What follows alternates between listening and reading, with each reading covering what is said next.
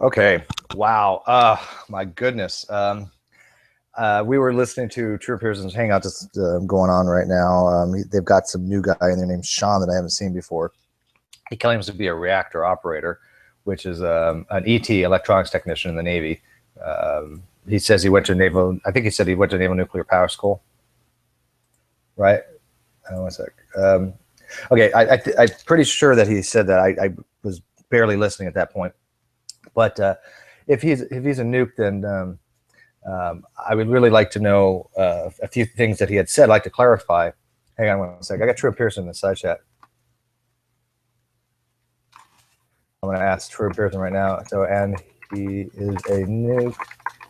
So let him know I am interested in talking about his claims. Okay. So anyways, Isaiah, you there? Isaiah? Yes, I'm here. So, I mean, I have no idea whether he is or not. He probably is. I'm fine with that. But I mean, he made a lot of claims that were just completely wrong. The one that got me the most was he was talking about radiological decay rates, and he said that some of the things can change the factors of millions of factors, magnitudes. That's really not quite true. What it is there are some atoms that can have their decay rates change, like beryllium-7, due to electron capture. It's really about 0.8%, which is not really a huge variation. There are some other ones. There's one other one, I think it's from rhenium, 187 maybe. But it has a half-life, I believe, 1 times 10 to the 9th power, and it can get down to about 33 years. But they're talking about two different things. It was a 1996 paper that expressed that decay rates could change, but what he didn't seem to realize, what Shawn wasn't realizing, that this order of magnitude was only the only difference. When there was a huge difference, there was a study done that the particles were bound and the particles were unbound, meaning that they were inside the nucleus and outside the nucleus. So when you have two particles that are bound, the total mass of individual particles are less than what they were individually, because some of the energy has to go into the system to keep those particles together. Okay, it's called a bound state, and that difference in mass is called the mass defect. In a free state, when it has an ionized situation, that's not in a bound state, and so there's different energy levels for the outside orbital electrons. That will cause a change of decay for electron capture, because there's less energy required to cause an electron capture, which is basically when a nucleus takes an electron from the orbital and absorbs it and undergoes beta decay. Actually, I think it's negative beta decay, but that doesn't change the decay rates. Decay rates are fixed. Decay rates are pretty constant. Oh, by the way, yeah, Shawn Hufford is not the Shawn I'm talking about. Let me get Shawn. I'll get you in here, Shawn. So anyways, that was really kind of strange that he said that decay rates could change like that. And then he also said that the speed of light wasn't constant. That really kind of surprised me too, because I think somebody pointed out to him that the speed of light in a vacuum is constant, and we know what that number is. Even if there's no such thing as a pure vacuum, we know what that number is. We can mathematically determine the value of C. And things don't change that value. We can actually slow down light, and we can slow down and actually even capture, I think it's cesium-137 lattices that we can actually use to freeze light. But we're not changing the value of C. We're not changing that maximum, that asymptotic level, where as you approach it, more energy is going into the system, and more energy going into the system means that more mass is being produced. So you basically have this system where you have mass being increased, and you need more energy to make that mass go faster, right? So basically it's called an asymptotic behavior. Not that complicated, but the value itself, that limit that the line approaches, or excuse me, the asymptotic curve approaches, that is fixed. And he was making it sound like that C somehow is variable, which reminds me of, what's his name? Kent Hovind.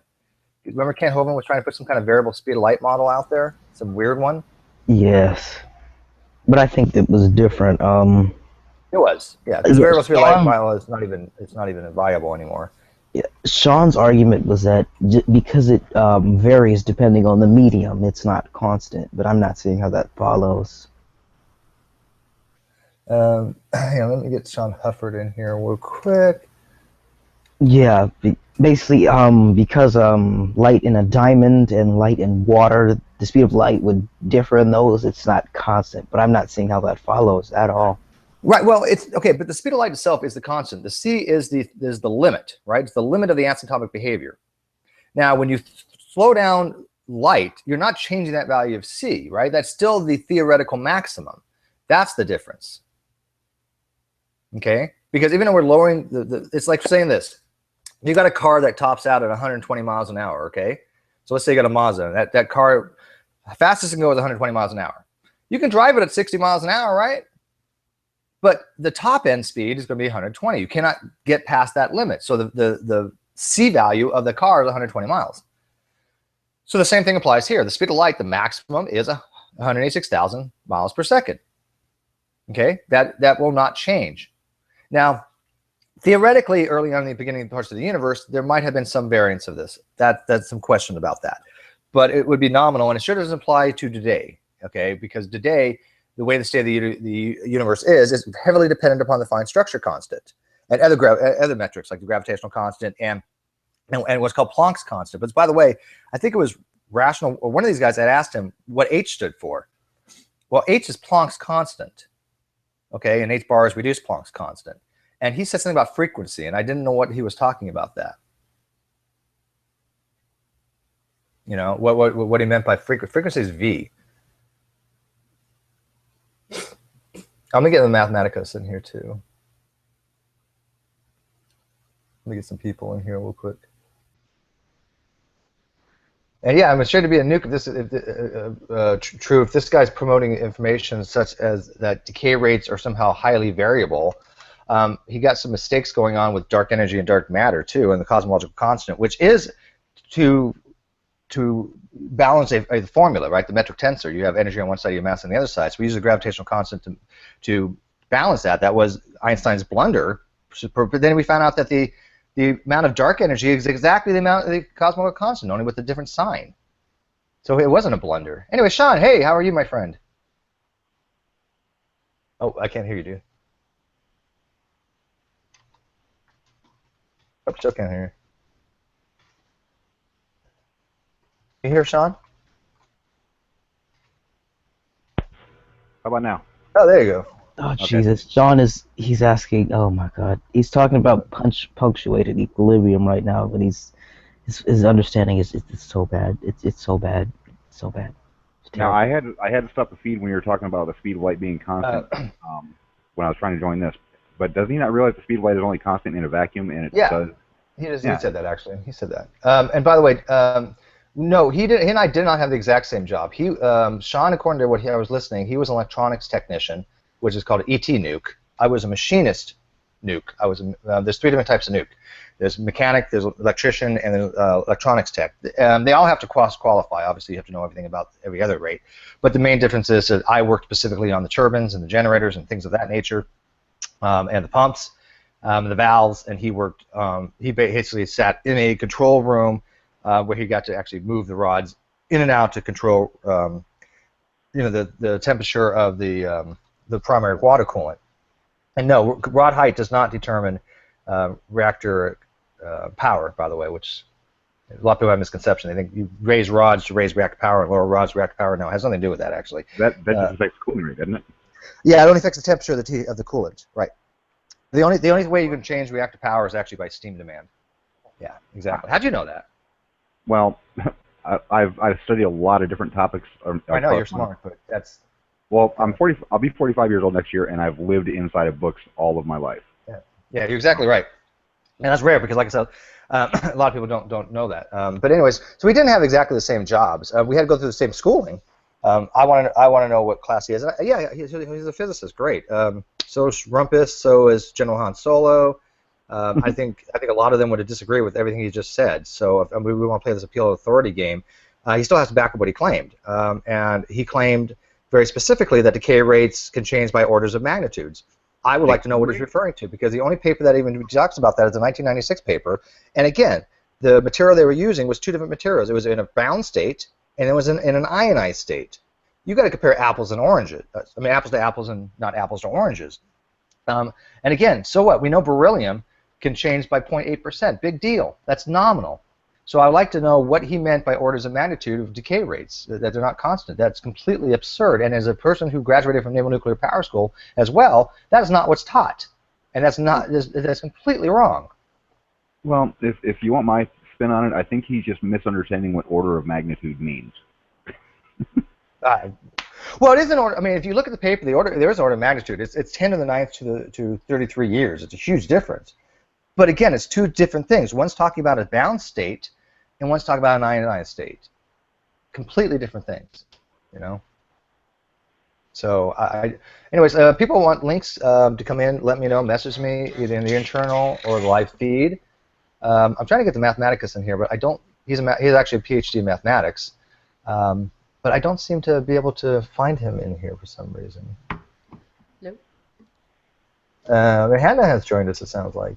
Now, just to be fair, Steve, as far as my knowledge on nuclear technologies and all that, I would consider myself a few steps above average on knowledge, but I am by no means an expert on anything for that. Well, I mean, who is, right? But there is. But dude, you're one of the smarter people in the community. You are a autodidactic, self-taught, well-educated by your own abilities, and that actually means something around here. To be fair, I've actually helped my mother go through college. I helped my sister go through college. I helped my brother, my oldest brother, get into the Marine Corps to be able to pass his entrance exam. I don't know what they call it in the Marines. In the Army, it's the ASVAB. Yeah, well, no, it's all the militaries are ASVAB. I mean, that's the first one you take. Yeah, the ASVAB applies to all the militaries. Yeah. Yeah, I scored a 96 out of 98 on that. Very good. I was very proud of that. I got a 99. I'm very proud of that because that's a perfect score. You can't get higher than a 99. There's no 100. But Right. 96 is exceptional. I mean, if you're if 90 and higher, you're genius level. You do realize that, right? Yeah.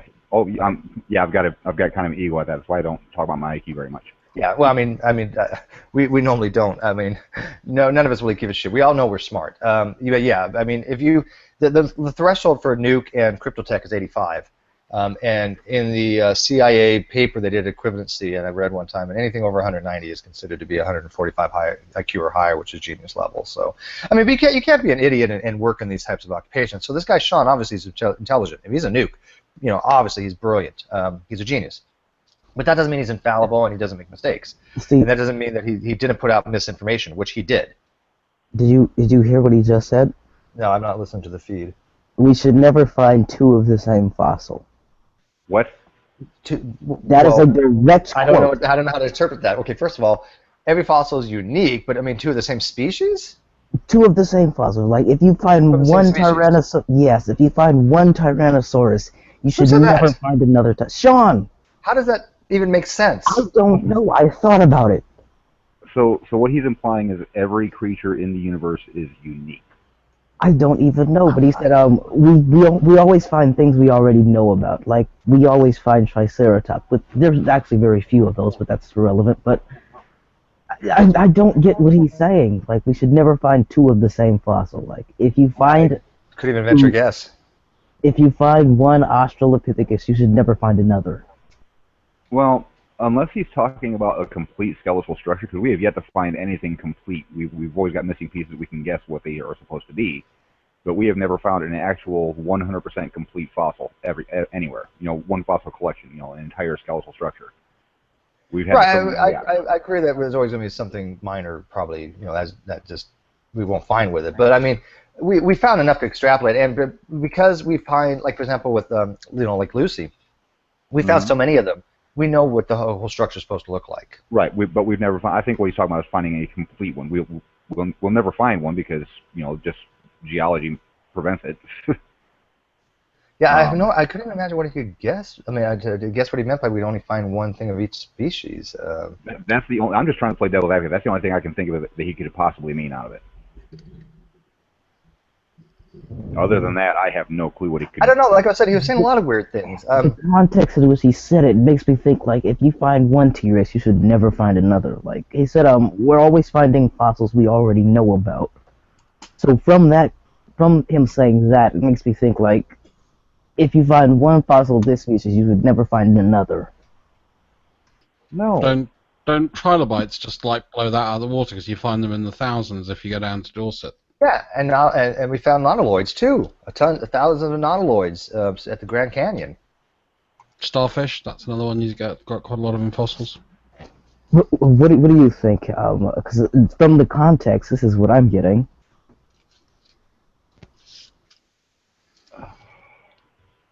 Sorry, I just had to sigh at the chat. Yeah, well, I guess True is asking about my education. True, I've told you my education numerous times. I graduated from Naval Nuclear Power School, Knowledge Atomic Power Laboratory. Same thing, Shawn, same program he went through, which is about 3/4 of the way to a nuclear technology degree, a nuclear engineering degree. Most nukes go out and they finish the degree in nuclear engineering and become instructors. That's what most of us do, but I didn't. However, I did take a lot of other courses, a lot of general education courses, and a lot of specific science courses. I have about 114 credits.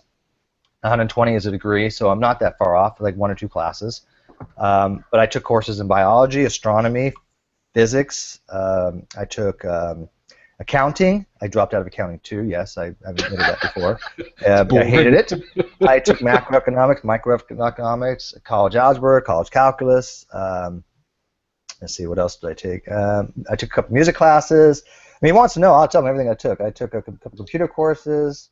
I'm trying to think what else I took.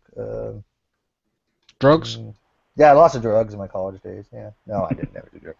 But anyways, no, I mean, this isn't a pissing contest of who has a better education. It's who's got better information of who's right and wrong. And for him to say that okay, first of all, there's a couple lists of things he made mistakes on.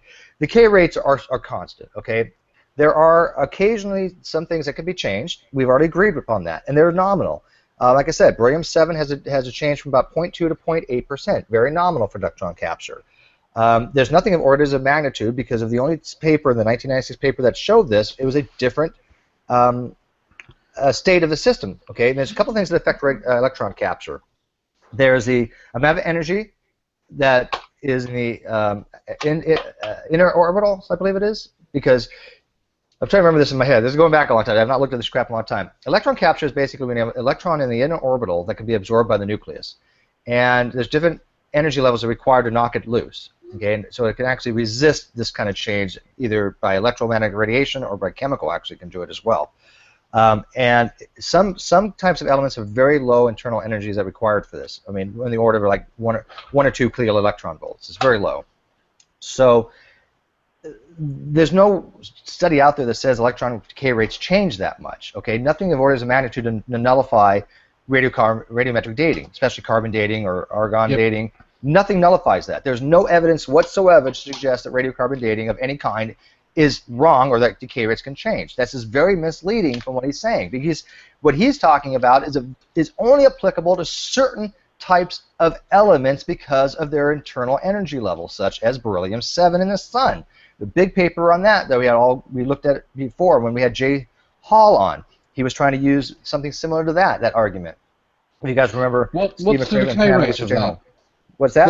What's the half-life of that? Beryllium-7? Not very long, because beryllium-7 will decay into, what is it, helium-4? And some other, yeah, so it's not really. There's 2 types of berylliums in the sun. There's beryllium-7 and beryllium-8, and 7 is the one that decays, but it's really quickly. Yeah, so what I'm saying is 0.2 or 0.8 variation in its decay rate is nominal. Really the square root of fuck all. Yeah, it's ridiculously small. Yeah, it's not like he said orders of magnitude, right? So, here, I wonder if I can find it. Well, order of magnitude from 0.1 to 0.2. Well, I don't remember what the decay rate of plutonium-7. I just remember it's really, really short. But it's required to get to that helium-4, obviously. Yeah. So, I'm pretty sure it's a short half-life. Yeah, I mean, it's probably in seconds to minutes. It's really not very long. But anyways, he also said something that was weird, too. He said that scientists are now starting to say that light isn't going to have a wave-particle duality. When just last couple of years, we've actually had studies show that we can look at something and see its wave and particle duality at the same time. Yeah. Right? Yep. At the same time. We've seen it, which is unheard of before. When we observed it, is either we showed it as a wave, we showed it as a particle. A couple years back, maybe it's been about four years or so, but we showed that it had both. And here's this guy who says he's a physicist, which I'm sure he is. That's fine. claiming that that's not longer applicable. That scientists are not thinking as a wave particle anymore. Based upon what? What is this guy reading? Isn't this where we should use TrueEmpiricism's call of "Can I have a citation, please"? Yes, please. Can I have a citation that light is no longer a wavicle? Okay. And by the way, that's old school. By the way, if somebody uses the word wavicle, you know they're over 40, right? But anyways, Fiona, I've sent you an invite too. Did you not get it? Which, by the way, I did watch, Fiona. I did watch your thing with Carlos and Antonio, and if I ever run into you, I'm going to give you the biggest hug you've ever had in your entire life, and just stroke your hair and say it's going to be okay. It's just all going to be okay. That was excruciatingly painful to watch. I don't know how many times you repeated yourself for the same concept that they couldn't get. It was brutal. It was brutal. Is it a case of not listening or not wanting to listen? It was not wanting to listen because she's okay.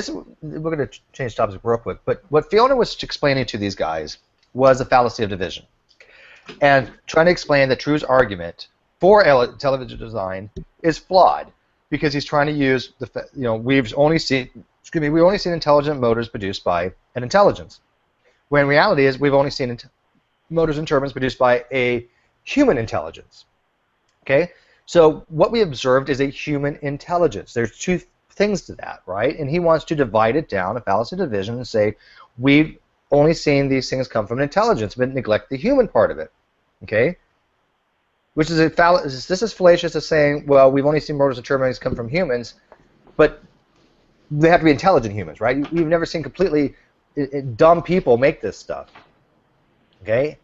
And so what he has a mistake. He's thinking that Fiona's arguing against intelligent design. Okay? She's not making an argument against intelligent design. She's making an argument about his abductive argument for intelligent design. And true empiricism is too goddamn stupid to see the nuance of the difference there. And so and Carlos and Antonio couldn't understand it either. There's a difference between intelligent design, which in and of itself is not an argument. They keep on saying intelligent design is an argument. No, it's not an argument.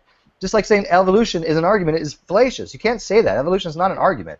Okay, these are not arguments. Argument is something where you give a type of proposition that you saying for or against. Okay, if I'm making an argument, I'm using a deductive reasoning, inductive reasoning, whatever reasoning I'm using to make an argument for something. So his argument for intelligent design is a bad argument for intelligent design. His abductive argument is bad because he's committing the fallacy of division. And he's not grasping that. He's thinking that she's saying that she's leveling the charge of fallacy of division against intelligent design, which is absurd. Oh, I've invited Jade too, by the way. She should have the link. Again here. But I mean, did you guys watch that video with her and Carlos and Antonio? It was I'd rather have a root canal without an anesthetic. I mean, it was brutal. It was painful. I was crying. Tears of sadness for the human race just streaming down my face. And I like them too. Holy shit! Did you see when Carlos tried to pre-suffer on what went on in that conversation? Like, how do you know that?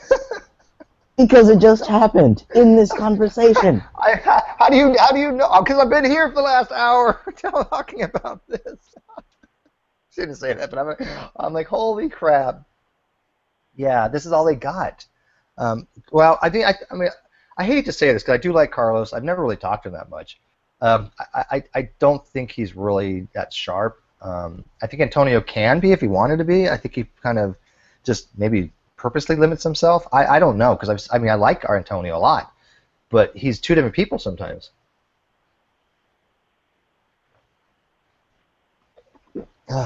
Now, forgive me, but which Antonio are we talking about? Fletcher. Okay, I don't think I know him yet. Jade and Fiona not get the link?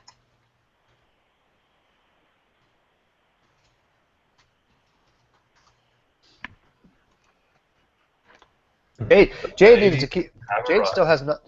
Oh, Jade, there you go. Jade, you still have not added me on Google Plus, by the way, as far as the instant message. I mean, it's only been a year. Why bother right now? But when you get a chance, will you add me so I can message you? Because I mean, I'm like sometimes going like this. I'm like, oh god damn, Jade, I need to talk to Jade. And anyways, so add me. Hey Fiona. So anyways, you were right. I was dying listening to your thing with Antonio. I'm so sorry for you. It was brutal. Yeah, it was a bit. Listen, I'd like some clarification here. I'm feeling really crappy at the moment. Actually, I cancelled science bitches tonight. I was just not feeling well. But I've been in a live chat, and TrueEmpiricism wishes to talk to me, and I asked what about. And he said, my criticism of ID. And I said, which criticism of ID? And he said, the logical fallacy part. Now, wait for it, right, remember, he uploaded his challenge video just after I'd come off here from Antonio's hangout. I had a thread going. With Eamon, and TrueEmpiricism came in, and he said that challenge wasn't directed at me, because I pointed out I've never claimed ID as a fallacy. I was talking about his argument, and so he said that this challenge was nothing to do with me. So I said, well, in that case, I won't need to do a video then. But yet, here in the live chat, he's changed his mind again. So he did tell. Okay, so he told. I want to clarify. He told you that it wasn't about you, and then in this hangout, he said that it was. Yeah. Okay. Yeah. I said you were the precursor for that, by the way. I've asked him what criticism of ID that I've made does he want to talk to me about, and he says the fallacy of division. What? So, the last time he posted to the thread, the challenge was nothing to do with me. But now he's saying that this fallacy of division that I was talking about was me criticizing ID. Now, we can't have it both ways. And I told you there was. I told you that you were the precursor for that, did I not? Yeah, I mean, I had no doubt. We all thought that that's why the challenge was thrown out there. But he said, no, it had nothing to do with that, because he hadn't even seen the hangout. No, but he probably didn't. He probably didn't. The fallacy of division he was talking about all along. No, he probably didn't see the hangout. It was probably Antonio or Carlos went to him and said, well, hey. That's what I wondered. Yeah, I bet you money. I'm now baffled as to, again, he's saying that I'm criticising ID, and yet yesterday he was saying I wasn't criticising ID. He acknowledged that I was only criticising his particular argument. And I would really like him to make up his mind. Because he can't say on the one hand that I am criticising ID by saying that it's a fallacy, and then on the other hand say, oh, I'm not talking about you because you didn't call it a fallacy. It's one or the other. Mutually exclusive law of non-contradiction and all the rest of it, if we want to go down that route. So please, TrueEmpiricism, clarify this. I don't think he's listening anymore, but yeah, I would love that, because I mean, first of all, as I explained, your analysis, your criticism, your rebuttal was not against intelligent design. It was against his argument for intelligent design, and I don't see how that is that complicated to understand for TrueEmpiricism. He's still saying, well, you're saying intelligent design is a fallacy of division. How is that? And you're like, no, I'm not. Oh my goodness, the level of incompetence is killing me in these people. Well, I don't know if it is or not, if it's incompetence or not. I would like to think it is, because I don't like the thought of the alternative. And Jay, thank you for mentioning that. And Drew's like, stop advertising Steve's hangout on my feed. No, you're not advertising your hangout. I specifically said after Did I not to you, Jay, but I mean, to everybody out there, I said after True Empiricism Hangout, have Shawn get in touch with me, okay? So I was not advertising my Hangout in his feed. Again, he's too stupid to realize this stuff. I'm sorry, I'm looking for something. So Jay, can you let True know that it was that I said after your Hangout, so I didn't interfere with his Hangout. People want to come over here, they can just on their own volition. I mean, he's already got 27 dislikes on his video, for God's sake. I mean, I'm looking for this. Who is this? Jay, did you catch when he said when Shawn said we should never find two of the same fossil, or am I the only one who caught that? No, I'm just absolutely blown away by how he doesn't have the slightest idea about paleontology. He keeps saying, "Oh, we keep finding the same fossils over and over again. We shouldn't find two of the same fossils. Look at all these triceratops." Great. Does he not understand that one of the reasons that we find a lot of the same fossils is that we're digging in the same freaking location? There are certain places in like South Dakota and Montana, and I can't remember the name of the formations and the locations right now, that they're fossil filled. And they're fossil filled because of the conditions at that time created a lot of fossils. So that's why we're finding a lot of the same thing. And now in South America, they found new fossil beds where they're digging up all kinds of stuff, like the oviraptors sitting on nests and things like that. Just to segue, sorry to cut you off, Jade.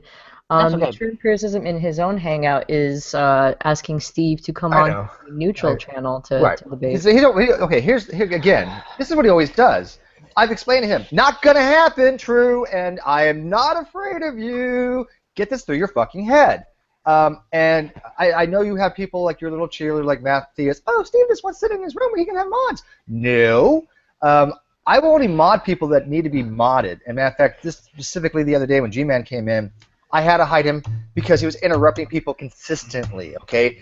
True uses this as a weapon. He uses this to shut down people. I will let people have any argument they want if they don't interrupt people, right? I mean, we have to have a dialogue. And True is welcome to come in. True's never even been in my room, so he doesn't even know how he would be treated, right? And like yesterday, I had a very good conversation with One Way Ministry. Did you guys watch that? I watched part of it while I was at work, but I couldn't get all of it yet. Okay, but it was a really good discussion, right? Even when G-Man comes in, I'm very calm to him, and I'm giving, him as much time as he wants. I don't know what these people are afraid of. I don't get it. They can come in anytime they want and ask me any question they want. True says, Steve, as in Steve, picks out people who tell him they don't know enough to talk about certain topics and avoids people who have corrected him. But how am I avoiding him? He can come in anytime he wants.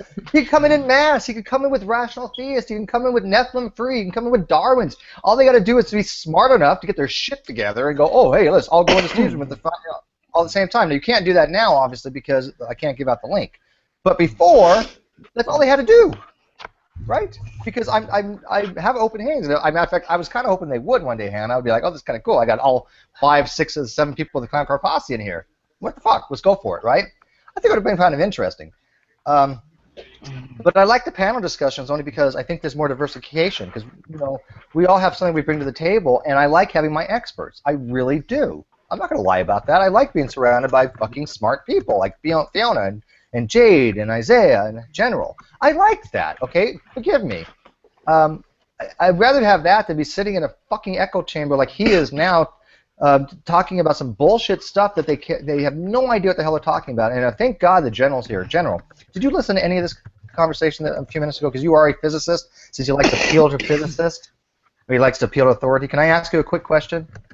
Yeah, sure. I don't even know what was. Okay, very simple. I'm going to ask you a couple quick questions if you don't mind. One, Shawn was claiming that in modern physics they don't even accept wave-particle duality anymore. What do you think about that? Is that true or not? That is not true. Okay. He also claimed that radiometric decay can be varied by orders of magnitudes by external factors. No, that was proven in 2014. They've done calcium testing in regards to sunlight, and there was 10 to the negative 12 difference in variation, which is exceedingly small. That's exceedingly small. And I was telling people earlier that beryllium-7 had a 0.8 electron capture difference, which is exceedingly small too. So he's wrong on that. He also said that the speed of light, we don't know that it's a constant, something to that effect. We do know it's constant. He also said that the cosmological constant was Einstein's greatest blunder, and kind of something to the effect that we can't rely on this stuff. Now, I don't want to I'm really off on this one because I didn't hear exactly what he said. It was something along. I know that dark energy is the cosmological constant only with a negative sign. Okay, but I don't think that's where he was going with this. I mean, so did he even explain what the blunder was? No. Because basically Einstein yes. was right on. Did he? Okay, can I? Did he? He talked about lambda CDM? No. What he said basically is, we make stuff up. We create things. You're right. Yeah, he said. Jesus. I heard Steve run his wrath. Jesus Christ. Yeah, we'll get back to that. Yeah, he said literally we just pull these numbers out of our ass to make things work. Right. Do you accept that, General? Like the dark energy is this happens to magically be equivalent to the cosmological constant? Because the so-called blunder of Einstein was when Hubble showed him the results, he was like, oh, therefore it's not a static, steady-state model. And so technically he was actually correct before he made the so-called fix of his general relativity equation. Mm-hmm. And that's really it. So basically, scientists are constantly refining the models based on the best data at hand. There's no such thing as making stuff up. I mean, if you're going to be making stuff up, then why does the math work? It's it's not just go away. Yeah. Go ahead, Jake. I got another question for him, but go ahead. Well, I was just going to say that, first of all, I want to thank Godiva for mentioning the Hell Creek Formation. That's the main one I was thinking of, the Hell Creek Formation in Montana, where we find a lot of these fossils. So, of course, we find more than one. But no, part of his argument, this guy Shawn's argument, was we just make stuff up to fit our, whoever's typing needs to kind of watch it. We just make stuff up to fit our theory or our hypotheses, however it is. And so that's no good. That's not doing science to make stuff up. But I pointed out in the comments that, okay, so we see something, we see a hole in our math, for example, and we name that hole, and maybe we call it Fred. I always name things after my cat. So we call the hole Fred. And then we go to look for Fred. We examine all our evidence and we try to find Fred. We may not find Fred. We may find it's Fred and Ginger. We may find that our hypothesis is in the search for Fred, we may find out that our hypothesis is completely wrong. That's the way science works. Just because we give a name to something that doesn't exist, like, dark energy, it just doesn't exist. It's just a made-up term. Just because we give a name to something doesn't mean that that's not doing science. It's just saying, this is Fred. This is something we don't know about yet, but we're looking for it. We have evidence that Fred exists, either observational evidence or mathematical evidence or both, that there's something there. We're going to name it. We're going to try to find it. Correct. But that's not science. General, real quick, General, did you know that string theory was disproven about a decade ago? According to him? No. Yeah. Since when was string theory disproved? According to him, I don't know what his citation is. And I'm like, has Leonard Susskind been made aware of this? Now, I'm not a big fan of string theory. I'm not going to lie about that. But again, it's so goddamn complicated that I would have no idea whether it's correct or not, right? But, it's still a valid hypothesis. I wouldn't even call it. It's an exceedingly valid hypothesis. Yeah. But I mean, what I just wanted to add on what Jade was saying, if we're making stuff up, why then do we have a catalog of all the things we've been able to develop in our model of understanding the universe? We keep our data points in order to then, in future exercises, we can then look back and go, we kind of made a little slip up here, or we need refining here, and science is constantly improving our understanding of the universe. So, for example, just to give an analogy, the standard model of the atom.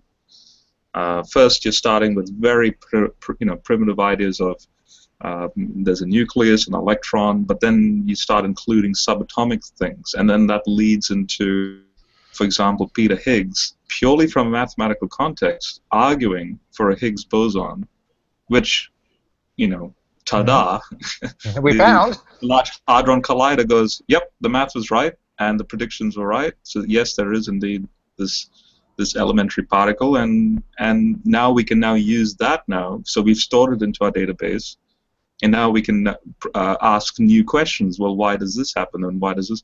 Because now this exists, therefore this can help us, you know, understand this and that, and that's the nature of science. So how are we making things up when we are very systematic, very mature in this discipline?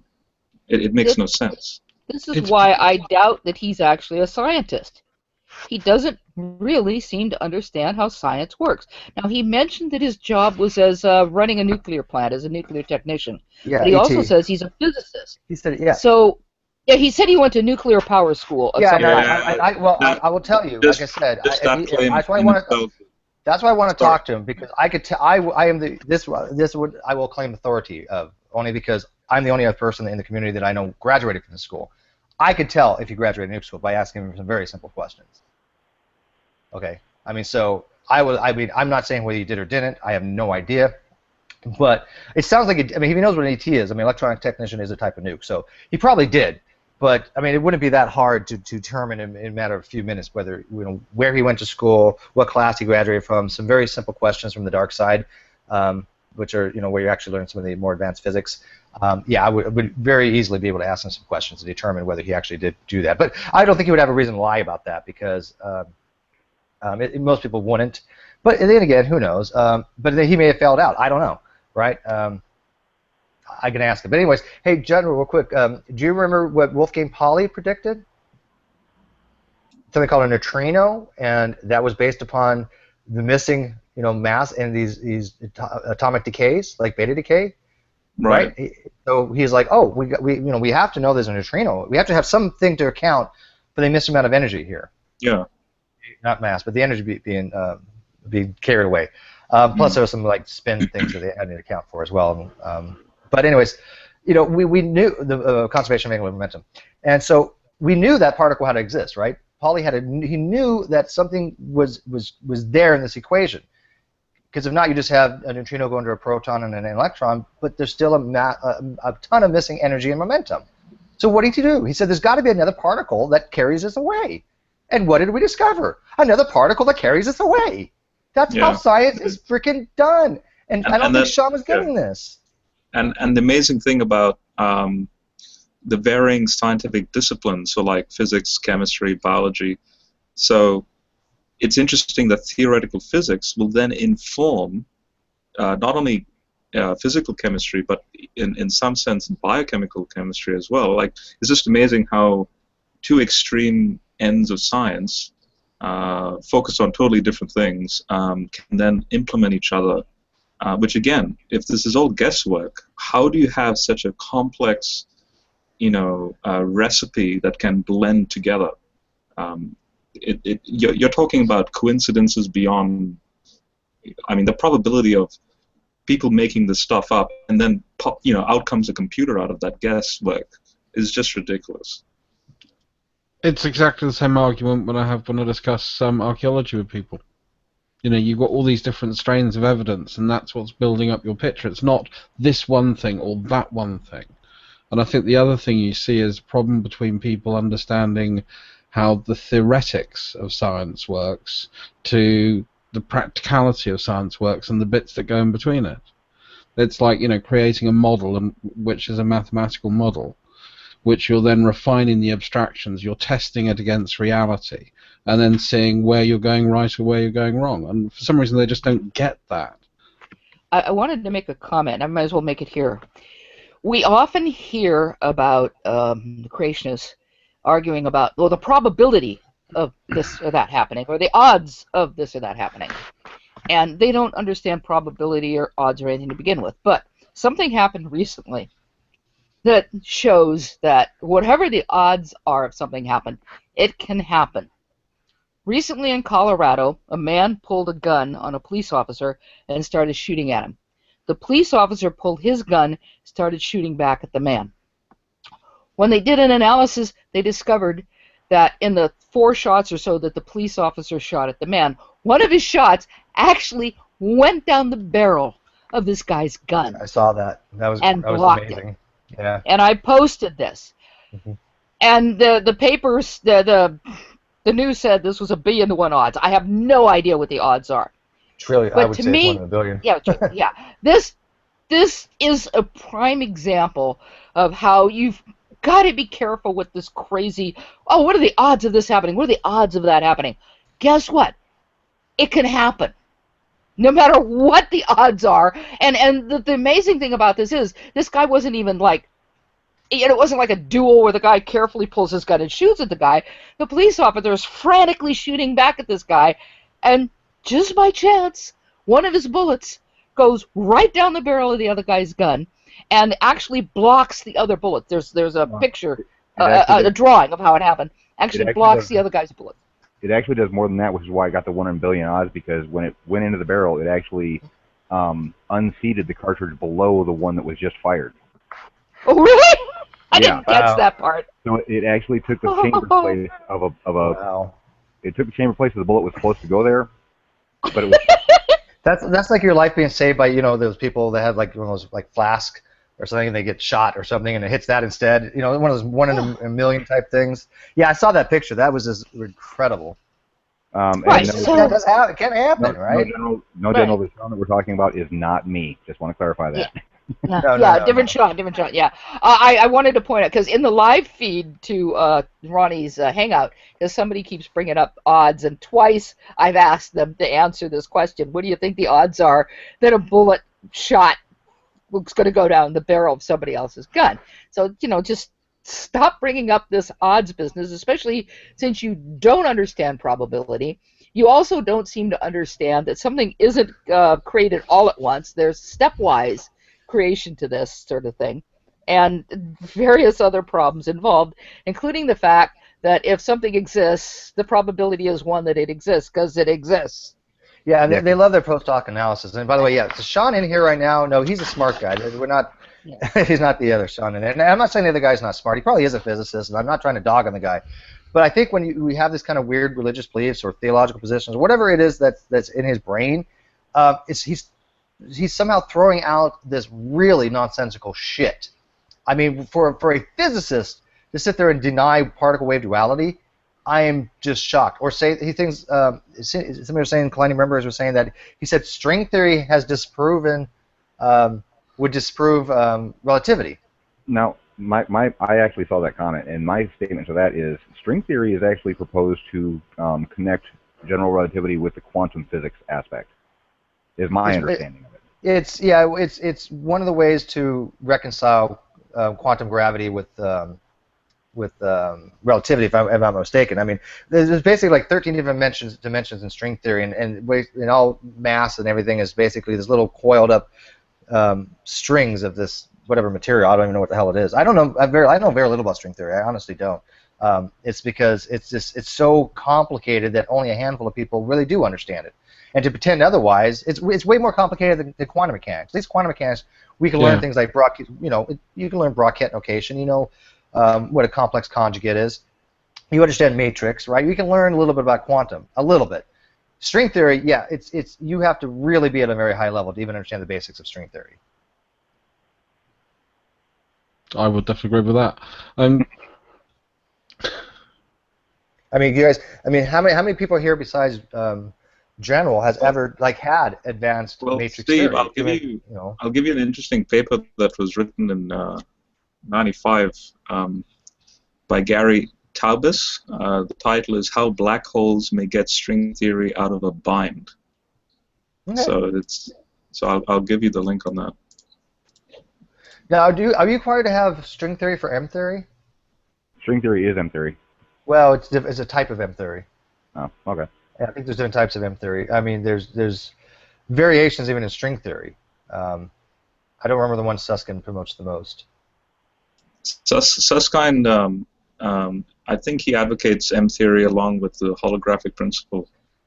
Yeah, he does. He's talked about that before, and I accept the holographic principle. I have no problem with that. Is that where they consider theory is information not to be able to be destroyed? Yeah, M theory is a type of string theory. And then that rotates around the outside, or the event horizon of the black hole is where information stops? Yeah, well, have you ever heard of the firewall paradox? Yeah. Yeah. Susskind won on that one. He had a bet with Hawking, and he actually won. The way I guess they solved it, they rectified the firewall paradox, is that both happens. Information is not destroyed; it is conserved. But basically, the person going into the black hole, whatever going into the black hole, there's a conservation of information there actually on the event horizon. But again, you have to subscribe to the holographic principle to accept that. Yeah. That information is stored in the membrane. Stepping so far out of my comfort zone, I'm going to pull my foot back. Well, holographic principle is just really an extension of black hole entropy. Entropy, one of the things of entropy is how the measurement of information of a system, the microstates, right? And any system, the amount of entropy, the maximum amount of entropy is equal to the surface area of the system. So a black hole, the maximum amount of surface area is going to be the maximum amount of entropy. So the holographic principle just basically states that out there in the observable event horizon of the universe, right, that's basically, as far as we can see, that boundary contains all the information in little things called Planck squares. They have binary digits, basically, stored in a binary state of all the information in the entire universe. And we are just projections of that. So we're just a three-dimensional representation of that two-dimensional event horizon. It's really kind of interesting if you read about it. It's conceptually cool. We are just we really are intrinsically involved with something so far away mathematically, because you would think, what do we have to do with something that's on the edge of the visible universe? Well, nothing, right? But we do. We are stored in these quantum bits, in these Planck squares. But actually, I mean, the interesting analogy I think that's sort of come up in the conversation is that I think it's Jade. Yeah, Jade talked about the gun being shot and the bullet going down the barrel. We could actually sit here and work out a reasonable estimation of the probability of that. Yeah, I think so. And it wouldn't be that difficult. And again, this is going back to the whole sort of, why don't people understand the difference between a model and reality and how you get from the model to reality? Because that seems to be the disconnect I keep hearing from, or maybe they're just in denial, I don't know, from a lot of people Probably. who don't accept science. One of the other things they brought up, and maybe Hunter might be able to chime in on this one because he likes cosmology. Do you remember him saying something about the Hubble deep field? And he was talking about the spiral and barred galaxies is not what we expected. When he was said that, I actually had a paper that I sent to Jade, so she might be able to link it here if she still has it, that actually shows why we have barrel galaxies at that, what we're looking at. I don't know why this was so weird to him. I don't know. Scorpio was putting it up there. I don't know why this is so strange that somehow this proves or disproves cosmology or Big Bang cosmology. Did you guys really catch what he was talking about with that? Nobody even watched that part? No. Yeah.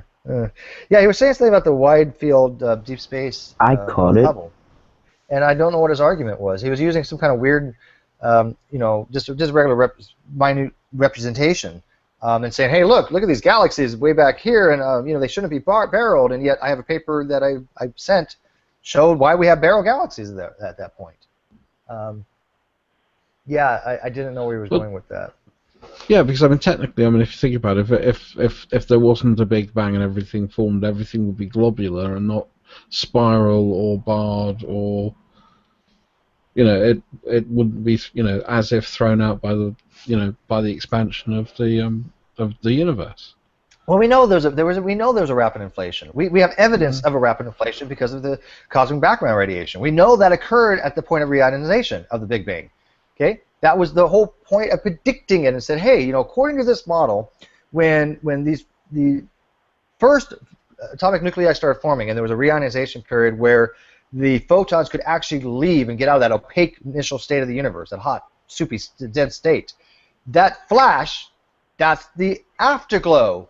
And we predicted that. We said, okay, if this model is correct, we should see a ubiquitous I don't want to say feel, but a ubiquitous temperature change throughout the entire universe. That's completely consistent wherever you look. It should be around 2.76 degrees Kelvin, plus or minus a little bit. There might be minor fluctuations. There's some ansentropies, but for the most part, it's pretty constant. We predicted this and said, oh, look, on accident, but we found it, right? It was completely accident, but there it was. Yeah. So I just at a loss with this guy. They're saying so many strange things in there, and that's why I had to start a new hangout because I was losing my mind. So if you guys are still watching that feed, let me know anything else they're saying because I mean we can address it in here. But holy goodness gracious, I want to know who this guy Shawn is because if he is a true Nuke graduate, man, I'm actually kind of a little bit ashamed to be a Nuke if he's making that kind of gross comments, telling people that. There's not even a wave particle duality anymore, or that the decay rates are changed. Oh my God, I'm just stunned because there are, like I said, there are things I could take to change decay rates, but he wasn't talking about any of them. He didn't talk about double beta decay or neutrinoless beta decay, which, by the way, you don't learn in Nuke school, which maybe he doesn't know it, but they never mentioned but double beta decay. But anyway, so what else you guys got to add to this? Because that hangout was just extremely strange. Well, I'm not going to lie. When you're talking about the Nuke stuff, you're actually talking mostly above my head. Well, double beta decay is just what it sounds like, just 2 beta decays in a row. But sometimes there's this thing called a neutrinoless one, where they produce what's called W particles, which is an intermediate vector boson that can, I'm jargon bombing, that can actually annihilate itself with a photon, and that photon would produce 2 electrons, and so there's no neutrinos that are produced by it. So it's called a neutrinoless double beta decay. I don't know if it's actually been observed. If somebody can tell me, I think it's just theoretical from what I've read about it, but I'm not going to go on a limb and say that we've observed it or not. I don't think we have. I think we've just observed double beta decay, which is very, very rare, but not neutrinoless one. But anyways. Guys had a comment for you in the chat. I'm sorry, what? Shawn appeared to be an expert in every topic that came up. In the live feed? Yeah. I was actually not even paying attention to anything. I was actually thinking if I want to get some more food. Okay. It's a very yeah. He strikes me as a technician. Shawn appeared to be an expert in every time that came up. You know what? I don't know what to say about the guy. That's what I'm saying. I want to talk to him because he might actually be what he claims. I mean, if he is, that makes it 10 times worse because as a physicist, as a nuclear graduate, to say this kind of stuff is very disconcerting. Okay, because this is not something that's taught. They don't teach that the way particle duality is wrong. They don't teach that decay rates can change. This is nonsense. This is complete nonsense. But he knew what a reactor compartment was, so I mean, he obviously has some knowledge of naval nuclear power school. I'm gonna say he probably did go through it, and he probably is a physicist, but it makes it just 10 times worse. Well, in some cases, Google can be your friend or your enemy. I'll just say that. But you but he can't. Yeah. He can't Google the dark side. The dark side is classified, right? So that's why I could ask him questions about the dark side. And if he didn't graduate from it, there's no possible way he would know the answers. You can't Google them. So. But what I was going to say is just because someone belongs to a particular discipline, someone's a physicist or a chemist, like they were talking about James Tour. Oh my God, they always talk about James Tour. And I posted the link to his actual page. He's the 10th most cited whatever. And I was unaware that they rank chemists and other people who are into chemistry go James who. So I mean, I'm not saying he's not a chemist. He is. He's a legitimate guy. But the thing is, you may be working in one part of the discipline that has nothing to do with another. For example, I understand what James Tour does. I don't have the link up right now. Is far away from biochemistry or organic chemistry. So he might not be aware of what's going on there. Just like you might talk to a biologist who is an expert in the my mind just went animal behavior. And this person might have studied animal behavior for years and years and years. Are they necessarily an expert on genetics? No. They might know the genetics as it is involved in their particular part of the discipline. Who's doing that? They might know the genetics as it's involved in their particular part of the discipline, but they may not know much about genetics in general. Just like when we were talking about Tompkins, who is a geneticist, but as Sam has pointed out, he knows nothing about biologistics. So just because someone has this label, and they fit the label, just because they're a physicist or a chemist or a biologist, doesn't necessarily they mean what they're talking about in a different part of the discipline. And I should point out that James Tour actually had specifically said that he has no knowledge of macroevolution. He has made no comment on macroevolution for or against it. He knows nothing about the topic. He's not an expert in it. He's tired of people using his name, saying, bringing him up to regards to saying that macroevolution is wrong. Okay, he's made this very clear that this is not his area, and he doesn't know why people's using his name in regards to a field that he has nothing to do with. He's completely flabbergasted about it. Right. So. And he does question a number of things, but there's nothing wrong with questioning things. Yes. And true. you can go to his website and you can read exactly what he says. But he qualifies it. Right there, first paragraph, he qualifies, I don't know anything about this. Mm-hmm. And then he says, well, I question this, that, and the other thing, and I've asked people about stuff, which is fine. You can question anything. There's nothing wrong. He is completely honest on that website. But the way creationists and ID proponents, for those who want to separate the two, the way they represent him is just completely wrong. Well, I guess somebody in the side chat said they're back on ATP manias again. What is this? I'm never going to get this. I don't understand this fascination about ATP manias. I really don't. And of course, I kid around about Jargon Bomb. I do it for fun. But True literally has to get in the same Jargon Bomb every hangout about ATP manias.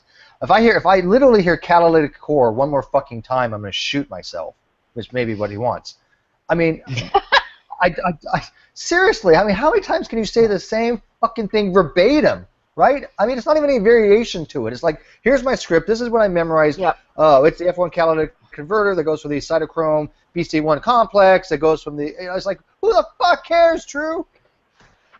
You could be discussing the behavior of wild turkeys, and True Empiricism would somehow manage to drag it over to ATP mayonnaise because it's something he knows. It's kind of similar to the same thing that Matt Slick does.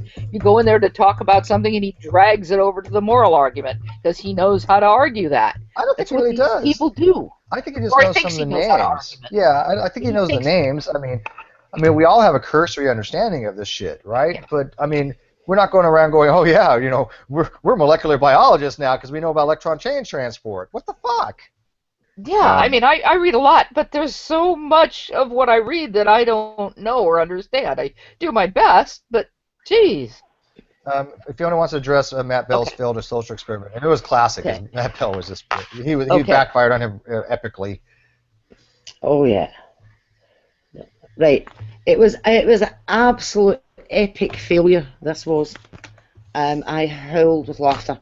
Matt Bell puts up a post, and it's actually a quote from Shawn Carroll, but he mangles it slightly and gives no attribution.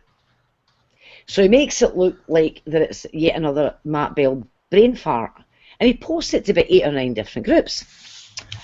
And it was along the lines of that falsification is bandied about by lazy scientists very often, but is only occasionally invoked by careful philosophers. Now, I decided to give Matt Bell the benefit of the doubt on this one and try to engage him on the topic. And I said to him, well,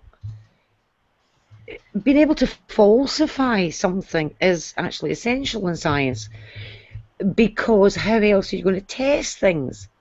if there isn't a way to get the negative result, if everything's going to just be a positive, then you're no further forward. And you haven't been able to discriminate in. But anyway, I made that point, I explained to him, and I used the example of the statement, all swans are white, and pointed out that that can be falsified by finding one known white swan. So if I go out there and hunt for white swans and only find white swans, I still can't make the claim that all swans are white, because I can't claim to have seen every single swan that ever existed. But if I find a single black swan, then I have falsified that original statement. All swans are white. It doesn't matter that I found 2 million white ones, the single black swan will falsify it. Okay, so that was my position. And I also pointed out that the opening post was poisoning the well, in that it's saying that lazy scientists bandy it about, but careful philosophers invoke it. Right? That's a classic poisoning of the well. So we get no responses from Matt Bell in the thread for a wee while. He gives it about 24 hours. And then he does his big reveal that this statement comes from Shawn Carroll, and that he has assumed that everybody has responded in the way they did because it was they thought it was Matt Bell that said it. In other words, that they were committing a genetic fallacy. But here's the problem. He's got absolutely no control. If he wanted to run that as a proper social experiment, he would have to post the statement without attributing it to Shawn Carroll, and then also post it attributing it to Shawn Carroll. And if he gets different responses from the same people, then he could say they've only responded to this because it was me that they thought was speaking. Because he actually said that people had responded the way they did because they thought it was a theist that had said it, when in actual fact it was a garbled quote from Shawn Carroll. Now, I pointed out I stood by my original statement. Didn't matter who said it. I stood by my original statement. Matt Bell thinks everybody's backpedaling and all the rest of it. And what he's completely failed to take into account is that if you go to Shawn Carroll's blog where this was said and read the comment section, there are loads of people disagreeing with him. And Shawn Carroll was specifically talking about string theory. So what he's done is he's taken the quote out of context, he's garbled it, he's given no attribution, and then he's castigated people for not going to do the research to find out who said it. But what we all did when we responded was we made the mistake of assuming honesty on Matt Bell's part. We assumed this was his post, that this was his thought on the matter, and we responded to it as if he was saying it, but we still are all holding our same opinion regardless of who says it. But we gave him the credit for being the one who said it and tried to engage him. The fact that he didn't include any control in there, the fact that he's got nothing to compare it to, and the fact that he's saying, oh, look at all these scientists and they're disagreeing with a scientist, and they're now criticising what I've done here. I use the scientific method.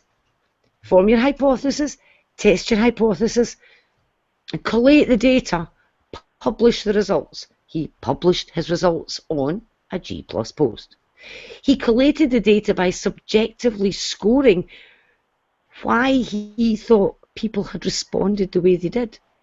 So he actually assumed his conclusion at the beginning. People will respond to this as if it was me, and they would give a different response if it was Shawn Carroll. But he never looked to see what response they would get if they knew it was Shawn Carroll. And in fact, as I say, if you check out the blog post itself, you're getting the same responses. That if you throw out falsifiability, then science is going to run into difficulties. How would I go about examining the statement all swans are white if it's not falsifiable? It obviously is. By finding a black swan, I've falsified it. By finding a pink swan, I've falsified it. But if every single result that you get would only confirm and not falsify, you can go nowhere. None of your testing works because it's no longer a test. It's hilarious, the fact that he thinks he's designed a social experiment when all he's done is he's basically, I think, affirmed the consequent. I could be wrong on that. But he has decided what finding he's looking for and has designed it in order to make sure he gets that result. He should have designed it to falsify it, which is rather ironic given the topic of the post. Now, did I make sense there, or was that completely garbled? Nope, that makes sense, because I know what happened, and I read it, and I was like, holy shit. Yeah. Now, this was an argument for intelligent design, right? No, this was an argument for everybody will commit the genetic fallacy if they think that statement was made by a theist. Oh, seriously, that was the point of it. Yep. And I just wanted to bring that up because it's been quite amazing in the last few days just how butthurt he is over this. Wow. He does, because it didn't include controls. He thinks he's done, you know, I can do science, me. He's got no control in there. None. How does he know how people would have responded if they'd known that Shawn Carroll said it? And I mean, I've gone away and looked at the blog. I've seen how people have responded to it. But to do his experiment to see if the responses were purely down to it being Matt Bell or purely being down to a theist, he would have had to have included the control where he attributes the quote to Shawn Carroll and then see if there is a difference in the responses he gets. Because he can't determine based on this one thread the reason why he's got the responses. Some may have responded the way they did because he's a theist. Some may have responded the way they did because he is Matt Bell. And some may have responded that way because that is the honest response they would give to anybody saying that. And he's got no way of discriminating between those possibilities because he didn't set up the controls. In social experiments, you've got to be really careful in the design. I just found the whole thing laughable. But that was Matt Bell. I can do science, me. He published his data in his G+ post using a subjective scoring system that nobody actually agrees with because he's making assumptions. One of the scores is how many people gave an answer based on thinking it was me making the post. Well, how does he know what they thought? He doesn't. And he scores it on that basis, amongst a number of others. And his scoring system is hilarious. And it's all, the way he scored it is on his opinion.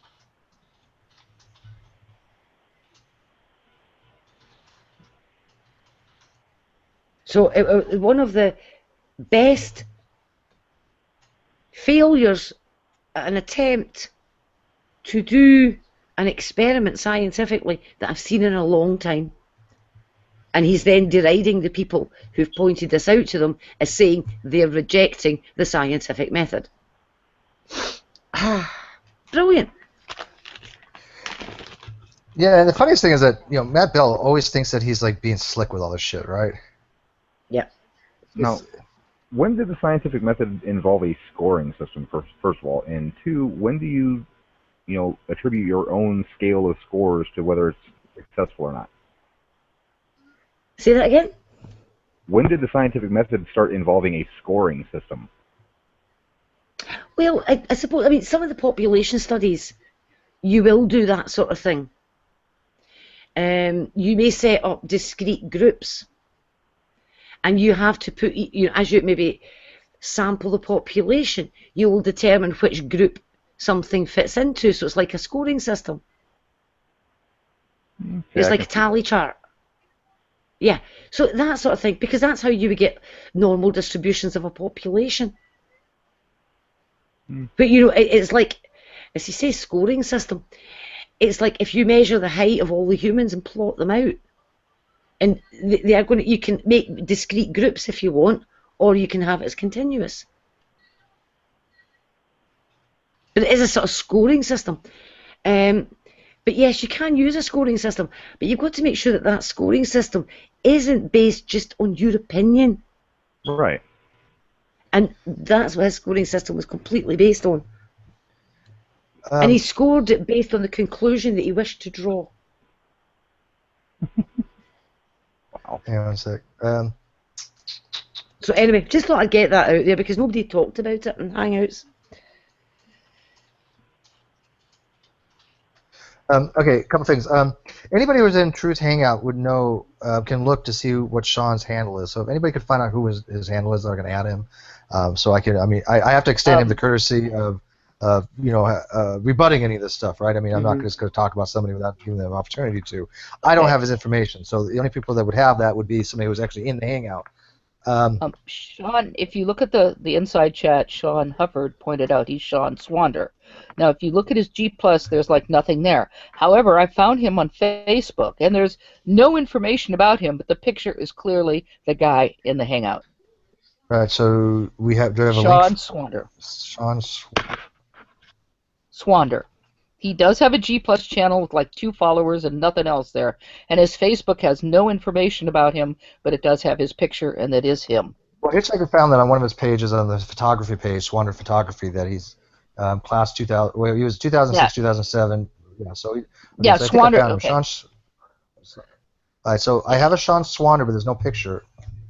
But his picture is on a Facebook page. Look up Shawn Swander on Facebook, and you'll find his picture. I don't think it's the same guy, though. The guy has 2 followers? Hang on. Let me get you the picture. Yeah. Shawn Swander. Yeah, but how do you know this is that same Shawn Swander? He only has 2 followers, and he has 2 friends. That's it. Well, I don't. Oh, you mean the one on G+? Yeah. I don't know. I honestly don't know, but here's one Facebook, and then there's Swander. Swander Photography. Does he have a friend named? He has 2 friends on his Google Plus page here. Yeah. Tim Schweitzer and Chris Owens. If they're on his Facebook page, and that's how you can correlate and see if it's him or not. Yeah. What is a flat earther? You win Jeopardy. I also have a message on Facebook. There we go. Swander Photography. And that's him. Yeah, that's him too. Swander Photography. I mean, the picture, anyway. You know what I'm saying. I've added him on there, so we'll see. Yeah, we'll see what. Yeah, I don't know if this. Okay. Anyways, I'm gonna talk to Goddess Girl for a few. Okay. I want to get her side of these things. Says she sent me a link. I am gonna invite her in. I'm gonna give her the benefit of the doubt right now. Obviously, I don't think she's gonna do anything because it would just exacerbate things for her. And even if she did, it's not a big deal. I mean, I'll start her to hang out, but I don't think that she will. But I mean, people on the outside check and obviously kick her if she does. But she says she sent me a message, but I'm not finding anything from her. So.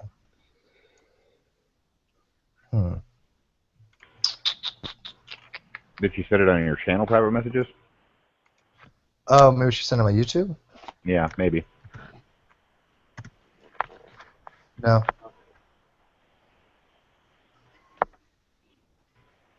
She says a chat invite, but I'm looking at my chat invites, Gigi. I'm honestly not seeing anything. The last one I have is this hangout here,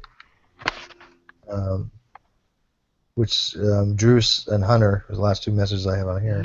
Oh wait, well no. Let me see if I can add, because I know this is a new account that you have. It's only one. You just created this one. I have your old one, but I don't have this one.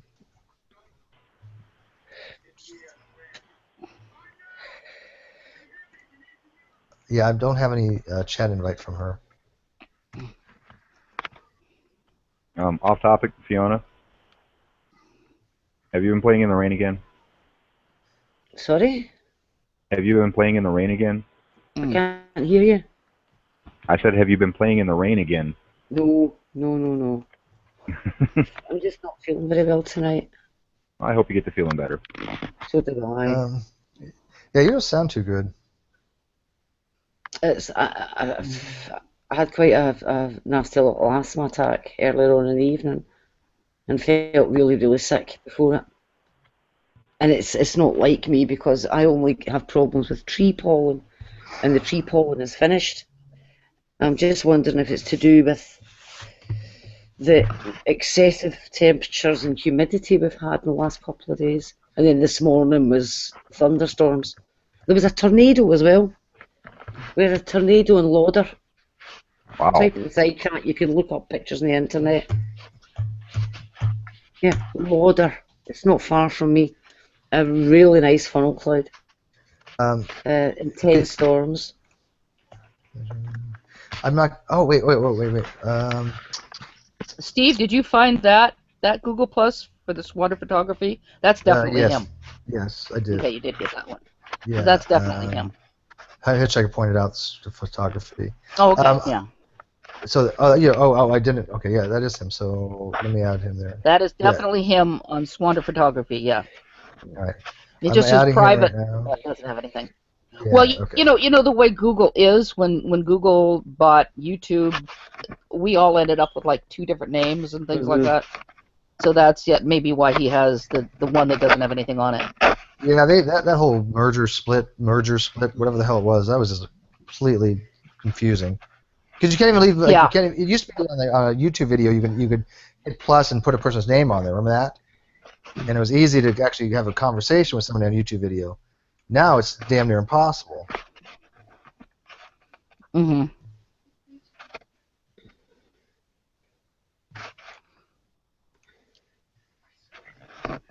I can't send him a message through this thing. It doesn't have a little message thing. But anyways, because it's a business page. Anyways, GG, maybe if you sent me a message. Oxidase complexes, dear God in heaven. What is he? Why is he talking about cytochrome oxidase? Yeah, you should look up. I think it's a couple of papers on the. What's his argument about P450s? Yeah, but what's his argument about it? What's his argument about cytochrome C oxidase? It's one of those words he learned a couple of weeks back. He keeps going on about cytochrome Cs. Yeah, but okay. But can somebody ask him what the argument about cytochrome C oxidase is? I don't. This is what I don't understand. Okay. We know what it is. It's nifty, therefore design. Complex 4 is nifty. Great. Okay, great. I think so that's it. But okay. But he has a hard on for complex 5. That's his big thing. So why does he give a fuck about complex 4? Don't know. I do not understand his fucking argument about electron transport. Why it's so fucking amazing to him.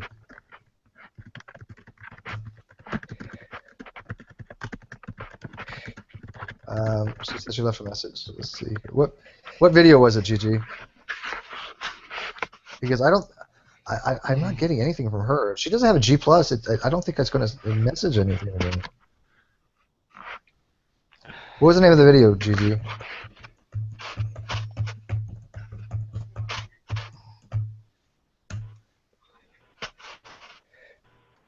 Oh, last video, okay.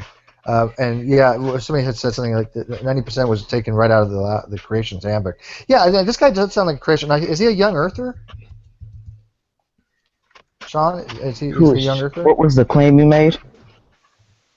Oh, no. I remember what he said. Didn't he say something about, he pulled a truism. He said, I'm not really certain what the actual age of the universe is, or the Earth is. I'm like, holy shit, that's the game you want to play and you call yourself a physicist? Motherfucker, really?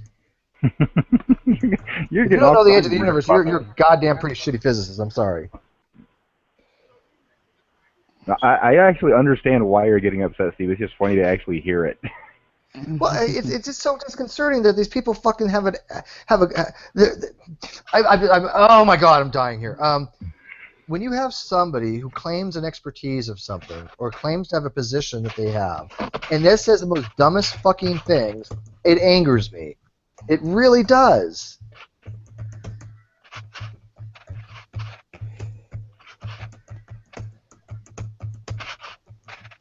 Yeah, I don't think it's going to work, Godless, because I don't even see you messaging under. I think the video last one was one-way ministry takes me on one-on-one.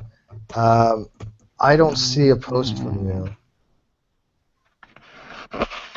I see posts from McDonald and Mr. Group 2010.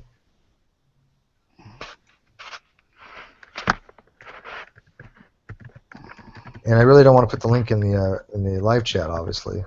Obviously. I know.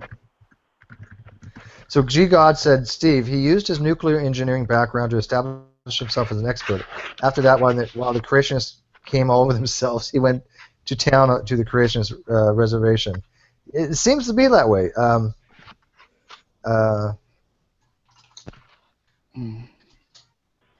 R&R, she just made a new account, so I don't think that either one's blocked either one. I don't have any of her accounts blocked. I never blocked her. Hang on a minute. Let's see if I blocked Isaiah, but I didn't block her. Right, could somebody type a comment into the live chat for me, please? Yes. Not the live chat, sorry, the external green box chat. Sure. A comment into that so that I can get back to it, because I'm keeping that up. The last thing you put in the internal? You know the green top, the green top chat box. Yeah, yes. What do you want me to... Just type a comment in it, and that means if I haven't read it, then the green top chat box will come back for me. Yeah, but which comment? The one you the last one you put in the internal? I haven't. No. Just say, thank you, Shawn. That's all I needed. Excellent. You're welcome. Right. Now explain to Steve what I'm trying to do here, because I'm moving to a different page. No, I know. I'm in the external. But I'm saying, what does she want me to copy? No, nothing. I just wanted you to drop a comment. Okay. When I hear drop a comment, I'm thinking you want me to put a comment. Put a comment, and that was all. Right, I'm hunting around. So confusing and so demanding. Right, I think I might have got. All the women in my life are so demanding. I knew exactly what she wanted as soon as she said the green box. Right. Rational Mind is about to get booted, I think. The only link I can get to Godless Kafir is one I've got blocked. I can't believe you didn't block her. No, there's one I've got blocked, I said. No, not you, Steve. Yeah, well, because... She needs to use a completely different account. I mean, I've got her blocked. Oh, no. You know what? No, I'm sorry. I lied. I did block one of her accounts. My bad. Right, well, you need to find... She needs to get an account that she's not blocked on. And... Are you really trying to get her in here? I'll talk to her.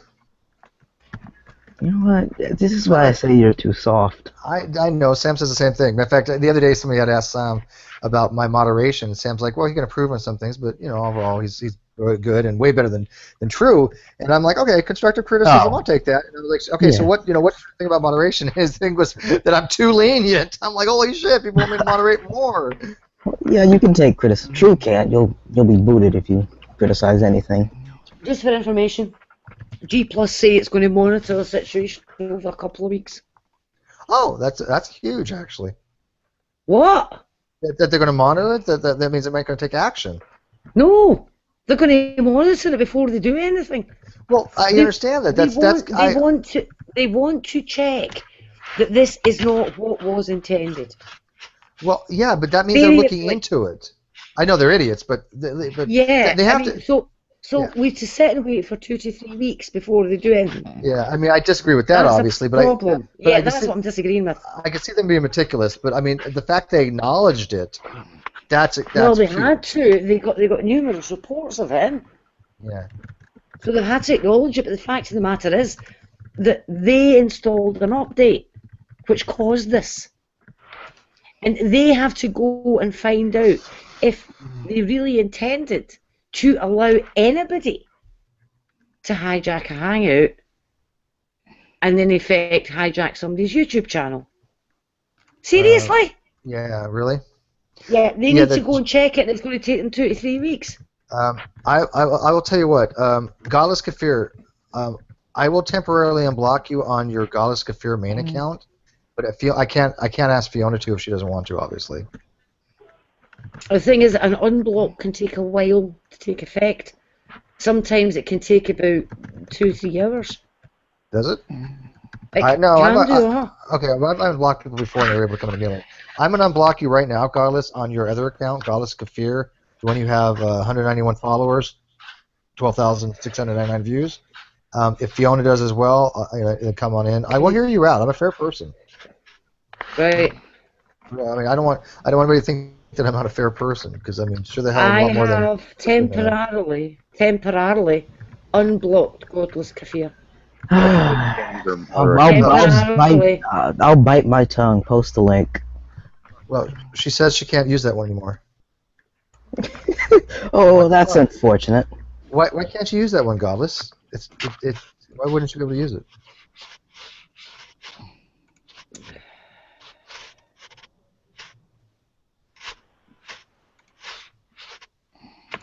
No, Heretic. She actually has admitted that she sniped Wolf and she sniped DC. She sniped in Debate Coliseum. Oh, they've been flagged down. Oh, I got you. Her channel got flagged. Yay. Okay. By the way, that makes sense. Well, she needs to use another account then if she wants to come in. I've put the block back on. Because that is actually still there. I'm not guessing this profile could not be found. Yeah, wait a minute. The account. I'm I see the looking at account the as well. profile. Yeah, the account's still there. How is it just? Well, it could be disabled though, but I don't know what it says if something's disabled. I was able to send a message, or at least on my end, it looked like I sent a message to her on that account. Yeah, I got no indication it's disabled. No, I don't either. So is this really Godless we're talking to? I have no idea, because maybe I'm going to give you the link. That's Here's what I'm the kind of link. wondering. Here's the link that I'm at.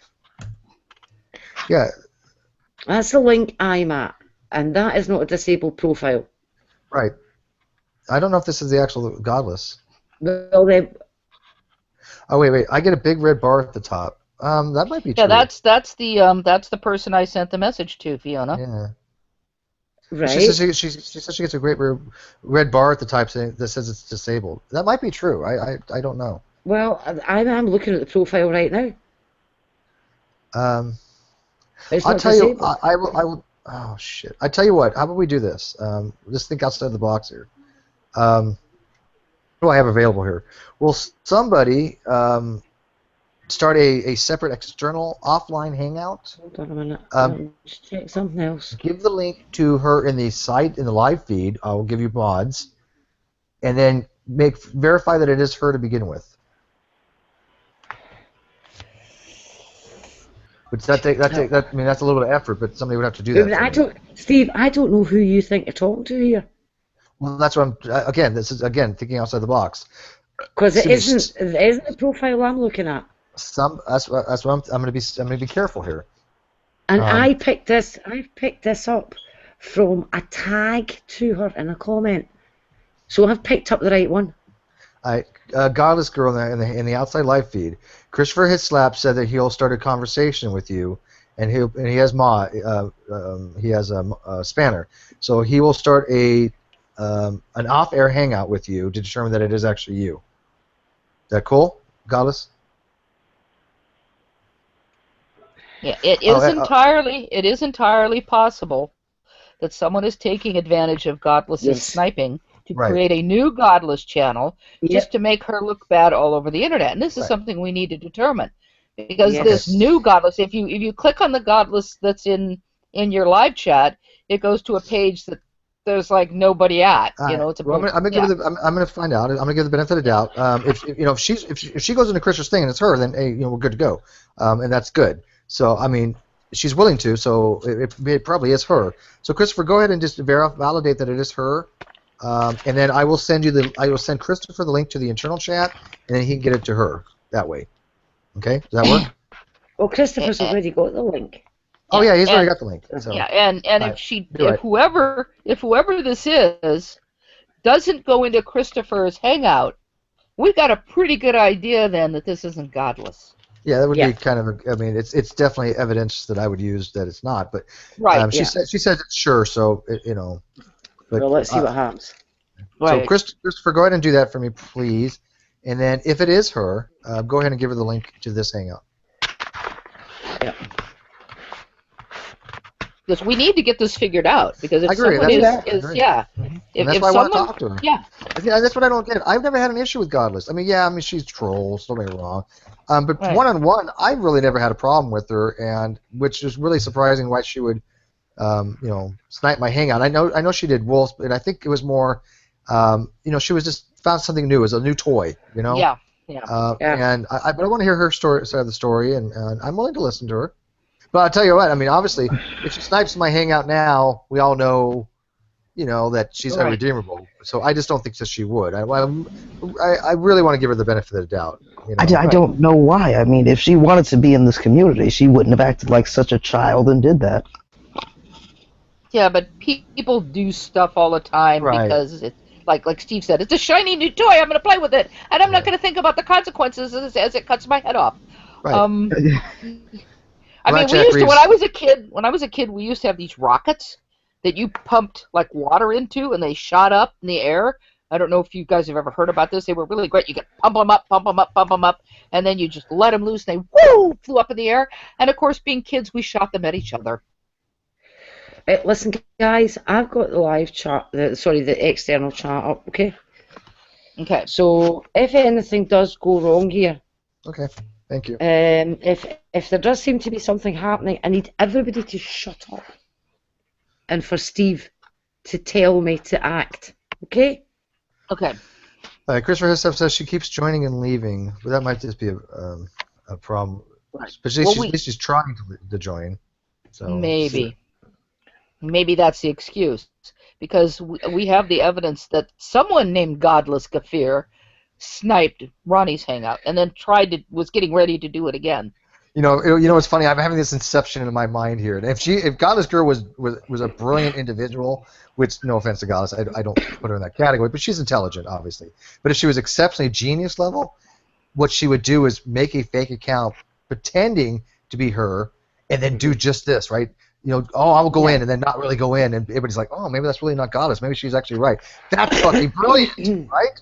To actually be actually her, but pretend it's her, and it's really her, but make people think that it's not really her, and it's somebody's pretending to be her. That's inceptional type shit, right? I love that. It's awesome, but I don't think she'd be that creative. I've seen that before. I think you're all overthinking it. I say, but isn't that brilliant? Come on. If she's like, okay, I'll go in the hangout with Christopher, and she'll like pull this weird shit. She'll go in and out, but she doesn't actually do it. The rest of her are going, maybe there is somebody making. She says, never fucking mind. I'm being booted. Oh, I don't think you're being booted.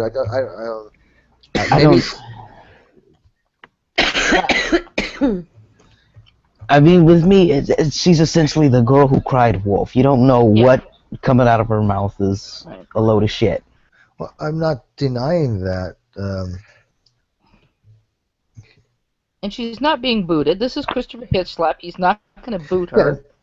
No, but I'll bet you he can take Christopher. If Christopher's listening to this, could he take a screenshot of the inside of his? He's got a live stream going on right now. Oh, okay. Oh, it is live. Okay. He should be able to get that. But yeah, a screenshot of the inside. Oh, he has her blocked. He has her blocked. Oh, for goodness sake, he's got blocked. It didn't do any good then. Well, that's pointless, isn't it? Yeah. I mean, Christopher. Yeah, first of all, you have to unblock her because she's probably trying to go in on her other account, right? She's not using this one; she's using her other account, so you have to unblock her.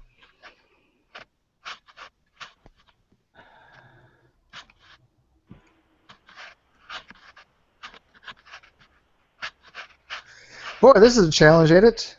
Mm-hmm. Definitely an exercise of Yeah, because if you had her blocked, she wouldn't be able to join and then disappear. Well, it might show for a split second. I've had that happen before, where you try, it actually like just flickers or something. Yep. I'm Took adding me a chat. long time to get into this hangout tonight.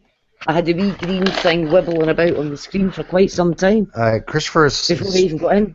Christopher is showing. She came in the chat, left the chat, came in the chat. Says she's being booted. I've got his live feed up right now, but so she's not blocked. I don't. Could G Plus have put something on her account to prevent her joining? I don't know, because I can't do it because I'm hosting a hangout, right? So I can't start another hangout. I know that, but I'm just wondering if they've done that. I don't see why they wouldn't have the power to do that. I have no idea. Listen, we didn't want- think they could manage to put this hole into the system, but they managed that. I mean, if people are reported for sniping, I think it would just be a flag to say deny access to Hangout. Did anybody so far get a hold of that guy Shawn yet? I'm just curious. No. Okay. If you guys do, let me know. I messaged him on his Facebook and I added him on Google, so.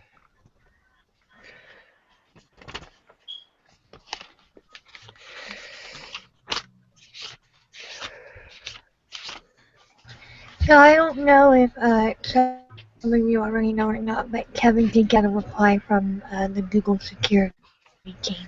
He did? Yeah, I was telling them about it. Was that the what you? Okay, yeah. I mean, if you haven't told us, we shouldn't say this. Do you mind if I send Kevin a link to this hangout? Of course not. Go ahead. Okay.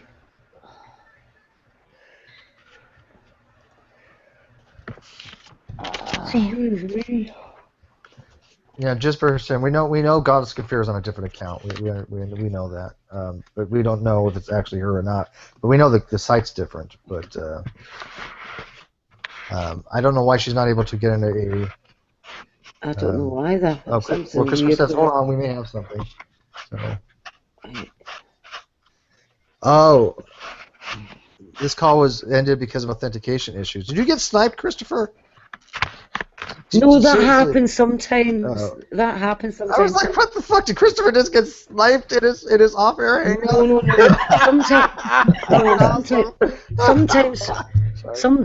For fuck's sake. Sometimes what happens is if your connection drops out and you get this thing, this hangout ended because of authentication issues, and then you try and get back in or get it going again, and you get the same thing again. And then you try it and it says, this call is full. And then you try it again and you get in and there's only 4 others in it. So there are all these glitches that have started happening recently. If there's any question about being sniped, as you're calling it, check the external chat. It'll say you were removed by someone. I know. And here's the I posted this earlier, but this is the email I got today. Basically, the security team, who doesn't have access to the Google Hangouts code base or anything, they're talking to the Google Hangouts team and they're going to get back to me. Okay. In 2 to 3 weeks? Hopefully it won't take that long. That's a maximum. But let's face it, this isn't a very high priority bug for them. It doesn't necessarily break anything. It doesn't allow accounts to be compromised or private information to be leaked. It's just stupid and annoying. No, but it can allow your YouTube channel. It can allow your YouTube channel to be terminated. Yes, it could. I think it's a lot more serious than they're letting on, but obviously it's not a security thing, but it is in a way, because think about this: if people, I'm not going to get into details, but people could use this to do very, very bad things, and that would be very bad for YouTube. It would make them look really bad.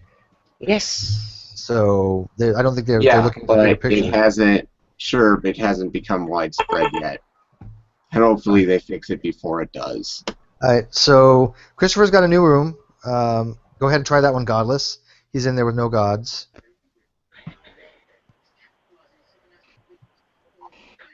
Hey, Christopher, talk real quick in your other hangout real quick. I can't hear that other hangout for some reason.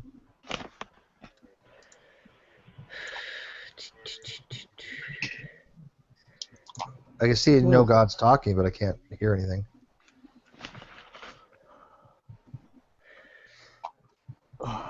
This is like comical. This is kind of funny. Right, I'm going to drop out of this one and attempt to join Christopher's, okay? Okay. Just don't leave me. I mean, drop out, but come back, I mean. So what exactly is going on here with the whole? I want to know why you're trying so hard with this cunt. I want to get to the bottom of it, Isaiah. I want to know what happened. Hello, guys. Can you guys hear me? Yep. Yes. Okay. What are you guys up to? I'm giving Gigi the benefit of the doubt just to talk to her and find out what actually happened. That's all. I don't know what, Isaiah. I mean, I'm not a complete ass. You know, I want to know what happened. I mean, I know I'm being more benevolent than I probably should based upon past history. But like I said, I'm very surprised that she would snipe me to begin with, and then really be telling me how contrite she is. I don't know. Again, that's why I want to talk to her. But, okay, so no gods. It worked for him. Yeah, I'm with Steve on that one. I think Christopher said I got sniped again.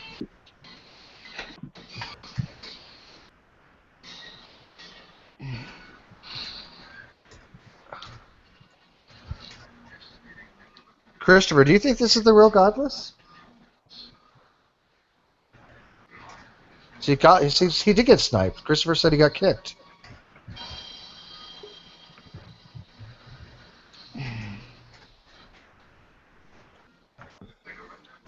Right, I'm back. I got in, I was talking, I couldn't hear Christopher. Then Christopher dropped out, and then I got up a screen saying, one of the participants removed you. Yeah, no, he was kicked. He was sniped. So I was sniped as well. Yeah, so... Right, so the person who Christopher's put the link out publicly in the live chat.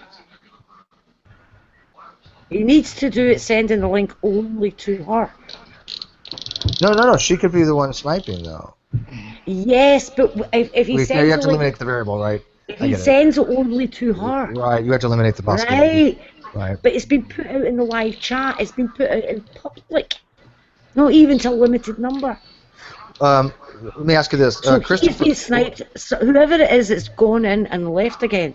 Right, let me ask you. But there's a way to eliminate the variable quickly.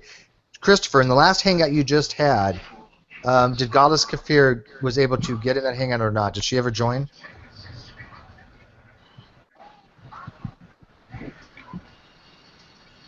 But he's not here. Well, she says, I'm not doing it now, I need to go and eat. Well, Godless, I mean, you need to make a priority thing here. You're going to go eat even though I'm going out of my way to try to make this happen? I'm just going to do a screen share of what I go, okay? You ready? I'll be right back. No, I want to do this now, Godless. I want to make sure this is somebody. I want to make sure this is not something impersonating Godless Kafir. Well, I'm trying to put up a screen share here. Can you see it? Can you see my screen share? Yes. Yeah. Right. I went into Christopher's hangout. He never said anything. I spoke. I never get any replies.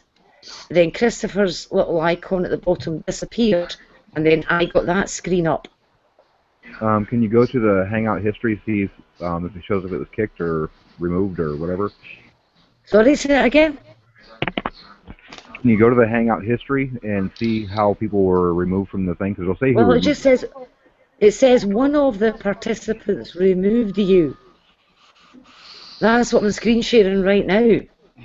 One of the participants removed you. Hold on. Outside chat. Someone named Concussed removed Christopher Hitchclap and removed. Right. Okay, so it wasn't. So that was. It was not. That's why I'm. That's why I'm saying putting the link out to that in Right. the No, I agree with public you. live was a bit of a brain fart. Do they remove you? Well, I mean, okay, but No. that's kind of They disturbing. haven't 'Cause removed. that means somebody of my 54 Oh, people maybe they watching. have. Wait, there's somebody in my side chat Oh, here no. that did that. So there's Yes. somebody in my side chat that again we can't trust. Wow. Yeah, concussed is the name they're using Yeah. So somebody who made that account to do this or on that account watching in a live chat. my live chat. But Yeah. the thing is, you've got to remember though that your hangout is being broadcast live on YouTube. Anybody can watch it. Anybody has access to the live chat, not just your circles. Right, I know, but somebody who's watching So my live chat, somebody who's one of the people watching, 54 people watching, somebody did that. And yes, God, gods, no gods, I do know that they don't have to be in there very long, but this was not that godless girl that sniped. This was somebody else. It wasn't. Concussed.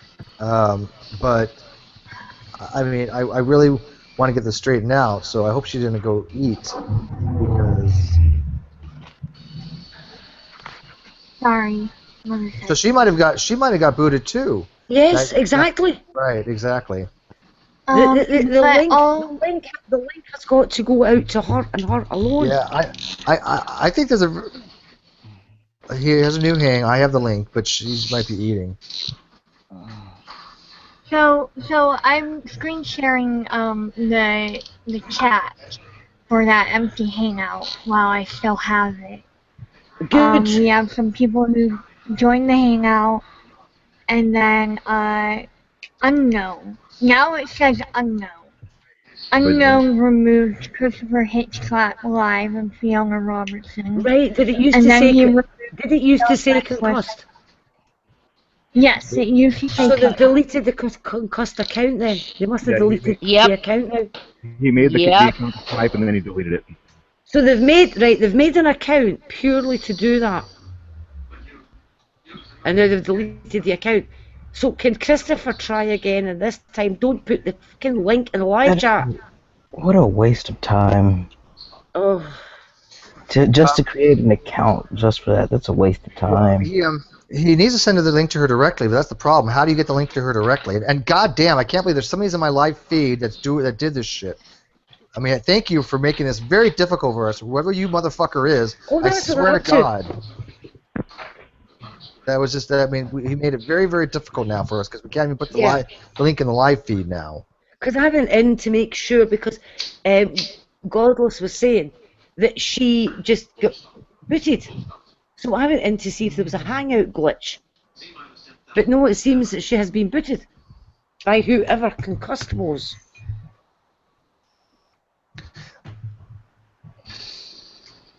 So, as I say, Christopher needs to do it again, but only give the link to her and her. But how does he get the link to her?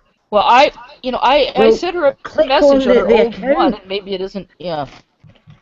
You click on the account that's been in the live chat and bring up that account, and then send a message to it.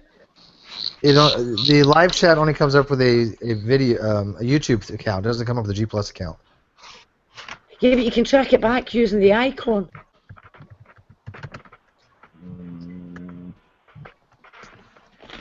Yeah, he can't send the link to her. I don't think Godless Girl's even still there anymore. I think she left.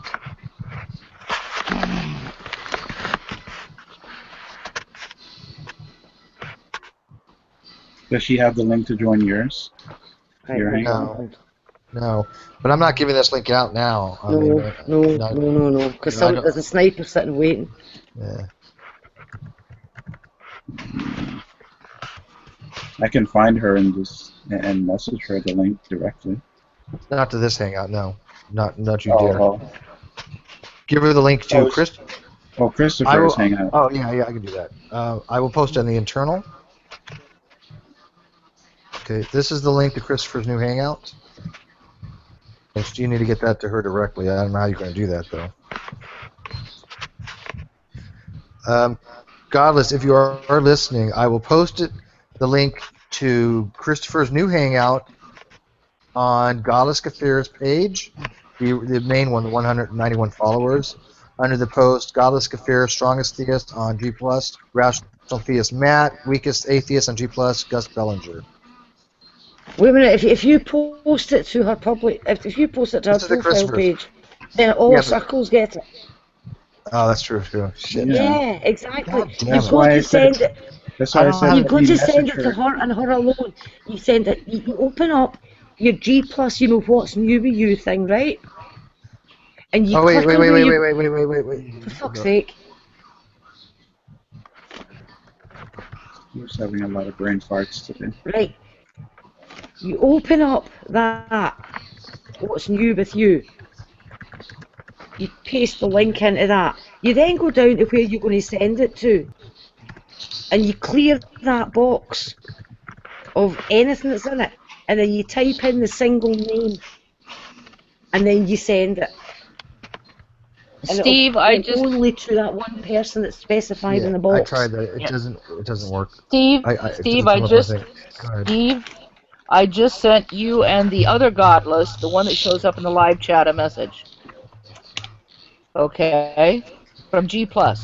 Yes. So that godless is the one that shows up in the live chat. It's just plain old godless, not godless Kafir, not godless anything. It's just godless. Yeah, that's one of her. That's actually her. That's actually one of her stock accounts. Okay, well then that's the one that was showing up in the site. Yeah. Okay, so I think this might actually be. We now need to have a link to send. Right. Jesus fucking Christ. We could run a piss up in a brewery. It's in the link to send is in the side chat in the internal. Right here. This right there. That needs to be sent to her. Okay, I can do that. I can do that. Hang on a minute. Right. Let me Yeah, send the link because without the link is. Yeah, let me send this to her. Whoops.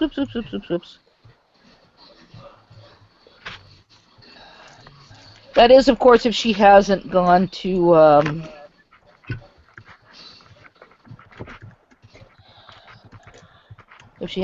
get something to eat. She may be as frustrated with this as everybody else. Yeah, the problem is that a lot of people don't really see the problem we're running into is that she doesn't have access to her other accounts because they've been disabled. Right. The account she's on now doesn't have a way to actually message directly to her because it's just a YouTube account. Right. Now I have the godless one that you.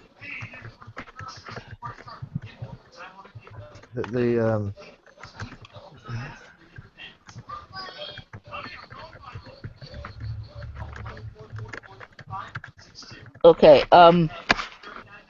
Oh well, is it the other one is just a YouTube account? You could send a message to a YouTube account. Yeah, but you get not through like instant message. Yeah. Well, let me hang on a minute and let me try that too. Where are we? Well, like I said, I don't think she's even there anymore. No, yeah, I think she's gone. Yeah. I think she's not even bothering to watch the stream now. Yeah. But I mean, if she really wanted to talk to me, don't you think she would have? But she got Well, she might be frustrated. Well, Steve, not if she thinks that she's just Steve. Yeah. If she thinks she's just been booted out and that people are playing with her, then of course she's not going to be watching anymore. Right. So I mean, whoever has done this tonight is a piece of shit. Right. Anyone doing it's a piece of shit. And it was the account that was in the live chat was Godless Kafir. But that was a new account she made. Now the thing is the reason that's what I'm saying, that's using Godless Kafir in the live chat, okay? Does anybody have a link to the Godless Kafir in the live chat? I'm looking, but it may not be there anymore. Godless. I mean, it may not go far enough. I have a YouTube one. Yeah, can you give me a link to the YouTube one? Yeah. Dash, can you stop messaging me for a sec? Right, I've pulled it up now. Here's the link to that channel. Okay.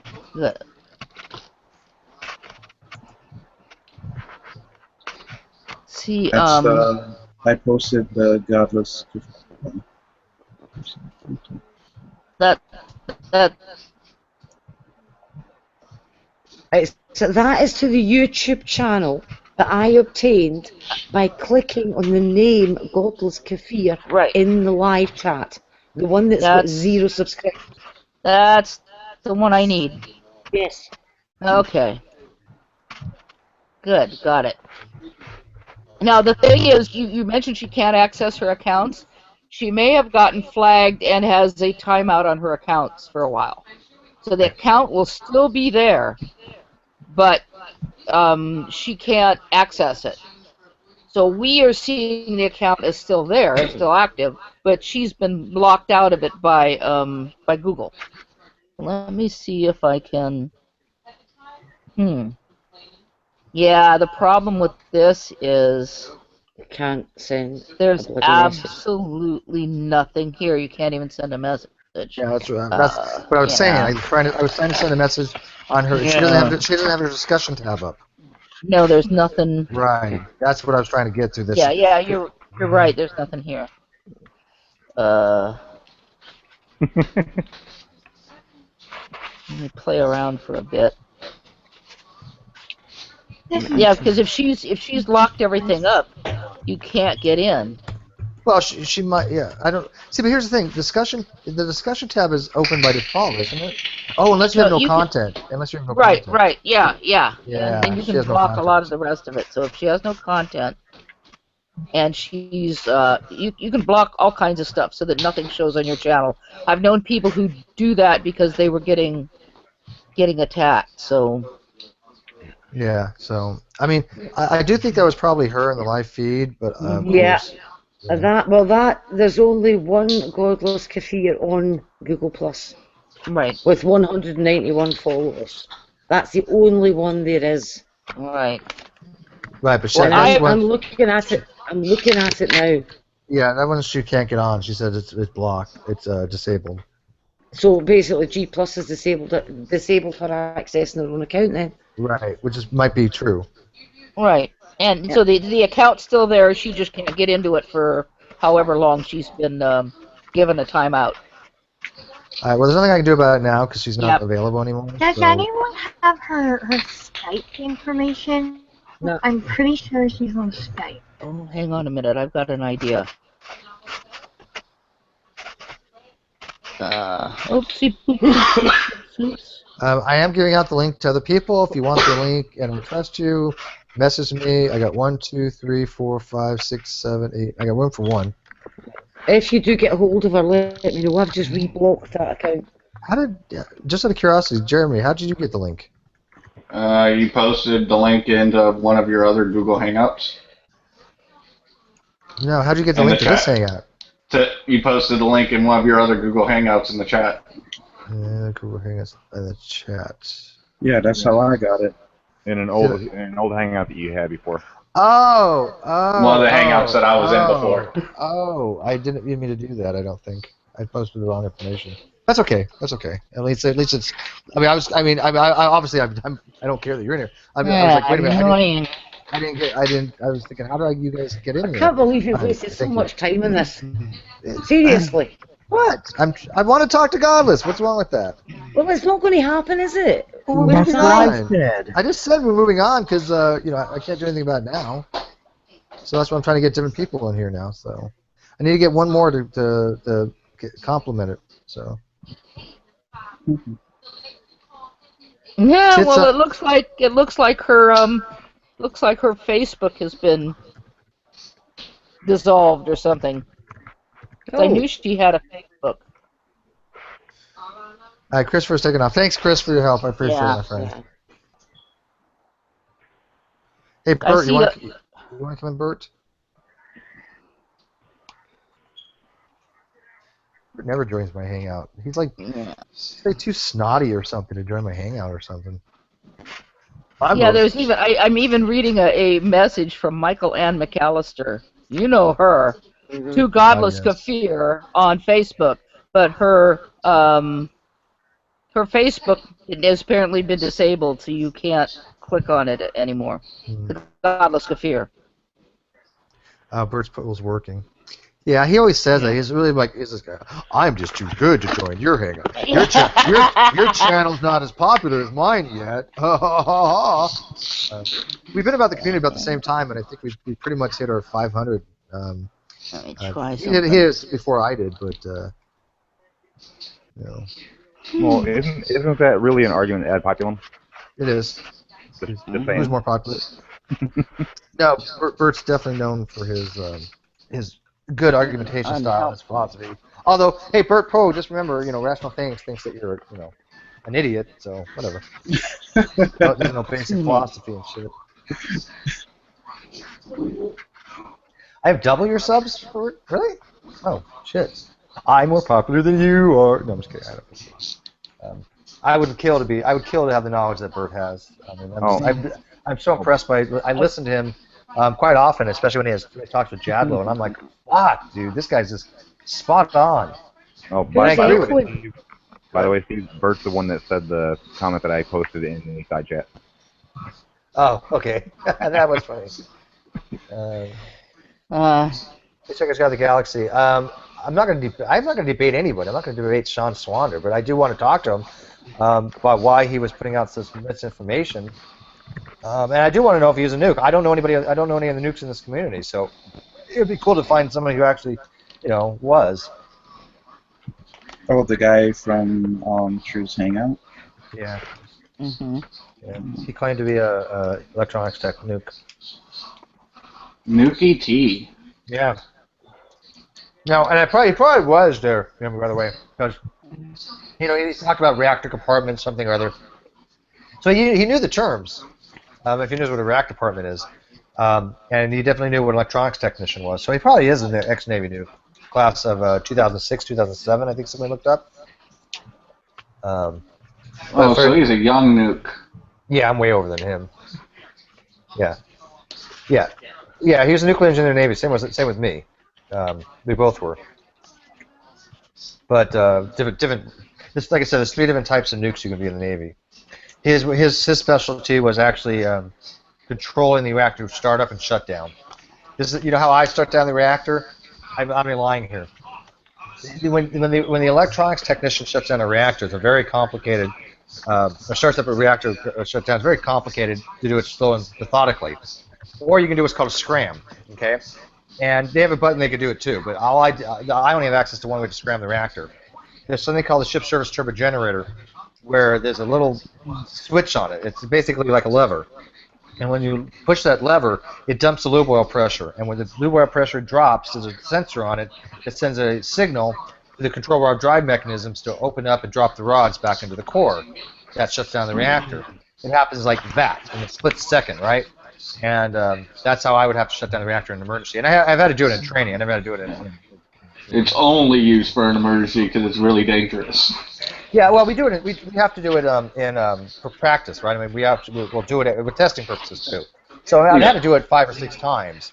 But they gotta get captain's permission to scram it for the practice and stuff like that because of how dangerous it is. Absolutely, yeah, of course. I mean, yeah, we can't just arbitrarily say, I'm going to scram the reactor this way because it puts a lot of thermal stress on it. It's not good for the core. It's not the proper way to shut down a reactor.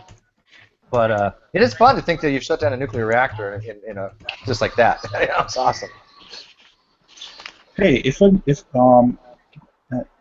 a nuclear ship sinks, right? Does all the radioactive material get retrieved by the government? No. It just gets encapsulated down there, and we have nuclear bombs at the bottom of the ocean. What are you kidding me? Steve, what was the best prank you ever pulled while you were in the Navy? I don't really do any. Come on, you never give a guy a dirty Sanchez or something. No, people peed in people's bunks before, but. Oh, of course, when you're drunk and you think it's the head. Yeah, well, that happens. Yeah, the bunks next to the actual head, like the 3 or 6 that's right next to it, those are usually the ones that. Now, we didn't have much of a problem with that, but I mean, seriously though, I mean, it did smell. Occasionally, I mean, we kept the bathrooms pretty clean, but I gotta say, my favorite prank was making a guy run around the sub for 3.5 hours looking for 50 feet of fallopian tube. Yeah, I remember you told me that before. Yeah, I mean, like I said, we did the portable air sample thing, but I mean, nothing really that I can think comes to mind as far as thank you. Never sent a guy to AMR to get an egg punch. Yeah, no, but I know what it is, obviously. Who's got a television on in the background?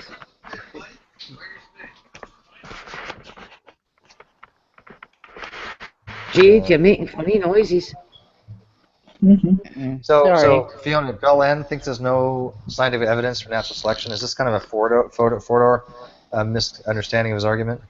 No, Isaiah posted this apparently in the live chat. Yes, he said in the live chat. It's a direct quote. In fact, I copied and pasted it. Wow. Yeah. So he says there's no scientific evidence for natural selection. Is he retarded? Or he's a contrarian so much of the fact that he just says stupid shit to just get a rise out of people? I said that. What he's not realising is natural selection means dead animals don't breed. Is he really saying there's no scientific evidence that dead animals don't breed? Yeah, but he thinks that dead animals do breed. Oh, good. And this is the rational theist, the best informed theist that there is on here. Says there's no scientific evidence that dead animals don't breed. After his social experiment, I wouldn't trust him on science. Yeah. and what demark scientific and pseudoscience? I think he showed enough. For some reason, he's got a bee in his bonnet about evolution again. He once told me that Jewish must believe in God because he said so. Well, no, it's not that. I mean, the thing is, I remember a couple of years back, I had been talking to him, and he suddenly dropped the bombshell that he wasn't a young Earth creationist. And yet all of the conversations I'd had with him, he seemed to be a young Earth creationist. And no, he said, he accepts evolution. So it seems that he may have changed his position again, and he doesn't quite grasp that all natural selection says is that if you don't survive to breed, your genes don't get passed on. The natural part of the selection is death. Oh. Seriously. Okay. There is saying of Maimonides that the way to the errors are many. That you can error in many ways. Okay. That's very strange. Yeah.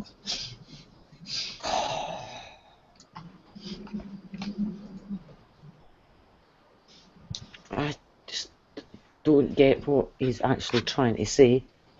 Oh, by the way, also, sorry, Fiona, I thought you were done. You go. Okay, also in the chat, G-Man announced he's having G-Man versus the World tomorrow, and he announced that he is going to pre-sup evolution. What? Yep. He also banned me for being a big old bad racist. I know. So wait a minute, he's going to presuppose evolution, does he mean? He's going to pre-sup evolution. He's going to... No, pre-sup. I don't know. So is he going to use a presuppositional argument of how do you know that? Or is he going to presuppose evolution? I have no idea. He just left that comment and you know, that was the end of it. I have no idea. What number is this? G-Man versus World? G-Man Did he say what number it is? Hey Fiona, do you think it was kind of odd that Matt Bell wasted so much time doing a quote-unquote critical analysis of some obscure hangout that I did that really had no relevancy to anything? Well, I think the reason that he's doing this is because does anybody really take him seriously anymore? No. He just wants to argue these days. But I mean, that was a lot of effort for little gain. Yeah, I mean, do you remember that hangout he was in recently? And he was contradicting himself again and again and again. You know, he'd be arguing one point, and then he would say the opposite. Remember that, Steve? Mm-hmm. And I mean, it was enough to drive anybody to distraction. There was nothing rational about what he was doing. And I actually wrote it down. I wrote down, and I've still got it written down on my pad. This is how I remember these things. He made the statement when I asked how we could test the supernatural. He stated that philosophy is a method of testing the supernatural. And then about 10 minutes, and then 10 minutes later he said, I never said philosophy is a method of testing the supernatural. Wait, what? How philosophy is a method to test the supernatural? I don't know any philosopher.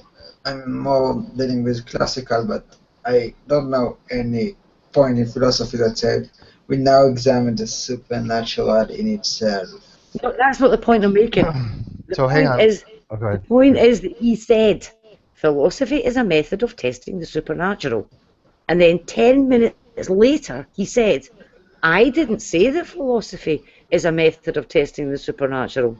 I can think on that in the Middle Ages there was an attempt in philosophy to talk on miracles and how miracles are possible. And when they got to talk on how... You're missing the point. He made a statement and then 10 minutes later he contradicted himself. Okay. That's what I'm saying. I'm not trying to argue whether philosophy can or can't test the supernatural. The point I'm making is that he said it could, and then 10 minutes later he said, I didn't say that. It's could be that he thought it at first and then he understood it's not really So he saying claimed he much. wasn't making the argument after he'd made the argument. Yeah, you can say that. He kept contradicting himself. And so it was a case of trying to chase Matt Bell's goalposts around.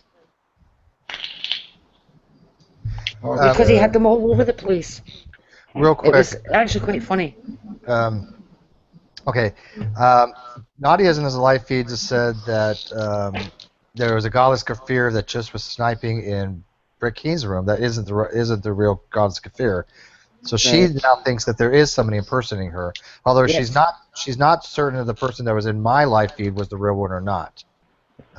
So it could have been the one on my feed was real, and she went to go eat, or it could have been fake and then got over to Bert Keen's.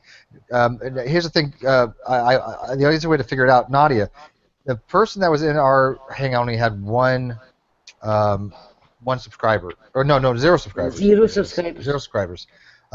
They didn't have a Google Plus thing. They only had a YouTube. The person that sniped Brett Keen, do you know what account that was? It was not the account you had in your circles, right? She has another account. Supposedly, she was talking to us on this live feed that has a new account with that name, but it's not the main account that has her 191 subscribers. It's a different account. It only has 0. But it's kind of coincidental that we had somebody in our Hangout live feed here that was saying that was her, and then we tried to get her into a Hangout, and somebody was sniping her. So we don't know if it was actually her or not, because Christopher accidentally put not accidentally, but didn't realize that he put the live feed out there. There might be somebody in my live feed that would go in and start sniping for fun. Who would have thought that? I don't even know why somebody would want to do that. Because we're trying to get to the bottom of this. So maybe the person who didn't want her getting in the Hangout to discuss it.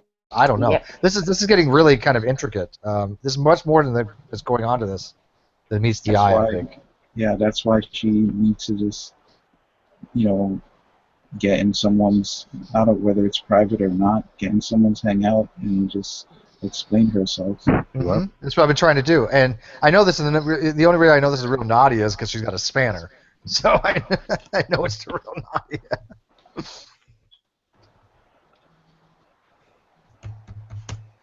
I'm gonna cut out, guys. I gotta hit a sack. All right, thank you, buddy. All right, talk to you later. Later, Shawn.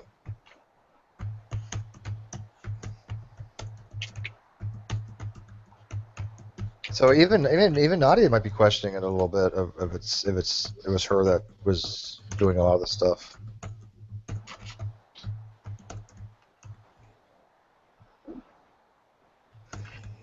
Now, let me check something real quick.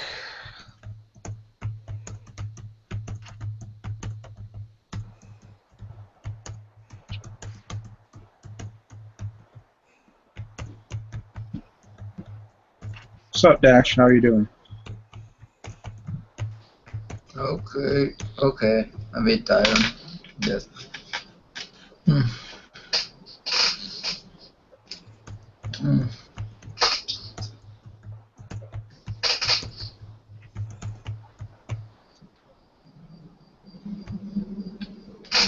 Okay, see, Nadia says, impersonation of others such as concussed albatross by the mass ejectors have occurred, so one may expect similar impersonations of others. I think she's right on that. Yeah, I think so too. I wait for the day when I come on. Oh, hey, and King just Crocodile. Hey, buddy. I wait for the day when I come on and everybody will be saying to me, "You booted so and so out," and I'll be like, "That wasn't me." And Yeah, they'll but be saying, "Look at the screenshots." we already know what a liar you are, right?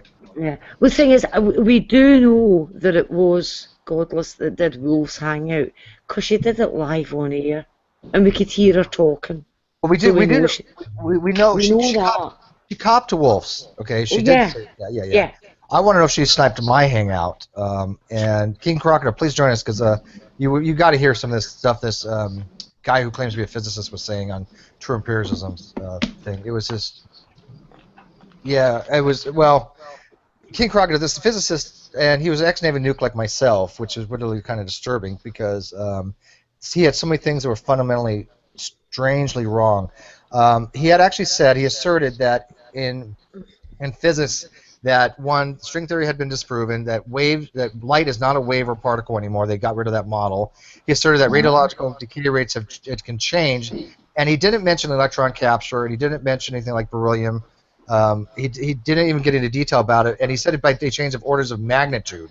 Okay, not just like by 0.8% by electron capture. He was trying to disprove radiometric dating by saying that decay rates can change by order of magnitude, and he was even talking about the 1996 paper that was talking about I think it was rubidium or something that has a decay rate of 1 times 10 to the 9th power, and then when they did it in the ionized state, it was 33 years. So huge difference there, but only because one was a bound state and one was an ionized state. So this guy was really just mixing up a lot of shit, and we were just sitting there going, what? So that's why I started this hang-up, because he claimed to be a Navy nuke like myself and a physicist, and for a physicist to be going around telling people that radiological decay rates change and not giving it any kind of little detail about what he means by that. Yeah, that's what we're saying. Citation, please.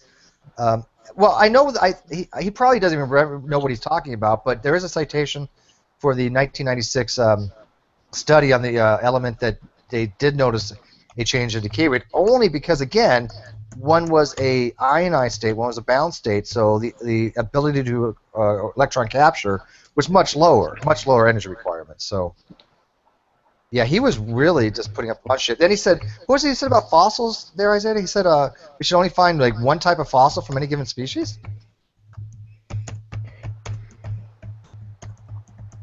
Isaiah, are you still there? Hey, Mr. King. Hey, how's it going? So what brings you to our humble abode today?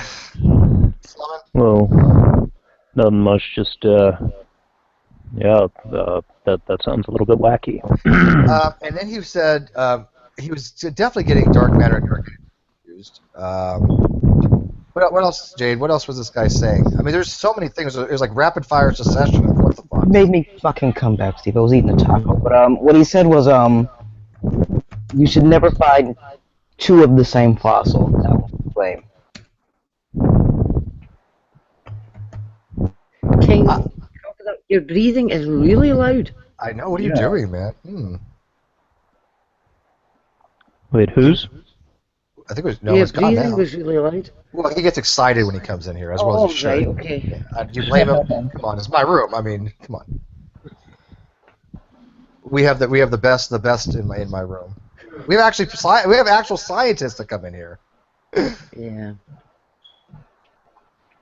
I am now getting to the stage where I'm thinking of. We watch some of these hangouts where they're purporting to be having a scientific discussion, and I mean, all I hear is herpy derpy derp. Therefore, ID, or herpy derpy derp. Therefore, God. And this is the thing that, I mean, right from the word go when I got on here, I'm not here to argue against God. I've never been here to argue against God.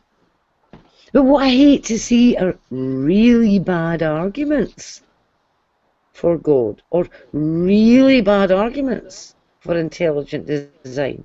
I would also be just as pissed off at really bad arguments for evolution. Because my pet hate is the really bad arguments, no matter what they're about.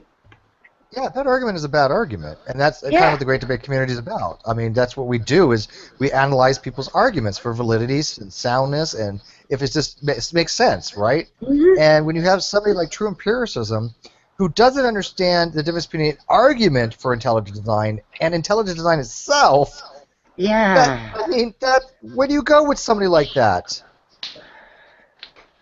He literally didn't understand what you were saying about the fallacy of division. It was driving me nuts. How about that one guy? That one guy who was struggling with circles. Was that Kane Logos? It was Jungle Jargon. It was Jungle Jaguar, I think. Jungle Jargon. Jungle Jargon. Jungle Jargon. Wow.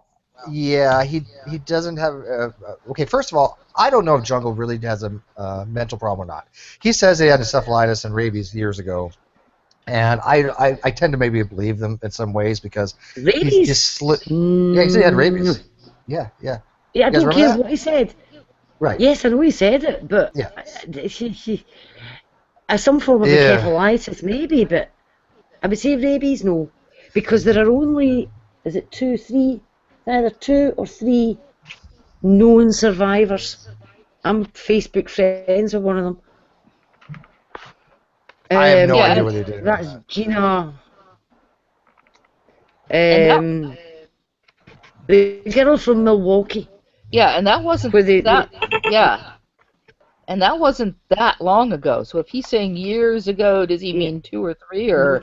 No, I think what happened was he probably had some kind of childhood disease, and his parents either got confused or because they were missionaries in the Amazon. So yeah, but you see, rabies causes an encephalitis, but not all encephalitis is caused by rabies. And that maybe is confused. I mean, come on, the guy was making an announcement in a hangout, an earth-shattering science announcement that carrots are plants. I mean, come on. Well, I believe that he probably had encephalitis, especially since it is rampant in the Amazon basin. Yeah, King Crocodile, did you hear of the major scientific discovery? We now realize that carrots are plants. Yeah. Take note of that. That's amazing. That completely disproves all of my theories. It was life shattering for me. I mean, I had to actually contemplate therapy. Yeah, it's amazing stuff. I think I believe in God now. Don't eat dandelions if a dog has weed on them. Yeah, me and Hogtie were talking to Jungle and Keefe's hangout, and it was just god awful because Hogtie was trying to throw him a lifeline and actually trying to salvage his argument, and he wasn't even smart enough to realize that he was being thrown a bone. So he doesn't listen. He doesn't want to learn anything. He definitely thinks that we cannot even measure anything. There's no measurement in the universe. Well, what does that even mean? We can measure things. Oh yeah. Oh god, that's the one. Yeah, when JD said. Where do you go with these people? You're flummoxed by goddamn triangles. Yeah, he's flummoxed by triangles. Exactly. Triangles and circles are just so confusing to him. I don't understand. Yeah, he's trying to tell us that all the science is wrong about the age of the universe, the speed of light, and all the rest of it, and he's flummoxed by goddamn triangles. Well, did you listen to G-Man coming in? King Croc, you know who G-Man is, right? Of course. Okay. I haven't actually met him. He was in my live feed last night bitching about me because I mean he just even in real life he bitches about me. Just I'm telling you right now, I've got sources. I mean even in real life, he'll sit there and bitch about me to people that he knows. So it's really weird. But anyways, he was bitching about me, so I was like, gee man, I will talk to you. Come on in. I mean, what the hell? And he was adamant that he has disproven evolution. So I'm like, okay, well, why aren't you rich and famous about this? Where's your Nobel Prize? You're saying that you've disproved it. You'd be well known across the entire spectrum of scientific community. Why has this not happened? They did not recognize your brilliance, man. And then he said he had studied he studied human behavior for 8 years. And Max said, so you studied sociology? He's like, no, this is the study of sociology, or sociological sciences. And he's like, well, that's sociology. And he's like, yeah, I know about that. So he started asking about conflict resolution theories. And he's like, oh, I have no idea about that. So he asked him some other stuff, and he's like, yeah, I never took it in college. I just been really familiarized with myself for the last 8 years on sociology. And I'm like, what the hell does that got to do with anything? I'm talking about your scientific knowledge. I said, you don't know anything about science. He's like, well, social science is a science. I'm like, it's not a pure science. You don't understand the difference between a social science and like biology? He's like, no, there's the same things. I'm like, oh, God, I don't know. I don't know what to do with these people, King. I don't know. Yeah, I can't really help you there, you know. If you had an answer, you already used it by now, right? Yeah. At this point, I'm sort of just in this kind of nihilistic despair. It is crushing, isn't it? It's soul crushing. Try despair. Try the hangout I had with Antonio. Then you will see despair. Fiona looked super angry. Yeah, I mean, I'm an atheist, Fiona, but I prayed for you.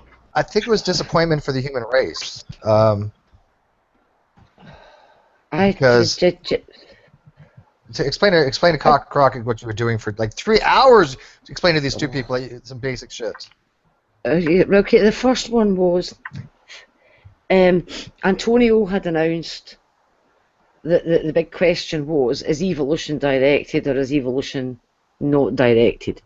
So I said to him, well, how would you test that?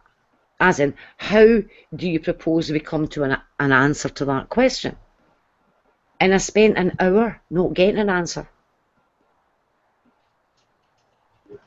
Just didn't get one, and I had to keep bringing them back to this. Yes, but here's the question I've asked. How would you answer? And you're not telling me how you would answer that question. And the only direct answer I was given at any point was God. And then, and after doing that for about an hour and not really getting an answer of how you would test it, we then moved on to the fallacy of division. Everyone was so understanding. And that one went on for over an hour as well, of them not getting it. That I was addressing a particular argument that TrueEmpiricism makes, and saying that the very start of his argument contained the fallacy of division. So I'm not attacking intelligent design here. All I'm doing is saying there is a logical fallacy in the start of the argument that TrueEmpiricism specifically uses. And they don't get fucking triangles. Sorry? How do you expect them to get anything else? I mean, C equals pi d. Our jungle friend couldn't get that. You know, what are you going to do? Well, if you remember, I mean, Jungle thought that the little equation pi r squared calculates the radius. Mm-hmm. And I had to tell him that the r was the radius. No, it was 2 pi r, that was it. 2 pi r. And I had to tell him that the r was the radius. Yeah. Because he said that 2 pi r calculates the radius. He doesn't know the difference between radius and diameter, okay? I mean this. No. This was he didn't know the difference between r and the equation and radius. No, I was there. I'm just saying that I've known Jungle a long time. We all have, right? Except for King. You just met him the other day and said, "Is this guy being for real?" And you know what's funny? Jungle's not even the worst of them, King. I mean, there are people just as bad out there in the Great Debate community anymore, but they're a little more subtle about it. but they're just as much gibberish. C. Brown, TrueEmpiricism, they are gibberish. I mean, just nonsensical word salad, jargon bombing of just crap. Oh, hey, CRISPR, I didn't see you get it come in. I'm not a scientist, so I'm gonna bow out. Jackie, we don't care if you're in a science or not. We love you. But the hangout's full and people. I'm not a scientist either. Yeah, but people who can actually contribute to the conversation. Cannibal Fresh. Jackie, really quickly, Jackie, is that Jackie Kite? Yes. Yes, I thought I recognized your voice. I like your channel. I watch your stuff. Yeah. Oh, thanks. I haven't been able to do anything lately because I've been having some medical issues and lots of other personal things. And one go. Yeah. Yeah. And by the way, Jackie, according to Douglas Axe, we're all scientists. So welcome. Yeah. King Crocodile, it's very much a pleasure to meet you. Likewise. So. Jackie, we are going to get together. You and Ted, by the way, Jackie. I mean, you guys, one of these days, we'll meet up like halfway. But if you guys don't know, she likes like an hour from me. So.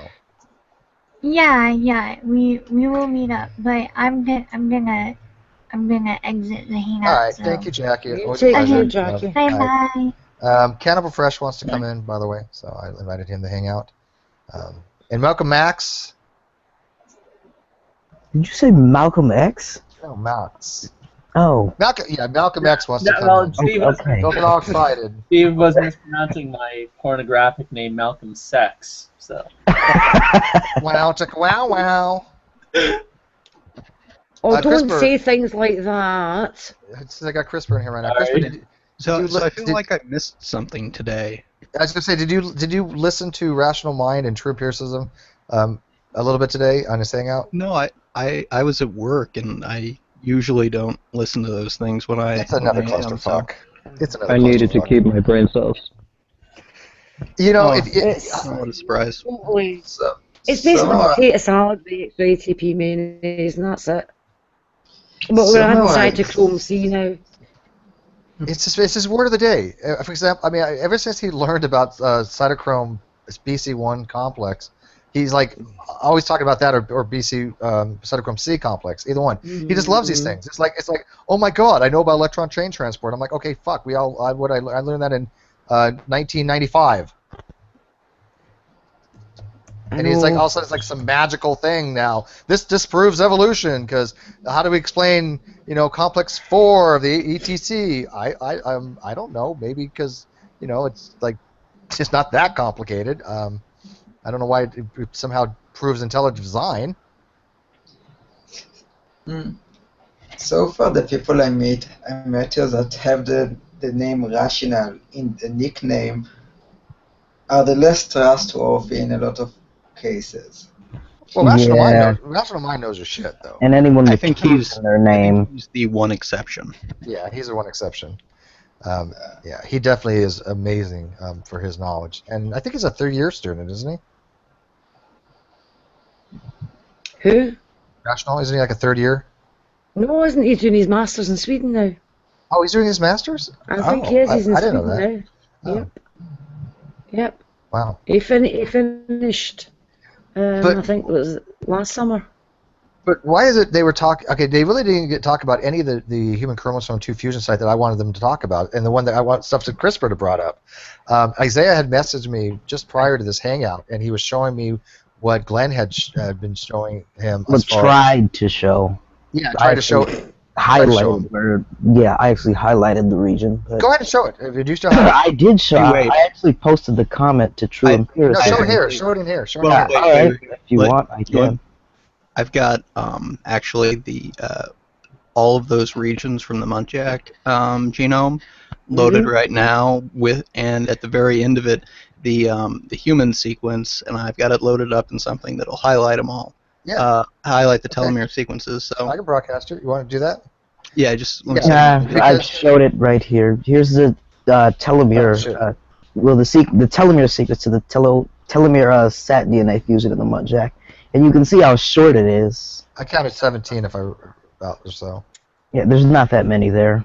Ronnie obviously didn't know what he was talking about. Ronnie thought everything in here was the fusion site. Yeah, Rather than the entire region. Yes. I've got the scattered ones highlighted too. Let me get you in there. Okay. So the anything red is a perfect telomere site. And so you can see that they're sort of just scattered around, and then eventually, as I scroll down, we'll see. I don't remember how far down this is, but Oh, did we run off KC? Oh, Chow. He's a Chow. so this is just the background, right? Yep. It's here somewhere, and there it was. And then you hit this. So that looks a little different. Yep. And by the way, see in here, Whoa. this is almost yeah. a perfect site, as is that, right? And so, and then this is actually just all of them run together. There's another one. The colored parts are the jumps between the different segments. And then all the way down here is the human. And so this is the human one. And this entire region here is filled with them. You can see that they're not quite as good. There's a little bit more degradation in that. But noteworthy is the fact that right here, they're all going one way till about here, and then they switch around, and now they're going the other way. So kind of almost as though two telomeres fuse to one another. Yeah, seems like it, right? Could I just point something out? That if you're looking at was it TTA? TTA GGG. Yeah. Right, Double TTA A, GGG. single A. If we read, sorry? Double T, single A, triple G. TTA GGG. So if we're just looking at that, right? And let's just say that the reading frame starts in the first base. So you get TTA, so that'll give you a leucine, and a GGG would give you a glycine.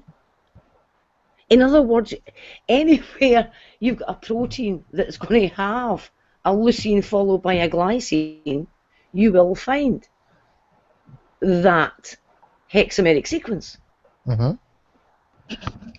this is the point that CRISPR is making, that you will find these scattered through the genome. But the difference when you come to this particular site we see here is how many there are there.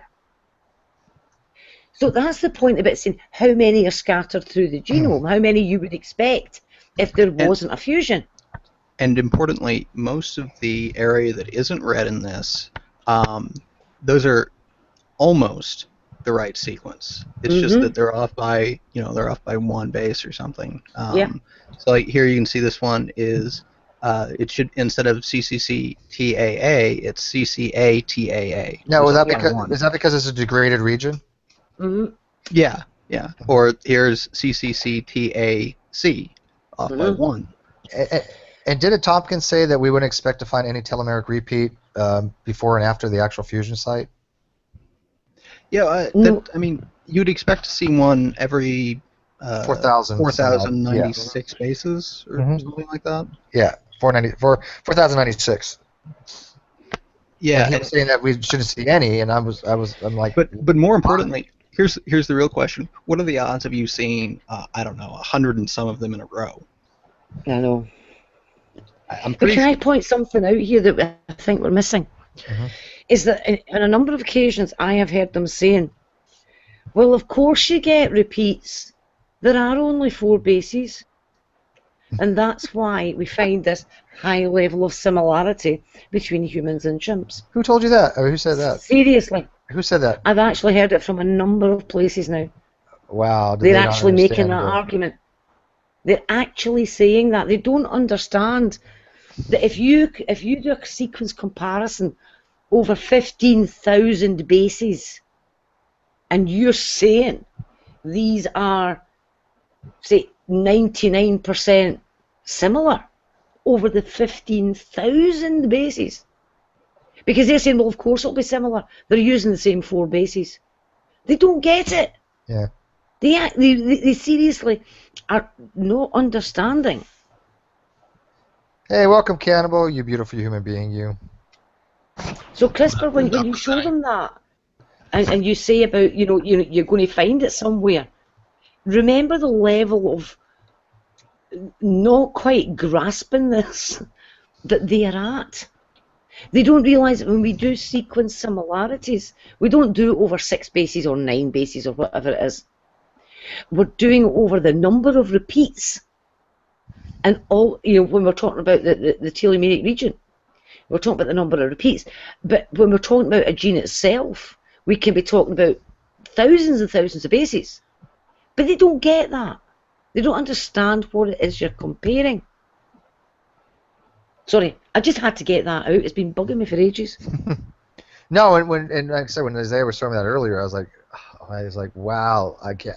How does I don't even know what to say to this stuff. I mean, as somebody who's a lay person and a history understanding, and yet I realize that I do know far more about this than True could ever imagine, and I still think it's amazing that they can just not understand this very simple stuff. If everybody else can understand this, right? I don't know why they can't. It's not that freaking complicated. The really, I think, kind of sad thing is that, I mean, what Isaiah was showing earlier, that's what you get if you click the link on the page marked telomere repeat, right? There's a link there, and if you click it, it jumps you to that region and highlights them. So I could show you how it's done if you want. I walked him through it in text. You actually walked Ronnie through it? Oh, Jesus. And yeah, I explained exactly how to do it. Not that it's hard. You go to the page, click the link, and there you are. But Chris, do you know any other telomeric fusion in mammals? Is there any? Well, I mean, the muntjac.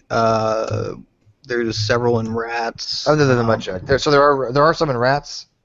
1 second, let me open my file here. But actually in okay, well, rats obviously. Yeah, there's a lot. I mean, if you remember a while back, I posted that it was a link to basically a PubMed search, and there's a couple hundred papers, I think. Man, Fiona's going to town, You've bro. got the loudest keyboard. She's going to town. Yes, I am. Who's she going off on now? And by the way, King Crocoduck said that he had to go, but he will be next time he comes back. He'll be in for longer. But I love when King Crocoduck comes in here. I mean, it's just awesome. So he's actually said he's going to next time he does a video, put a shout out to my channel. So I'm thrilled to death. Fangirl. I am. Dude, I slobber on him. I mean, dude, come on, man. He's King Crocoduck, for God's sake. His videos are awesome.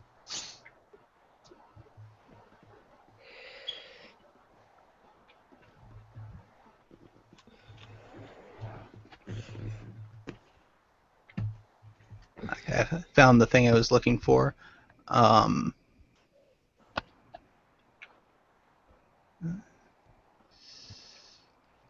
So PubMed, basically I just searched for papers similar to the one I had been looking at in the first place, and 266 papers. Sigmadon, which is the rats, there's a lot of papers on that. But also in rabbits, in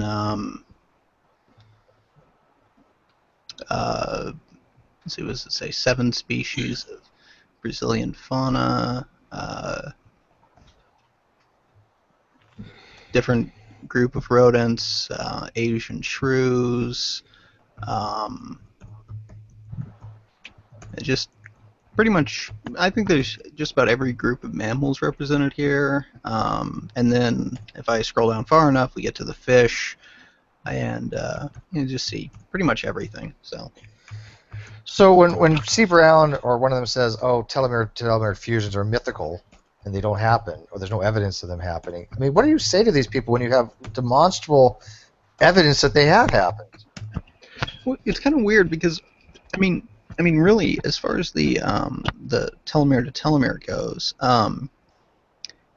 they constantly reference the fact that if you look at, the only time you see telomere is in cancer.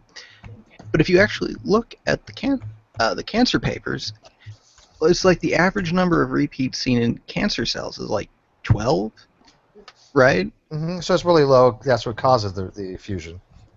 Well, but my point is that if they're pointing, from their own standard, what you would expect to see is about 12 repeats, or fewer, and we're seeing 100 and something. So wouldn't that be? I think that's a sufficient number by their standard, right? I don't even understand how they're trying to get there, but well, they're trying to argue that that in most cancers, well, not most, but a lot of cancers, we'll see telomeric shortening and telomeric fusion, and so they're using bad logic to say that every time you have a telomeric fusion, it's always in relationship to cancer. Oh no, I'm sorry. So my point, I was doing something that they never do, and combining two of their points and seeing what the conclusion of both combined would be. Right. So the one point they make is telomere to telomere seen in cancer cells. The other point they make is we would expect to see thousands and thousands of telomeric repeats. So the question, how many? Right. So the question, how many telomere repeats do we see in cancer cells that have the telomere fusion? The answer, 12. Far less. Right, but they don't do that. Yeah, that's a kind of a they don't see the problem with their line of reasoning there. That's what it's funny. They throw out all this stuff, but it conflicts with other stuff, right? What is Fiona reading now? No, it's just what Crisper said. I mean, it's just. Well, when Crisper asks somebody like True this question, exactly how he worded it, if we expect to see it in cancer, or we see it in cancer, and they expect to see a lot of telomeric repeats, and we don't, how do they respond to that? I mean, what is it they can possibly say? I know exactly. I mean, if they make one argument like that, that completely knocks the other part of the argument out of the field, and they don't want to see it. They need to pick one or the other. I'm reaching the speechless stage again. Well, I mean, you saw what you went through. I saw what you went through with Carlos and Antonio. I was like losing my freaking mind. I'm like, oh my God! Do you know how many times you said the same goddamn thing over again? I was just thinking to myself, Hogtie Champ. I remember him saying, I mean, everybody remembers the infamous third base wobble hangout, right? Yeah, vaguely. Hogtie Champ was on a road trip, and he listened to it as he was driving, and he said he was about halfway through, and he was looking for a tree to drive into. And I was thinking to myself, if he listens to that hangout, he'll be looking for a tree to drive into within about, 15 minutes? You must have said what we observe like 50 times. No. Do you know what I can't get? How do you talk in parentheses? Don't know. Because I was being told I was talking in parentheses, and that I was putting parentheses around something. And how do you do that verbally? Is that like air quotes? I don't know. No, parentheses are brackets. I know that, Fiona. I'm saying. I know what a parenthetical group is. I'm not but True. How do you do it verbally? How do you do it? You could just say parenthetically. Yeah, but I didn't. I was being told that I was putting parentheses around bits of it and not other bits. On a side note, yes, parentheses is generally in speech. On a side note, there is X, Y, Z. It's not directly related, but it's in the background. That in general usage. I was completely baffled by that one. I guess we might be getting Shawn in here, guys. Cool. Let me give. Hang on. I have my eye in the sky has actually got a hold of him, and he wants to come in. So let me grab a message to my eye in the sky. I think they would answer to something like that you use magic or witchcraft or something like that. I can see it happening. All right, Shawn wants to come in. Some I'm sorry, Dash. Go ahead. Finish. Okay. I can see it's used somehow in the sense of Faust that that there's something in logic that is inherently evil to some degree and things like that. Real quick, hey Shawn, I'll get you in 1 second here. Nadia wants in, so if somebody's not participating, I know Cannibal you're eating. I don't know who it is you're eating, but you're. Yeah. But I can come back. I came from a really weird hangout that had you in it and Godless in it and a bunch of other weird stuff. What was this? It was just right. That's the hangout I was in when you added me to this one. Oh, who was in it? Godless and who? You. I wasn't in another hangout. I've been here all day. Well, yeah, I figured that. Just there was a You got a link. in their There's hangout. a link. Oh wait. There's somebody. Yeah. Somebody was impersonating me. They weren't talking, but they were in the hangout. You got a link with my name. Yes. No. It's closed. With my name and my picture. I don't know. I'm pretty sure it had your name, but it definitely had your picture. Was it live? No, it was not live. Well, that actually follows from what Nadia's been saying, that there's somebody going around impersonating somebody. So. Yeah. I want to share I took a screen cap. I want to share the picture, and I'll get out of here right after I say this. Cool. Okay. Thanks, Godless, or the Godless in there, was sharing her screen, and you know up at the top in your link bar where it has like your number at the end, and most people will have a 0 or a 1. That's your account that you're on, and that number equates to the number of accounts you have. She had 211. Where's this at? What number? Jesus. Link bar. You show it. Yeah, show us what you're referring to. I don't know anything about this. I need to see this to know what you're talking about. 1 second. I need to open up a paint and save the screen cap. While you're doing that, Shawn, welcome to my hangout. I'm sure we haven't met yet. I'm Steve. I'm sure you've heard about me. Yeah, I think I've at least seen you. Maybe I watch a lot of these after they're streamed, so sometimes I feel like I know people without knowing them. Well, we were watching. We watched some of True stuff, and we had noticed that you had made some kind of odd comments that we wanted to address. Because you said you're a physicist. I take it you were a Navy nuke. You were an ET. Yeah. I taught at the nuclear power school. Okay, me too. I was a machinist mate, first class, Navy nuke, class of 88. What class were you? We would have went through in like 08, late 08. Do you know what your class number was? 153. I don't remember. Where'd you go to school? For that? For nuke power school. Charleston. Okay, and prototype? I didn't go to Boston Spa. I stayed in Goose Creek. Okay, I went to S1C, which was Windsor, Connecticut. So you made it through the entire pipeline? Mm-hmm. Okay. I was curious about some of the things you were saying in there. You had said something about the scientists are no longer accepting that there's a particle-wave duality. I wonder if you can give us more information on that. That's always been. No, I said that they neither think it's particle or wave, and I don't think everybody accepts that it's duality. I've heard of people who call it a field.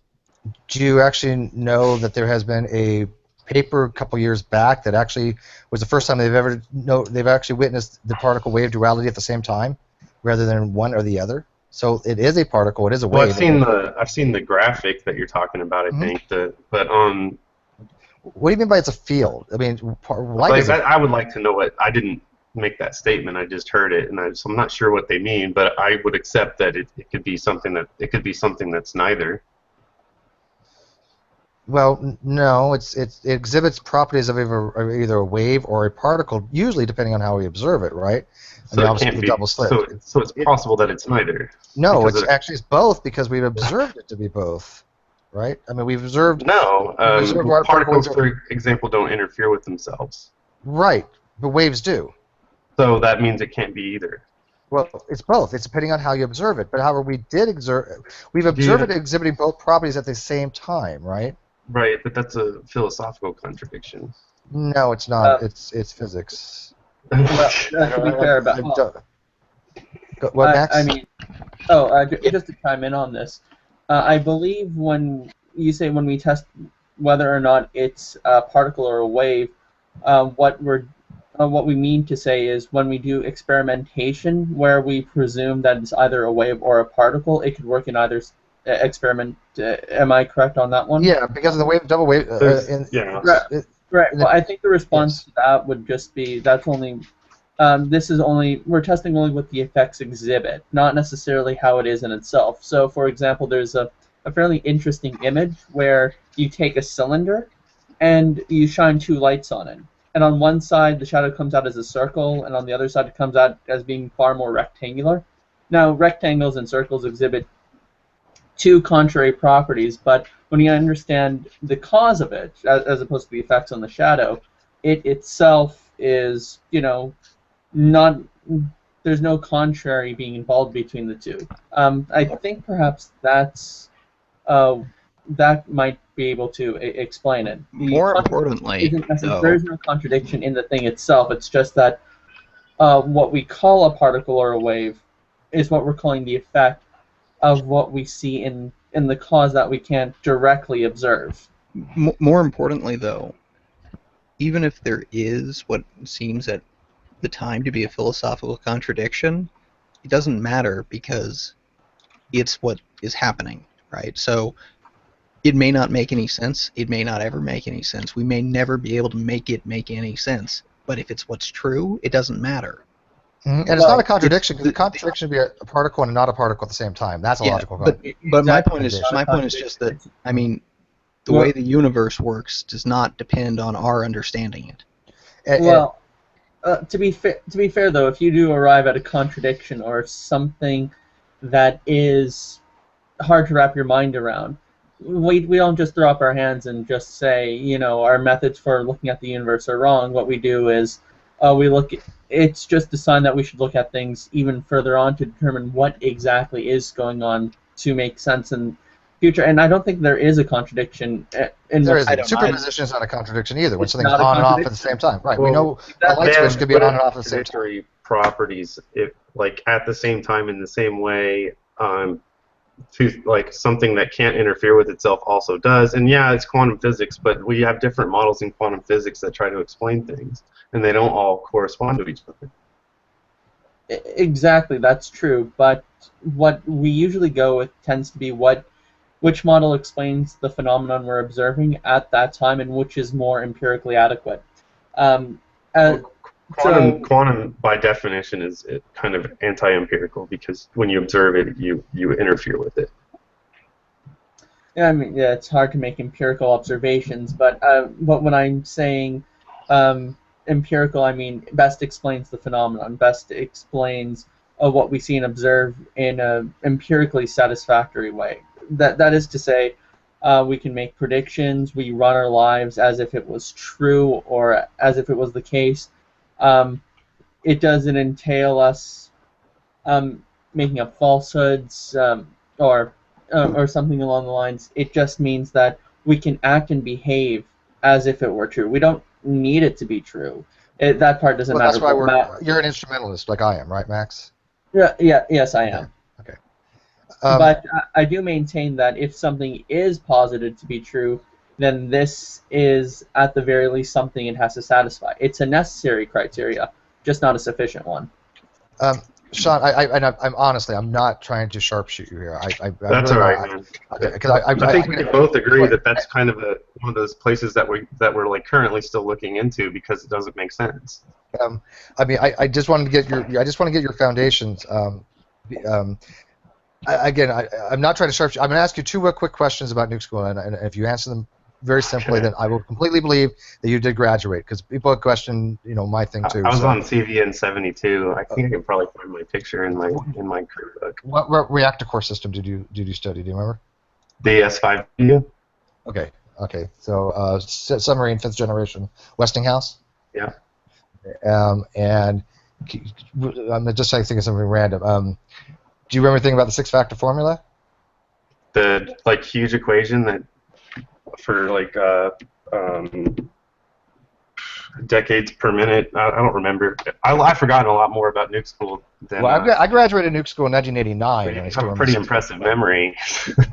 Well, I mean, do you remember delayed neutron precursors or the delayed effective delayed neutron precursor decay constant? Yeah, I never heard of that. Okay. Yeah. I will take you at your word now. Yes, you do. You graduated from Nuke School. So, congratulations, by the way. It's a hell of an achievement. It's hard, huh? Yeah. But what submarine were you on? I was surface. I was actually a D2G. Okay. It's a guided missile cruiser, CGN-35 Truxton. Thanks for your service. You too. So and you went out and you actually went to finish your degree. Yeah, well, I already had my degree, and I went ahead and got a master's in teaching. Were you enlisted? Yeah. So anyway, some of the other things you had talked about with True. By the way, True and us, we have a long history. I don't know how long have you known True? I've just watched his videos, and what the things he says about biology are way over my head, actually. True's a character because he pretends to have a lot of knowledge that he doesn't have, and so the stuff about biology that you hear him talking about is not biological knowledge. We have biologists in here right now. Fiona here has a PhD in biology. CRISPR, not to give too much away about him, he's very, very educated with years of experience in biologics and genetics. Jade and Isaiah both have a very deep understanding of the topic. When True Empiricism starts talking about biology and all the other subjects, it is apparent to anybody that has some deep understanding of it that he doesn't know what the hell he's talking about. And so we were just talking about some of the things about the human chromosome 2 fusion site where CRISPR was bringing up that he didn't even know what a telomeric repeat is, and he's claiming he's refuted all this stuff, right? And it's very disconcerting with somebody with that extremely naive understanding of this material. Well, saying worse than that, I'm sort of under the impression that he doesn't know what BP means in the context. That's right. He didn't. He doesn't understand. He doesn't understand the difference between the repeat of a 6-base sequence and base pair. So is it all right if I just kind of ask questions when I know that the chromosome 2 site is the debate is about chimps have an A and B too, right? And the fusion event, and that's usually what he wants to. Is he asking for the mechanism that it causes that? No, it's not even that. He claims it doesn't even exist. The mechanism doesn't exist, or the chromosome? No, that it isn't a fusion. There's a fusion. The chromosome obviously exists. We have human chromosome number 2.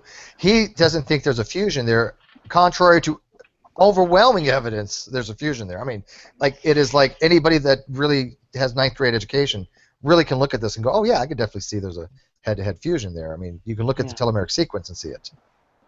And well, I must be a dumber ninth grader, but it's the sequence of letters and numbers, and that means that's a stop. Right? Is that no? Can you explain it to me better? Right, a telomere. You find telomeres at the end of a chromosome, okay? And which is how is it a short sequence in this certain order? Can you see the internal chat, by the way? I'll type it for you. Yeah. It's pretty long, okay? And what you have is in the one we're talking about a hexameric repeat. So you have a 6-base sequence, and that 6-base sequence is repeated over and over and over again. And what ends up happening with a telomere at the end of a chromosome is it forms a little knot, in its structure. Mm-hmm. It forms a knot. Does that Now, sequence that tell it to stop there, or does it stop there No, because what no, there's causes? nothing's stopping at the moment, right? Okay. Right, you've got this is the top of the chromosome. Okay, it's like a little knot in the end, and what that does is it prevents one chromosome fusing to another chromosome. Well, it does a lot of other things. Yeah, I know that, but we're just talking about an intact telomere here, and the fact that there's a wee knot in the end, okay? So that it prevents chromosome fusion. But within the telomere, you get this repeated sequence that's repeated over and over and over and over again. Now, if something happens to a telomere so that it no longer is forming the little knot, it's no longer able to prevent the fusion of two chromosomes, then chromosome fusion can happen. And so what you'd end up getting is the telomere of one of them, and you see the repeats, but only those that were left in that broken one. And then you get the repeats of the other chromosome, where the two ends are joined together.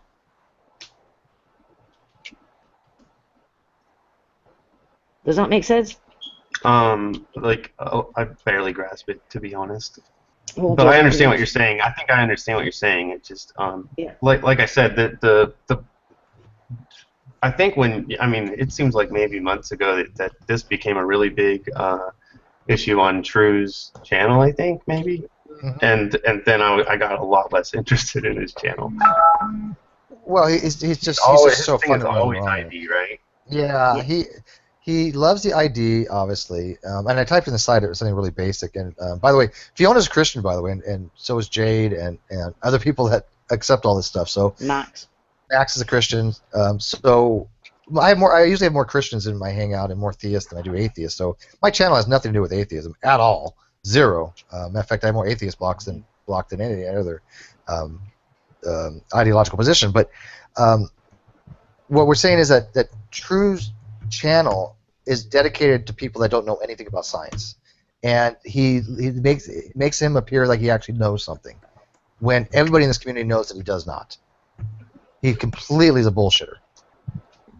And so what we wanted to do is we try to explain to people the actual science, not necessarily myself. I'm a layperson from these things, but I mean I bring in people that actually do know things, and we discuss it, and we discuss true empiricism mistakes with actual evidence, with actual data, because they're always saying, well, Steve and the rest of them never present evidence. Well, we don't do it in their room because how badly their rooms are moderated, right? Because you'll be muted and booted and talked down. Yeah, it's just you have no dialectic going on. Who's they? Is there a group or do you we call them the Clown Car Posse? Yeah, the Clown Car Posse is like True Empiricism, G-Man, Arcane Logos. He was the guy in there that's a flat earther. Oh, the flat Earth, yeah. Please don't tell me you accept flat Earth, dude. No. Okay. I did listen to some. I actually accidentally went into one of their rooms once, and I just was asking questions because I didn't even know that there was such a person. I mean, that I would ever meet. I thought that would be so rare that it'd be like finding a unicorn or something. Yeah, we have a lot of unicorns and they breed here. Yeah. Well, what they tend to do is they are using the Bible to claim flat Earth. Well, I asked a few. Well, none of them did that because I think that they didn't ask me anything about my theological positions, and so they asked me right away if I was a Glober, which I never heard before, and I was like, "You mean like a person like everybody else that I've ever met in my life that just kind of accepts the Earth is round?" And and then I actually just asked like, "Well, what model do you use that can explain just these simple questions?" And I asked like just something as simple as watching the sunset, and like how does and they answered questions, but they didn't. That none of them would be what you observe. And then when I would ask them about that, they would say, "Well, we're just working on it," Like, and I wasn't asking really hard questions. I was like, "Well, if the sun's just circling the equator, why do you how could you never not stop seeing it? Like, it would just get smaller and then start getting bigger, and you would always see it. Well, the chap that was in there, his model, he claims he's not a flat earther. And the reason he says that is because he believes that it's a curved plane, like a dinner plate. Oh, so, like, technically not flat. But that's why he's saying that I'm not a flat earther, but he believes that it is a plane. But what he does is he has this, like, a shallow bowl, but it's in the middle of a square thing. And he needs the square because of the four corners of the earth. Well, and he's getting that from the Psalms, I guess? Yeah. And so that's why. Poetry. Wouldn't it make more sense? It's a circular depression in the middle of a square thing. Wouldn't it make more sense if it curved up, and then that way the sun could go around the outside, and then people on the other side wouldn't be able to see it? I mean, I thought all of them had the same. I mean, I've only been thinking about this for 30 seconds here, and I think I've already come up with a better model than they have.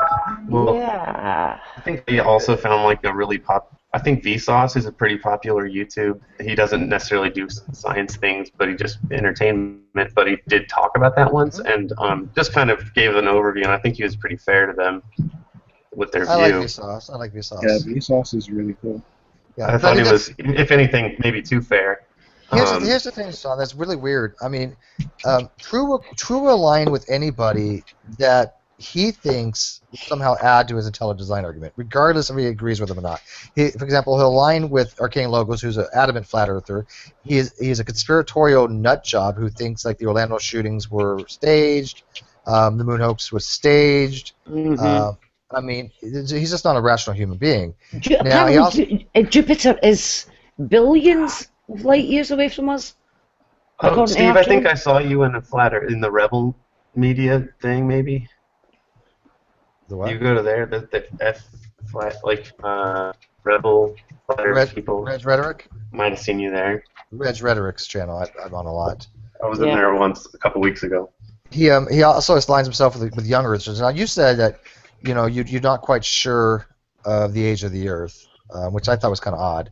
For physics. Well, especially if you want to talk about radiometric dating a little bit. Sure, I think anyone would say they're not quite sure. It depends on what you mean, but.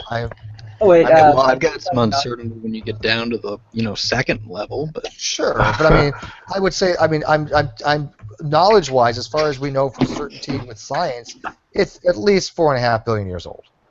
Okay, so it could be 38 billion years old, right? No, because there's an upper and lower boundary, right? What's the upper boundary?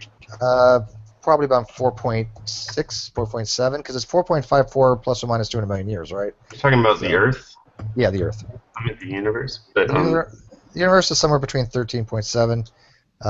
Not much higher than that. That's kind of near the upper bound. The upper boundary, you mean the Big Bang? It's the start of the Big Bang.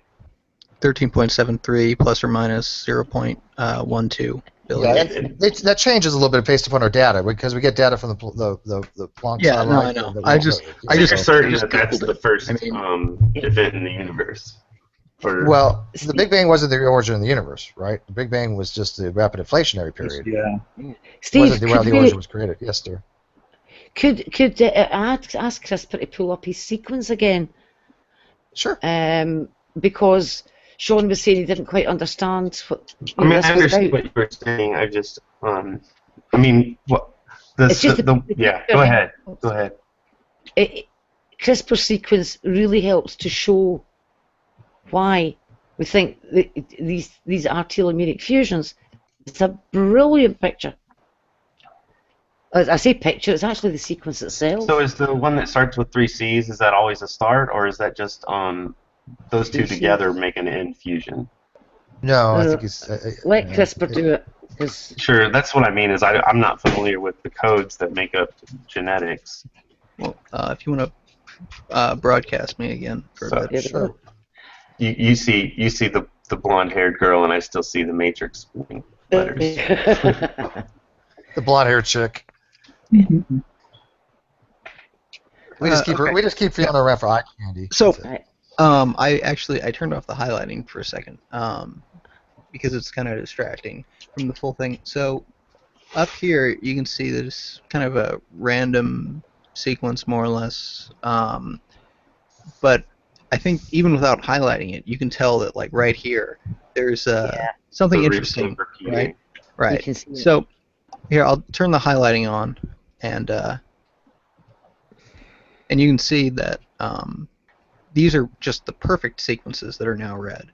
But everywhere else, you can see that it's off by, like here, it's off by one base right there, and so on throughout this entire thing.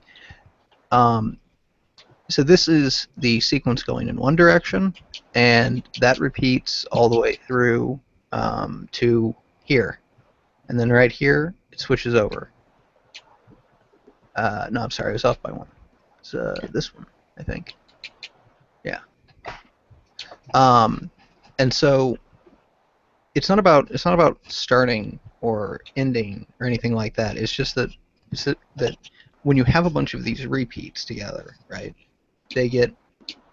That is a telomere, right? When you have these repeats at the end of the chromosome. So how many do you need to?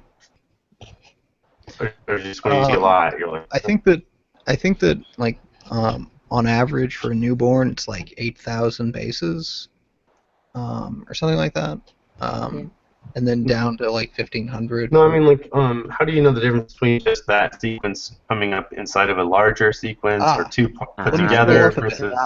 Get into that bit. So here's just at random. So it just kind of comes up sometimes, right? Yeah. But. And then when it happens, all kind of chunked up together. See how that looks a little different? Right.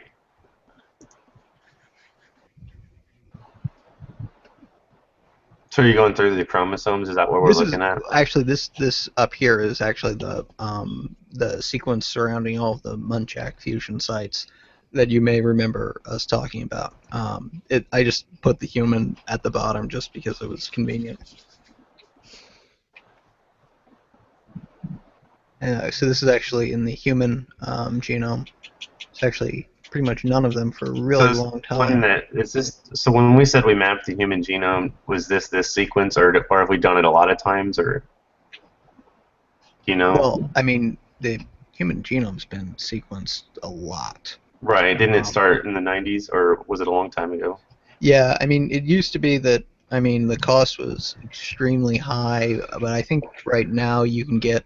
Like, I think it's maybe like down to about several $100s to get your genome fully sequenced. Maybe $1,000 or so. So like you would do that maybe if you wanted to find out your history. Well, I mean, you would do that if you really, really cared. Otherwise, you would just get a segment of it sequenced. You're just looking for genetic markers and short repeats, right? Right, but you may be able to find something out, like maybe if you're prone to diabetes or something. Well, I mean, or it's not that useful yet. Well, there are easier ways to do that than sequencing your entire genome. Well, yeah, but if you don't know, say you're an orphan or something. There's still easier ways. You can just look at like, it's like basically you can think of it this way. If you want to find something online, you just go to Google and you search for it, right? And then you maybe look at a couple of things and then you're done. Sure. Like what you're talking about would be like downloading half the, like all of the internet, right? And then paging through it one at a time until you found what you wanted. Well, I thought maybe they might. I mean, if we mapped enough people, we could find similarities. Say like, hey, people that usually have this tend to, get this disease or. Actually, they do that, but you don't even need to fully sequence the genome. You just need to find enough SNP sites, single nucleotide polymorphism sites, and then you just test all of those, and then you can compare distributions.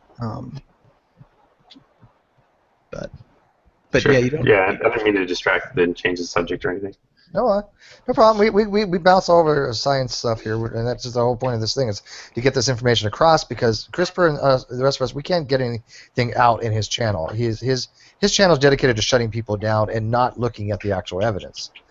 He doesn't allow anybody to actually look at the evidence because he doesn't want to look bad in front of his people. You just looked at the video, right? So you couldn't see the live chat either. The live chat. I'm looking at the live chat. I'm both open right now.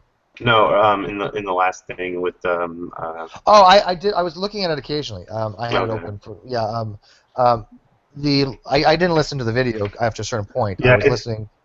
There seems to be a little too much. Like I think people are just starting to have contempt for each other in these little mini communities, and so I saw a lot of like. I'm like that. The guy's trying to. I thought the guy that Rational, he was trying to answer the questions, but he does. Rational's a great but guy. they were really specific questions that even if you took the same amount of specificity and you asked me to write the startup rate equation, I couldn't do that anymore. I couldn't derive that either. No offense. I know exactly. I remember the bottom part. The denominator is like k effective minus beta bar. That was really. I remember when I could write that, and I thought that was so cool, and I made a point to like being able to. I can still draw some systems. Okay. We're gonna nerd out just for a few seconds. You guys talk about biology. We're gonna nerd out because I don't know any of the nukes. But by the way, I'm just telling you right here now. True is going to use this again. Try to use this against me because you're the only other nuke in the community. Because it is a prestigious thing. It really is. And so he's gonna be like, oh well, Shawn's a nuke, and he says you're wrong. Well, okay, appeal to authority, whatever. No, I mean, so far I'm getting along with you. I'm actually enjoying this. So, do you remember? Okay, on your just before you had like your nuke final and stuff like that, did you have to do any derivations where you had the blackboard, and it literally took up the entire blackboard to derivate some of the shit? Oh yeah, I mean, like starter equations and. Like we all, and this is one thing that annoyed me about the community was that like it felt like you were constantly trying to see who the smartest guy in the room was. I mean, you know what I mean? You ever read in the you were a mechanic, but in the RO room, oh my gosh. I think it was all over the place. I mean, we knew who the highest grade in my class was a 3.6, and the guy was like on 0 hours, right? And we were all hating him, right? He was some Asian dude, very smart, nice kid. Yeah, typical. Yeah, I mean, like stereotypical. I know, but he was actually Asian. But it struggled, of course, sometimes. I mean, some of the higher end stuff it got hard. Yeah, and well, in that school, a 3.6 is not like just for the other people listening. A 3.6 is not like a 3.6 in college. No, 4.0 means you never missed a problem for 2 years. Yeah, I mean, I'm not gonna lie. I was around a 2.95 to 3.0, and I was one of the higher in my class. I was like, an average score is probably a 3.0. It's a different. It's not like a college GPA. Let me turn off the. Yeah, it's not the same thing on a college GPA. Very good catch. Let me turn off presenting right here. So yeah, I mean, 2.5 was like the minimum. But yeah, the work that was required was exceptionally difficult, even from a college level, because of the pace they threw that. 2 exams in A school because I had finished college. Really? Well, I was used to college writing in my own words and kind of longer answers, and I was allowed to shotgun, and I learned really quick. I got put on the chopping block, and I ended up graduating with like I think 3.5 or 3.6, but I failed the first 2 exams. They weren't worth much, but that was your A school one. That was your. I was class leader, and they pulled that away from me. I was EPO in my boot camp, educational petty officer. But yeah.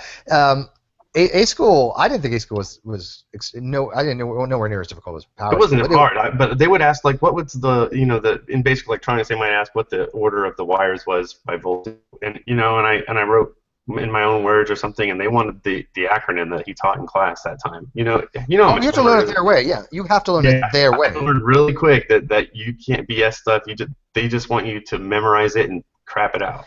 So let me ask you, as far as like the demanding aspect of it, as far as the intensity, I would place it, it's about the 3 year college level as far as science, maybe senior year. But I mean, as far as the program's overall intensity and academics, would you say it was harder than your college experience? It was way harder than grad school. I had a 4.0 in grad school.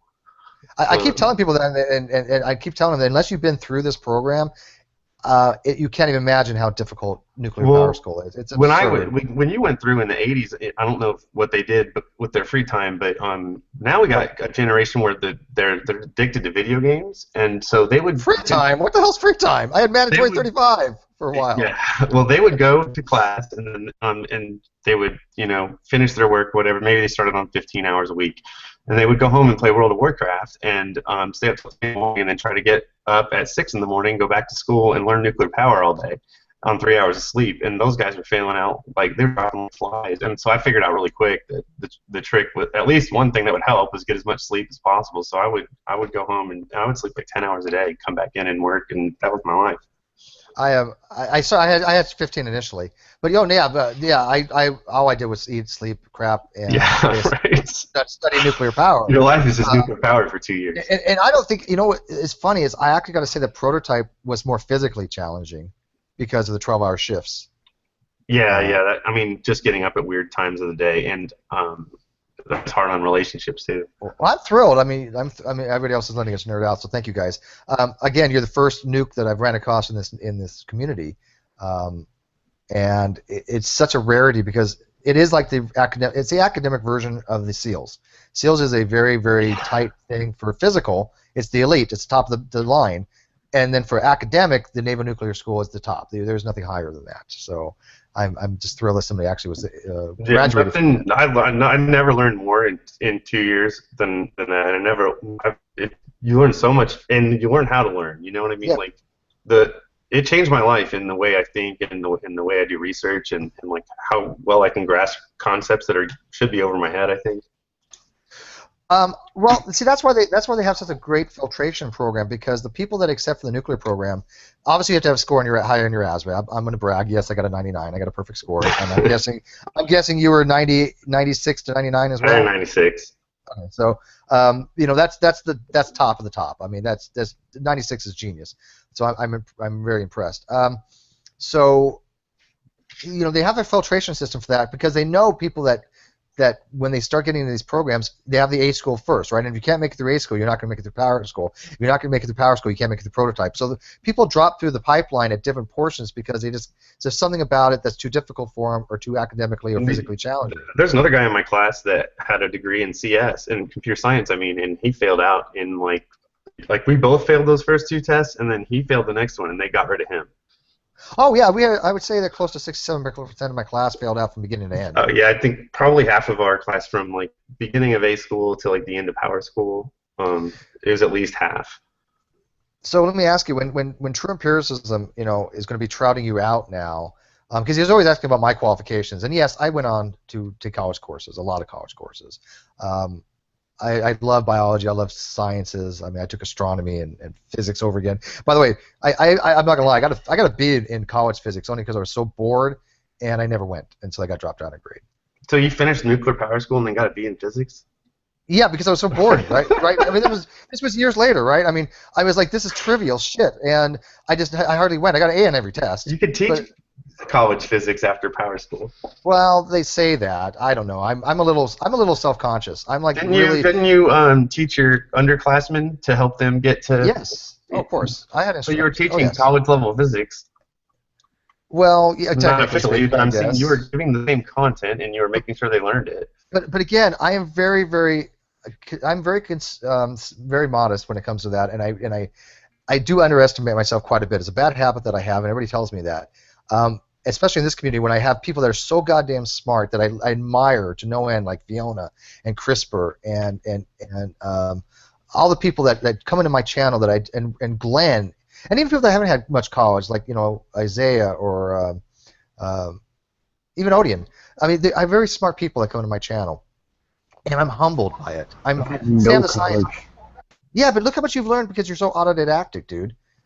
So I'm very, very humbled by it. And so when True Empiricism questions my education and my level, I don't know what to say to him because he has no education. And it's like, wait a minute, I know what I'm capable of doing. I know that what I've achieved. And all they want to do is like G-Man and then knock me down and say, well, you don't know anything. Well, I have had college level physics. I mean, college, and as you said, I could have been an instructor. I could have been a nuclear engineer instructor had I finished my entire college curriculum, which wasn't that much more. It's not that much more to get a degree in nuclear engineering from what we had. You know this. Yeah, it's mostly humanities. Like you just need to learn to appreciate music more, Steve. Dude, I took all my general ed. I have 114 credits, including general ed. I took music and I took accounting, and again I dropped out of accounting too. I mean, I had all that shit, right? I could have a degree in nuclear engineering in 2 classes. Do I remember anything? I mean, No, obviously more than I thought. Your ability to like learn around news, because I've forgotten almost all of what I learned in Well, you got to sit in a goddamn air-conditioned thing. I don't want to hear it. But yeah, well, they cross-train us a little bit. Yeah. You could have been an ELT though. That no, I wanted to be, but I'm glad I didn't. We had a cross-train ELT, obviously. But my friend Drew Marston, I still talk to him this day. He's on my Facebook. He was our ELT for my class. They only pick one, or they did when I was in. So yeah. He was the ELT that made it, and now he has a degree in chemistry.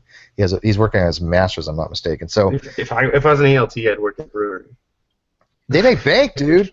Yeah, these guys. I mean, I had a friend. He got out, and he got offered starting off $80,000 a year, and then now the reenlistment bonus for machinist mates, which is in higher demand than ETs, is $125,000 for 2 years now. Dude. My offer was, and I turned it down. It was 95 tax free. Fuck you! Mine was 30. 30. Oh my god! And I turned it down. I think I was the only one that turned it down because that's a lot of no. Yeah, and I tell people, this is how much demand this thing is, and I'm telling you right now, I'm going out looking for job hunting right now, well, and I'm finding it very difficult. It puts your career back a couple of years too. Unless you're staying in. If you're staying in, then re-enlist. You're going to have to. But if you're not, then you should get out young, get your education, and then start your career. But that's a lot of money for somebody who's 23 years of old. They're offered $125,000 for 2 more years of their life. Plus, they're paying regular pay. Part-time for the rest of your life if you save it. I mean, plus their regular pay, right? So I mean, you get I was over in the Gulf, so it was tax-free. So let's say they did $125,000 and it's tax-free for 2 years. So that's just say $60,000 a year plus your additional $40,000 you're making because of your E6 by then. So and it's you don't buy anything because you're underway. Yeah, you save a shit ton. So you have $100,000 a year for 2 years. You get out 25. You have $200,000 saved up. Right? How long were your tours? I did 3 tours. They were about 8 months apiece. How long were you underway? I mean, 8 months at a time. It's supposed to be 6 months. Yeah, we did a 9-month, and we were underway so long that we got a beer day, which is lame. We did. Yeah. Compared to going to Thailand or something. And, yeah. And how much did you charge? How much did people charge for those motherfuckers? You'll end up at mass on our ship, and really? It's probably not worth $20 a beer. Oh. But yeah, and there were Bud Lights, and I'm kind of a snob about beer anyway now. But we had Fosters.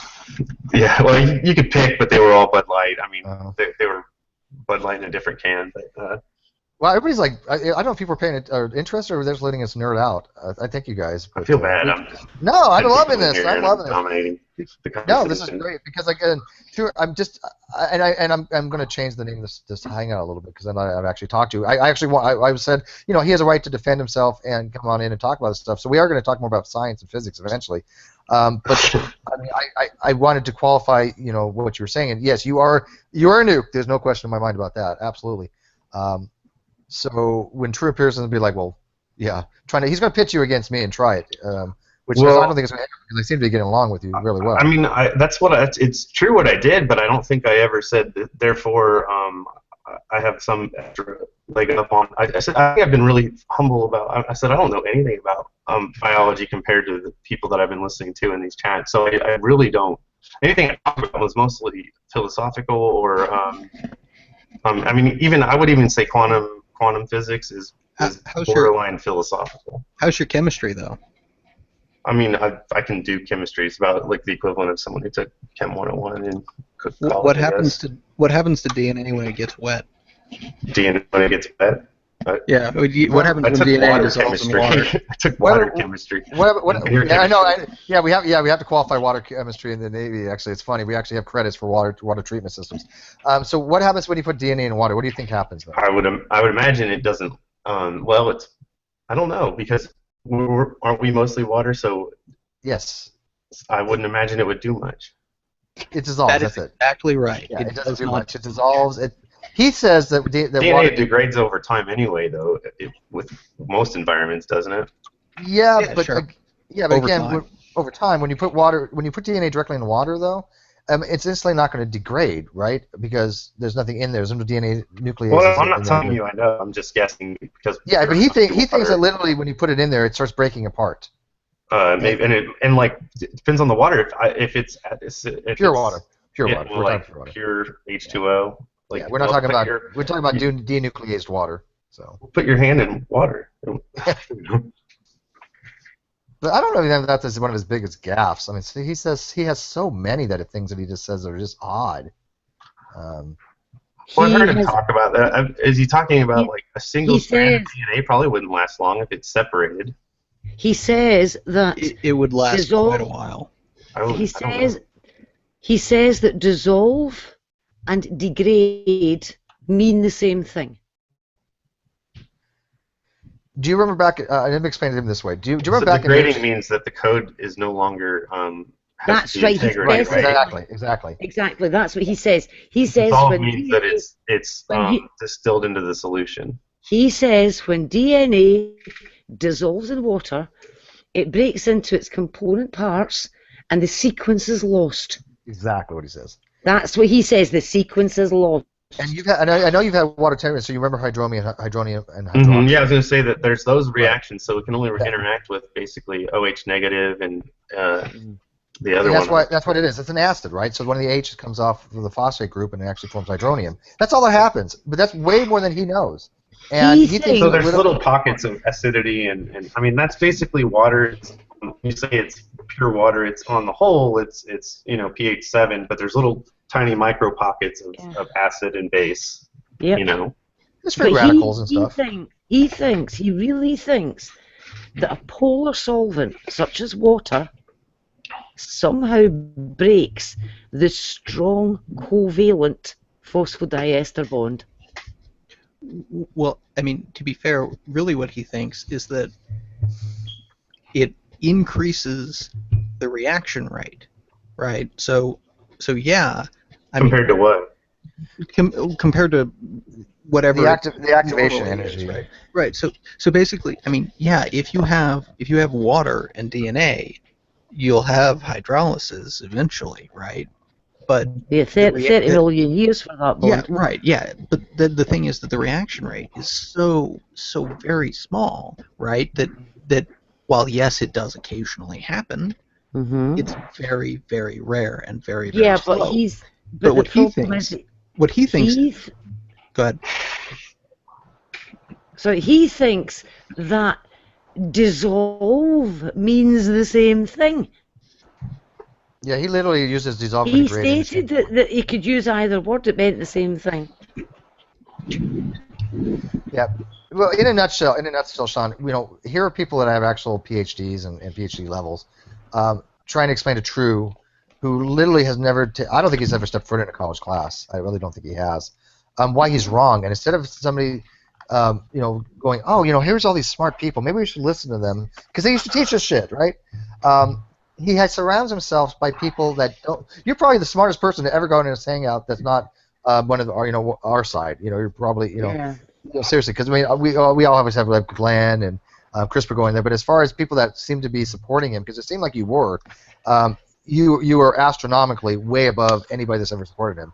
Because I don't think you are. I would agree with not an intelligent design is not something I like. Man, like he's really in the corner of that. It's not something I argue about much. So I think he has done independent research at least, and he's that's what I mean is like he spent a lot of time looking up just about telomeres, I think. But the problem is he didn't know what this was a few months ago. He doesn't understand what he's reading. Many a time he's made a claim about what a paper will say, and the paper doesn't say it at all. Like I said, most of the time when I like to me that when I'm like, okay, well this is his thing, and that's to me almost babble, and then not taking him specific. I'm not making fun of him talking. I'm saying that when people start saying talking about TGA, CCC, and you know, that I just kind of like ADD out. But I can imagine. You're not the only one, man. Don't feel bad. I mean, No, it's not I was everybody's the cup of same as tea, right? well. But see, when you have somebody who has worked with DNA and they have gone about dissolving it in water, and they have then gone about getting the sequence of that DNA dissolved in water,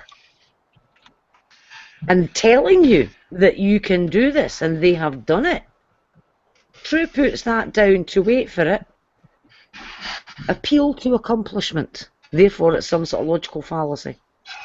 The fact that it works is a logical fallacy. I tried to look up the question, I'm like, well, this answer is way too long for such a simple question. It's ridiculous because he will not. He will. There is no debate over this in science.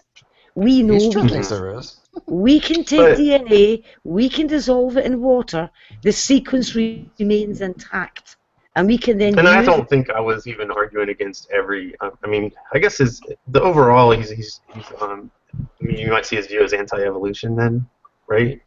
Yeah. Sorry. Very much so. I would say, like, for different reasons, maybe. And I'm not even thinking that everybody that believes in evolution, like, in that hangout, I asked people what they mean by it, so that I could not so that I could, because I didn't know, but because I wanted to hold them to whatever they were. When they started using the word evolution, I wanted to say that you always mean this, then, and that wasn't the case this time, but and I wanted to make sure we talked about what the way they defined it. He said it's changing a frequency in a well, right. And then I didn't add in a population. Somebody got really upset about that, and then I said, when does that happen outside of a population? Never. Right, and so I was kind of like, that's kind of. Are you a theistic evolution? Are you theistic evolution? No, I don't think that. That I don't believe in, like, common ancestry. You see, there's somebody who makes a distinction. They made I noticed that too, right? Yeah. Common ancestry, and this is where we keep getting hung up. Why not? Why not? Why don't I? Well, that's longer, but I did try to make a distinction. Like, some people, when they say that word, they mean universal common ancestry, that everything came from a single, that everyone shares a single ancestor, and then I feel like common ancestries. Well, how far back do you go? How far back do you go with that common ancestry then? I mean, obviously we could trace it back. Where do you think it actually stops? Intuitively, I don't think that we share a common ancestor with like orangutans. Can I ask a slightly different question? Maybe. Do you mean that when you say that you have a problem with common ancestry, do you mean specifically for humans, but you're okay with it for everything else? Well, see, that's what I was trying to making point so that people weren't just talking past each other. So when I say, like, some things share a common ancestor, and we have to use these convenient terms like species, and I was pointing out that species is kind of an arbitrary term because we don't always mean the same thing when we use it. And so people try to use macroevolution, and I'm like, well, that doesn't really work either because people mean speciational, and they say that, and so I try to be really specific about what I mean. Do you accept that speciation is macroevolution? I accept that that's the scientific definition that they use for that. Okay. Well, that's a start because that's more than True does. True doesn't understand that in science. But I mean, and what I mean by scientific is like within this, like, university communities. Yeah, he doesn't think that. Let me ask you this: would you have a problem with finding out that, say, gorillas and chimpanzees had a common ancestor? Is that okay? What do you mean? Like, is it like, would it bother me? I don't know. I think do you think that that's a reasonable thing? The theological implication would be that then Adam was a monkey. No. It said chimps and gorillas. He didn't say about humans. So that gorillas and men had a common ancestor. No. It said gorillas and chimps had a common ancestor. Oh, okay. Sorry. That. I think I was expecting you to say something and assume that you said what I expected. Yeah, I intentionally didn't say that. Okay, I'm sorry. It wouldn't blow my mind. Okay. What about chimpanzees and, say, I don't know, some kind of monkey, right? With, like, a New World monkey, maybe. If it was a common ancestor with, like, For some reason, I don't have any good examples. Are you trying to get like where I draw the Sure, line? yeah, let's go with that. Are you trying to like dig into like where I draw the line, or? Well, because the thing is, I'm intentionally leaving humans out of it. Right. So basically, what I'm trying to figure out is like. I'm going to say I don't know. If humans were just like a special thing off to the side, right? But everything else is I think humans are unique among animals. I think that's intuitive. We certainly treat it that way. Well, don't you think? But again, so I think that I'm trying to figure out if you don't have a theological problem with everything else evolving, right? No, I could say yes. That like I don't think everything else shares a single common ancestor. I think there's a limit. Why? Why? Yeah. Because of I don't have any reason. For one thing, I don't have a scientific reason that compels me to think that everything had a single common ancestor. But do you have a compelling scientific reason to think that everything didn't have a common ancestor? No, but well, I don't. That's not something I care much about. I like to raise the twin-nested hierarchies, but I don't know if that's an angle others care to take. The taxonomic, the taxonomic and genetic hierarchies. Or sorry, the morphological and genetic taxonomic hierarchies. I think you're gonna have to tone it down a little bit, though. I mean, we're trying. I think he doesn't know much about genetics or biology, so we're going to keep it really basic and taxonomic levels. That's why I want to keep it back to the chimpanzees and the gorillas is a really good question, because if they have a common ancestor, which we do know that they do, we've actually know the name of it too. But does that affect your worldview somehow, knowing that we can go back and find this common ancestor, Paleontologus catalonicus? We know it exists. We found it. That doesn't. It's not a problem. Okay. So you just for clarification purposes, you accept some forms of evolution. Obviously, even with the ark, there has to be evolution. There has to become some kind of speciation. So do you accept the ark story, and do you accept speciation in that regard, or? I don't know. Like what? I don't have like a narrative in my head that this is exactly how that happened. Okay, so you're not convinced the flood was real? Like literal or literal global flood.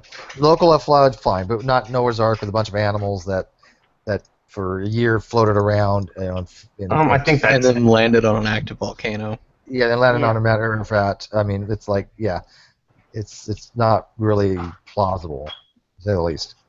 Would you kind of agree with that? Hang on. I mean, I'm just asking. I mean, if you agree with that, fine. I mean, or if you don't, if you don't was a hot chick? say you don't know. What's more important, hot chicks or us? Come on, dude. Just, right. And by the way, Keith Matthews like Steve's trying to I just don't know. I don't have a reason to put the pieces together, I guess. Okay, well that's fair. Fair enough. Yeah, a couple people wanted me to ask you, and I don't mean to go off on a divergence, but I have a lot of people in the side chat asking, because we got to go away from this a little bit. On your radiometric claims, by the way, I do want to point this out, because I do have a point of contention in what you said about changing radiological dates. You said something about orders of magnitude, and that only applies to a single paper that was from 1996 on rhenium, and that was only because that particular element had two different states. It had a bound state and had an ionized state, and the amount of differential between the decay rate was something around 10 to the 9th power to like 33 years. So, no, I wasn't even citing research. I was citing something that you would know about, actually. Electron capture? Sure. Like so half-life is the combination of all the possible interactions that are likely in their likelihood to happen, right? No. No. Like beta minus decay and. I think you're confusing Barn ratios. I think a half-life, right, is fixed. However, there is, like you know, of electron capture that can absorb the innermost electrons, cause a neutron to absorb it, becoming a proton and raising the atomic number. That process is rare. It can't be changed. It can be modified by chemicals and electromagnetic waves and things like that. But it's only about 0.8%, and like beryllium 7 is 0.8%. It's not that much. So It's like minor. a photon reaction, right? That affects a photon hits an electron, moves it, and then the electron interacts with the nucleus, and you know, when the reaction's done, we have change, right? Mm-hmm. So if one photon does that, more photons would increase the likelihood of that interaction, right? Only if the photon has a specific energy level enough to knock an electron out of its orbital. Sure, but the way to do that would be to increase the flux of photons hitting. Right. We could artificially change decay rates. That's not in question. That's what I was saying. So here's we're talking about natural occurrences, right? So we have a natural sunlight hits. That's not going to be enough energy to do it. That's not the same thing. So you're comparing apples and oranges, so right? Does the sun in the shade? Is the sun in the shade different than direct sunlight? Well, there's no sun in the shade. It's right shade. Well, can you see in the shade? If you stand in shadow, are you blind? You're seeing reflected light, but you're getting hit by less light. Does that make sense? But that's not going to affect decay rates. The energy from the sun is not going to affect decay rates of carbon-14 or something like that. Do you understand how much different? Like just something simple like that. How much more light? How much less light there is in the shadow? Right, but if you take carbon-14, let's say I have a kilogram of carbon-14, and I take 500 grams of it and I put in the sunlight, and 500 grams I put in the shade. They're going to have the exact same decay rate, right? I mean, sun's not going to change the decay rate. What are the likely, like, how does, depends on how carbon-14 is most likely to decay. Beta decay. Beta. Yeah. And so then you ask the question of, like, what's a way to increase beta minus decay rate? Can I ask a question here? Sure. How much would it affect it by, percentage-wise? There's about 16 times more light in direct sunlight versus I'm not asking just about the light, I'm asking about the decay rate. I'm not asking about the light. Well, if it's a photon interaction, or if a photon can affect it, then it's 16 times more likely. I don't see it. It's just being in a shadow. No, you don't get my question. How much would it affect it by? Or to rephrase that, if you've got something that in the shade, as you were saying, happens 1 out of every million times, then 16 times that is 16 out of every million times, which still isn't that much, right? But if it's 1 out of every 20 times, and you would have a much different. No, that's not what I'm asking. That's not what I'm asking at all. You have a much better case if you weren't talking about sunlight. If you were talking about cosmic rays, because cosmic rays can actually interact with carbon-14. Well, I'm just giving an example of a possible catalyst. I'm not saying this one is the case, but it is the case for anything that reacts with that type of photon. It doesn't, though. Carbon-14 won't. I'm asking how much is affected by it. Is it affected by 0.00001%, or is it affected by 80%? Right. So they use calibration curves to does it get 80%? Would it be 80% faster, or would it be 0.00001% faster? It'd be significant if it's the case. Sorry? That.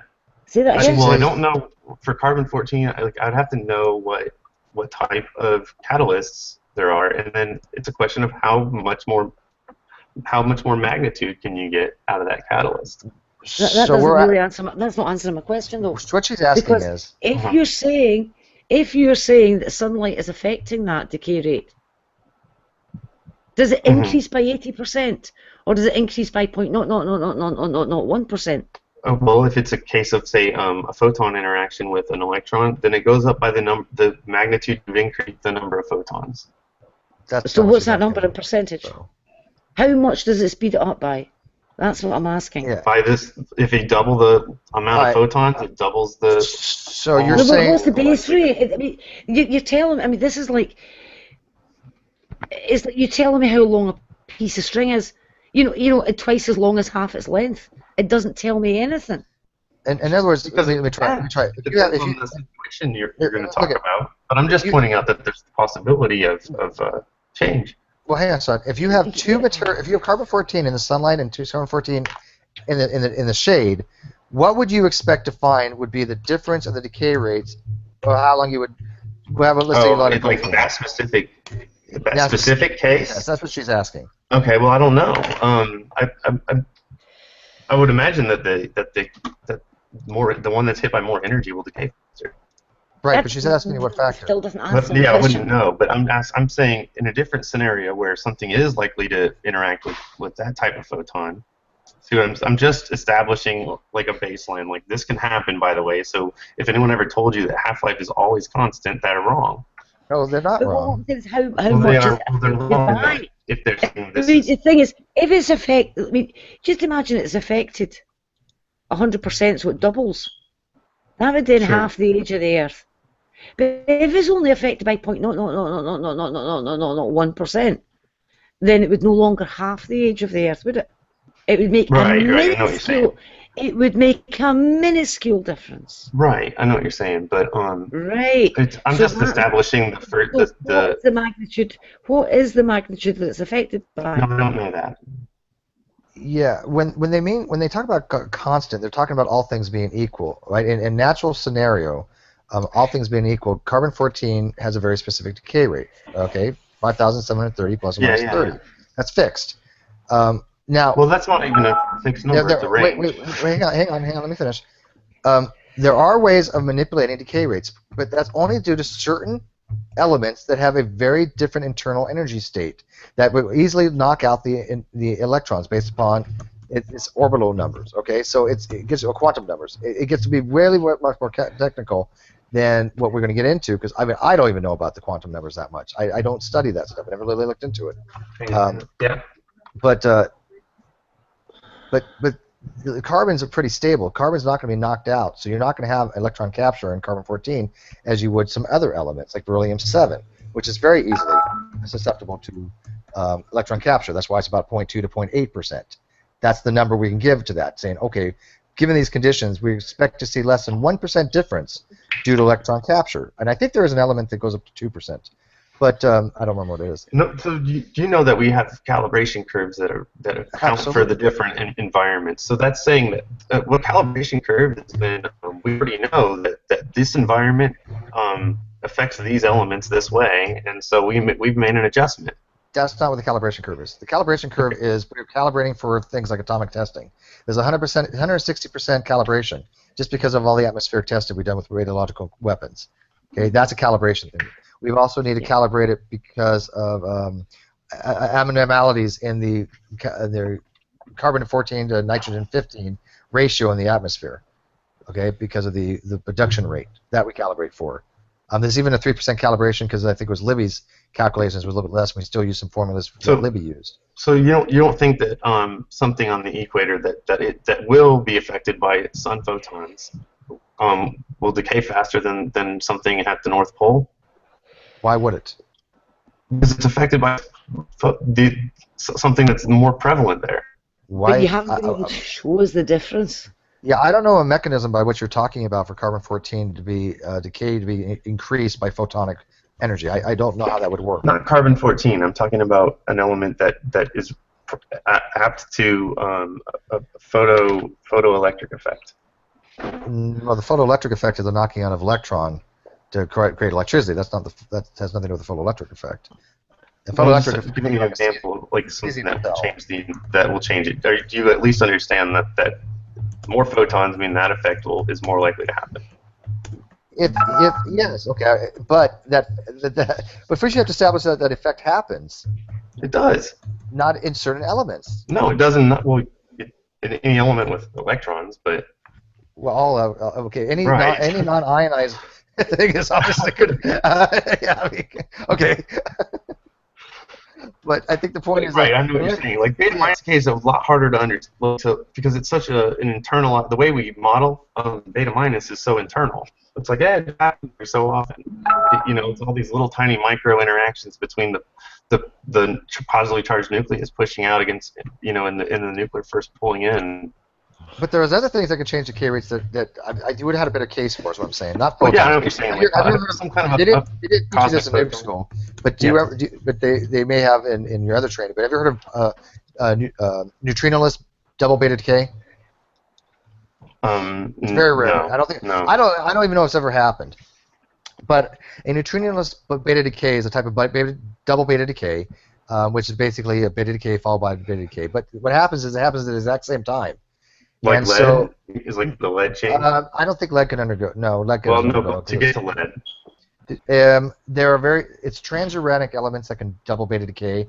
I don't remember specifically which ones, but basically what happens, you just have the W intermediate vector boson, and they're both negatively charged, and they will come together and form a photon, and that photon would instantly decay into 2 electrons.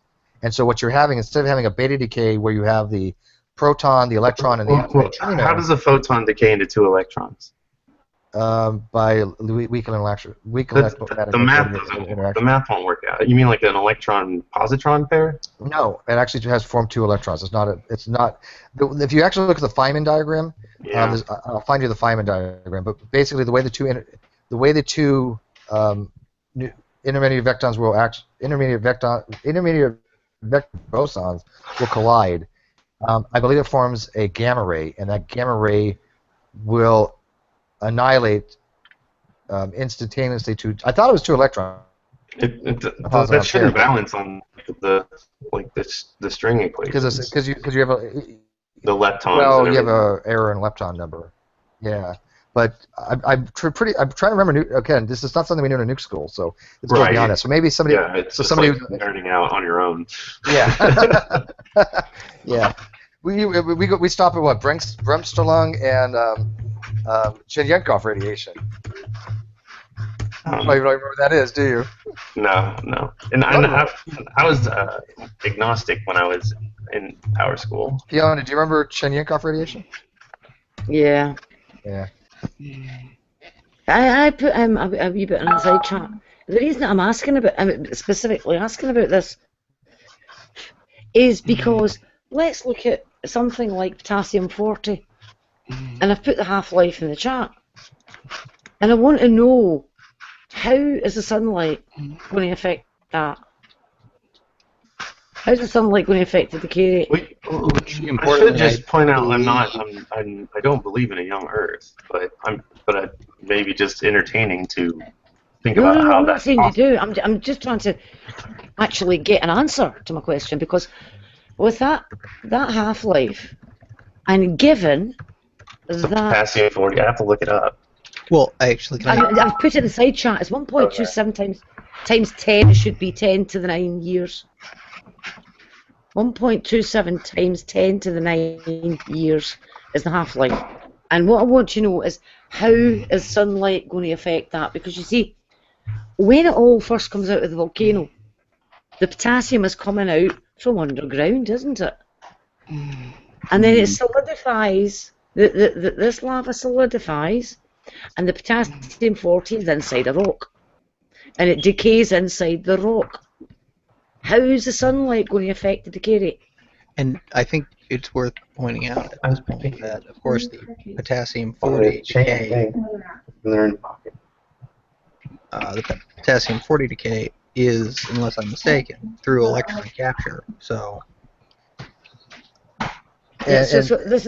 and also look at the Oklo reactor. So, yeah, you're really running with my bad example. Like it was meant to be just kind of something I came off the top of my And by the head. way, Shawn, I just want to correct something. It actually is. It's going to be WW minus or 2W minuses that actually combines to 2 neutrinos. It's a neutrino and antineutrino pair. Okay, yeah. That decays into 2 electrons. But here's the difference for you, that because you know something, and I can tell you know something about this topic because you caught that lepton error. Right. Yeah. So, but true empiricism. We have a lot of electrons. Right, but see, that's the difference between when we have conversations with people that we want to have conversations with, that know, at least understand something about these topics. We enjoy this. This is what we love. That's the difference in quality of people like yourself that actually, may not be like, heavy into this stuff anymore, but you definitely. You have some guy, you know something, right? I mean, so that's awesome. So Fiona, I think what maybe you should know when I think of beta minus, I don't believe in spontaneous decay. So I think it's just a summarization of what's going on. You don't believe in spontaneous fission? I don't think it happens for no reason. That's counterintuitive. So you don't Copenhagen. I'm sorry, Fiona. He doesn't. So nothing is just radioactive then. That would be an uncaused event. I don't. So you don't subscribe to Copenhagen? No. See, that's where we differ. Sorry, I'm. So there are no naturally radioactive compounds then. Well, I think it's just a summary. Like those things happen. It's just it's just it's too small and too fast of interactions for us to. We have to summarize it. I think the problem is that Shawn, the modern theory is that when a particle decays or a atom undergoes spontaneous fission, under the Copenhagen interpretation, there's a non-variable model. The non-variable models don't have a hidden variable, so therefore there's no information in that system prior to the actual event. That's pretty standard in quantum mechanics right now. Now you're saying you don't accept that because I use those equations to solve problems, but I don't think that's what really happens. Yeah, that's what I'm saying. It doesn't address the question I even asked. Maybe I forgot it. Yeah, I'm asking how you are going to suggest that sunlight would affect the decay rate of 1640. I think I was maybe a bad example. I was just trying to introduce the concept that things affect decay rates, and depending on what it's likely to. And so potassium is a beta minus reaction, right, to calcium. I'm not sure, but anyway, beta minus decay, right? 40 is decaying to argon 40. Yeah. Okay. Is it P40 or A40? Sure, I don't have it memorized, but so K40. Sorry. Beta minus isn't necessarily catalyzed by gamma rays, but I am saying that since I don't think that this just happens just randomly, that it's possible that catalysts can speed it up, or a lack of catalyst will actually slow it down. Well, you may want to check that MIT study that I just linked there from the MIT Technology Review. Yeah, I've seen that one. Can you remember what the percentage was, how much it was affected by? It shows it wasn't, according to this. At least heat and distance from the sun wasn't. No, it's pressure. It's more than pressure. Nuclear decay rates can't change with pressure. I don't know about temperature. Force nuclear decay rates to change, the number. Steve. This is what I've been trying to get at from the start. Think about this. I have a good one then. Okay, hafnium. Hafnium absorbs source neutrons and prevents really likely decay from happening, fission. It absorbs a source neutron and it doesn't undergo. So hafnium, when you put hafnium rods in a big chunk of uranium, it's not going to fission as often. Yeah, it's called doping. What about it? Yeah, it's poison. It's doping. So that's an example of we're artificially controlling the rate that it decays. No. You're confusing two different things completely here. Okay, this is surprising because I mean you're a reactor operator. Can I just cut in really fast? Sure. Do we use hafnium dating methods? No, I don't think we do. No, but I see the error. I see the error in his mistake. What he's saying though. Go ahead. Let me give him a quick CRISPR. I'll get a number yet. Okay, this is the error. What you're confusing is you're confusing the rate of which a chain reactions will occur. Okay, when we dope the material, we put a boron or hafnium into the reactor core, right? The control rods that are. No, I know what you're saying. Yeah, I know what you're saying. That's not actually the half-life. It's mitigating the chain reaction, the K effective, keeping it -1. But I'm saying it's effectively getting from A to B faster. No. It's affecting how many fissions per second are taking place from K effective from one generation to the next generation, right? So that's a different that's your change of only your K effective. Now you had said earlier that changes your actual decay constant. Those are two independent different things. I think you realize your mistake. I'm not going to say I was beyond mistakes, but I am just saying that that's one way we can change the rate that things go from one thing to another. I mean, it's really easy to do. That's still not making sense as far as its actual T1/2, right? Say I want to have more uranium in 2 years. All I got to do is keep the hafnium rods in, right? or as opposed to having them halfway drawn for 2 years. That's not going to change the decay rate, though. I will have more effective fuel power hours. But that's not. So I'll have more uranium left. No. But first of all, Fiona, he doesn't have a number. He says it's a bad example. But no, if I have again a kilogram of a fissional material and it's naturally going to fission at a certain rate, okay, and now I have source neutrons, right, floating around in that reactor. Sure. Okay. Now I have a magnetic flux, or excuse me, a neutron flux density, right? And I know you studied neutron flux densities. So now across the core, you're going to have a higher percentage of neutrons in certain sections than the other, especially where the control rods are going to be less, right? Because they're going to be absorbing them. Right. That's going to control the amount of rate of which the decays are going to take place per second because they have less exposure to those source neutrons. Okay. I'm saying since it's subcritical, there's going to be less fissions, right? Than if it were critical or hypercritical or you're talking about supercritical. Sorry. You're talking about subcritical multiplication rates. Sure. So I'm just saying you can. God, we're dirtying out like a I want more motherfucker uranium in 2 years, then I can make that happen. What's that? No. You're just controlling the amount of chain reactions that can occur, right? I mean, if I have 100 atoms and I'm exposed to 100 neutrons, you're gonna have 100 fissions. Yeah, that's what I'm saying. I'm going to control the number of reactions. I'm not saying I'll have more than I have now. I'm saying I'll have more than if I do. You're not decaying the rate at which a naturally occurring element is going to decay. By the way, this is the first time. I want you to know that. Wait a minute. Are we actually talking about getting into a sustained chain reaction? Yes, we're talking about rapid ending up getting kinematics. criticality. Yes, which that's is why he's getting confused. Whatsoever. Yes. And by the way, I'm a biologist and I get it. Yeah, this is the first. This is funny because this is the first time I've ever talked about this shit in a Google Hangout to anybody. You guys never hear me talk about reactive physics, okay? So this is the very first time I actually have. So people have ever said that, Steve, you didn't graduate Nuke school. Now I'm demonstrating that I actually fucking did true empiricism in C. Brown.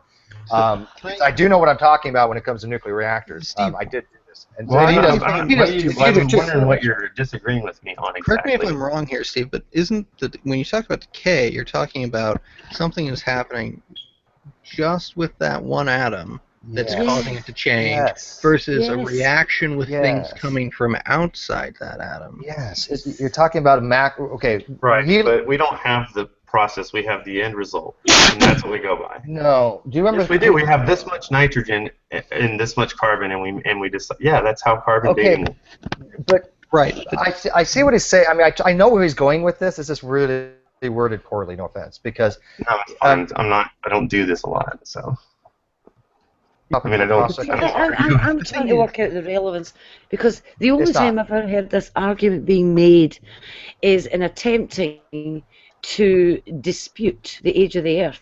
I'm not disputing the age of the Earth. No, I didn't say you were. I said the only times I've ever heard this argument is when people I would say, like, this is how I would start, maybe. I think what it boils down to this, Shawn, very simple. Yes, there are environmental things that can affect decay rates of an element. Nobody's questioning that. The methods we know that can do it are very minuscule, okay, such as electron capture, higher pressures and some chemicals. But other than that, everything that we use for radiometric dating, whether it be argon 40 or potassium 39 or potassium 40, rubidium, strontium, whatever we're using for this, right? We have no knowledge of anything external that will affect the decay rates that will change what we know the age of the Earth to be, because they all have a consilience to the same time period. So there's not one thing, there's no possible way you would have one variable that would affect every element the same way to screw up their decay rate such that they would all have the same time. Because the internal state, the internal amount of energy on those inner electrons is going to be different than every other element, right? I mean, they're all different. So most of the time we're talking about beta minus, though, right? For the vast bulk of it. Why would that matter? Well, it will matter because if it's a reaction, and so one catalyst would affect all of those. But not the same way. Yeah, they're all the same. Not the same rate. No, because the different energy levels required to knock an electron. Like something with a bigger nucleus is more is gonna. Well, yeah, there's no one size fits all. I just sure I know what you mean, but hang on a minute. Can I uniformly affect them? Can I ask a question in terms of things being, uniformly affected and what have you? So we have these different radioactive elements that are in different amounts throughout different strata within different areas and different environments, effectively speaking. Yet at the same point, when we test them, we notice that the decay rate has been consistent among all these different areas and all these different slight differences in the environment. So where's the contention? I don't think that's the case that we've tested it and it always comes up the same. Mm. Okay. Why do you say that? I mean, he just kind of declared that. I mean, do you realize? Well, real quick. I mean, first of all, I mean, I usually stick with carbon dating because it's easiest to work with, right? Carbon dating is pretty easy to explain. Okay. Everybody understands basic carbon dating methods. It's not that hard.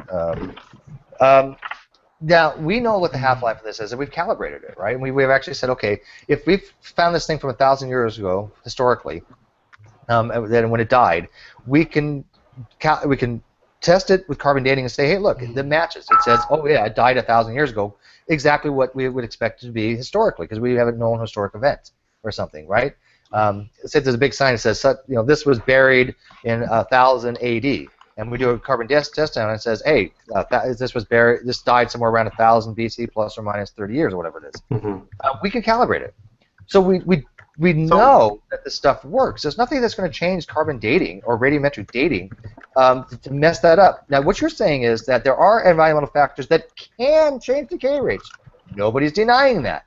But that doesn't apply in a natural situation where we're not, one, intentionally doing it, right? Because we can intentionally do it. It's not in the sun, which I think was debunked anyways. I think. Why not? Why wouldn't a photon affect like beta minus? Because the MIT study said it doesn't. Because is this the link you have up there? That's a temperature, right? Not. It discusses temperature as well as distance from the sun. Photons. Stanford. That's a small change. Like you're talking about the seasonal distance, right? Go ahead, Jay, real quick. So here's the difference. Light versus shadow. We carbon test things that came from the ocean. You think they get the same amount of sunlight as something on the surface? Well, no. Well, not ocean things. We have to be very careful. Yeah. If we The reservoir effect. So, sorry. The thing is, we know what the outliers are, and we know how to test for them. Sure, but how do we know? Because we studied it. Because we get the way different results. I guarantee, I haven't even looked at this, but I bet if you take something that's from the ocean, it's going to come up a lot older. That's because of the reservoir effect. I believe I thought that was ocean pressure that caused that. No, it's the reservoir effect. Yes. Reservoir effect, Jade. The reservoir effect. Yeah. So I don't even know the studies, and I predicted that would happen. Well, hang on, Shawn, but again, you're hit or miss on this, okay? You want to explain it? I don't care. Well, I was just going to say, you're saying you predicted it. I'm not saying to take credit for it like that. We sussed this out in the 1980s, 1990s? Sure, so I'm not trying to take credit. And you predicted it. Hang on, I'm curious what the reservoir effect is. Could you please explain that, Jade? Okay. I haven't even heard what the reservoir effect is. Okay, when we do a carbon dating, we have to get it from atmospheric sources. Okay, when an animal that lives in the ocean, they are very deep, or even in some places where there's just not a lot of circulation. They have a carbonous shell. Okay, so they have calcium carbonate that will become bicarbonate in water, and that will displace the amount of actual carbon-14 to carbon-12 ratio in there. So we get an inaccurate amount of how much carbon they've actually absorbed during their lifetime. So that's why when we date something like a penguin, it'll be like, died 1,300 years ago. Okay, because they don't have any left. Okay, but that's not even what I meant. I bet that seems to be off by orders of thousands of years, right? Yeah, but that's what we know that exists. Oh, Jade, please explain it.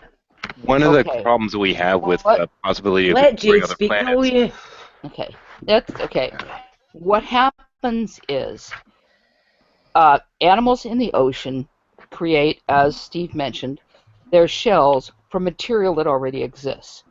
This material has various different ages. So when you test something that has created its shell or part of its body from material that already existed, you're going to get the rate, you're going to get the age of that material. A fine example is seals. Seals eat lots of mollusks. Mollusks have shells. They have built their shells from the material in the ocean bottom. That material the is atmosphere. much older than the mollusks and much older than the seals. So we have to be very careful when dating anything that has an oceanic origin because of what is called the reservoir effect. This is very well known. Do plants at the bottom of the ocean have the same like carbon 14 absorption as plants on the surface? There are no plants at the bottom of the ocean. There's no. They're because animals. there's no light for them. So like No. Once you get that deep. Yeah. There's no plants in the ocean. No. What look like plants are, in some cases, they look like what are called sea lilies, but those are actually echinoderms. What are those hydrothermic vent critters? But those are all animals. Do There are they no. have carbon 14 also? What do they eat? Even kelp is a type of algae. It's not a plant. They get No, what we're saying is well, it's carbon 14 dating, okay, requires that the carbon is derived from the atmosphere, right, and it cannot be derived from anything else.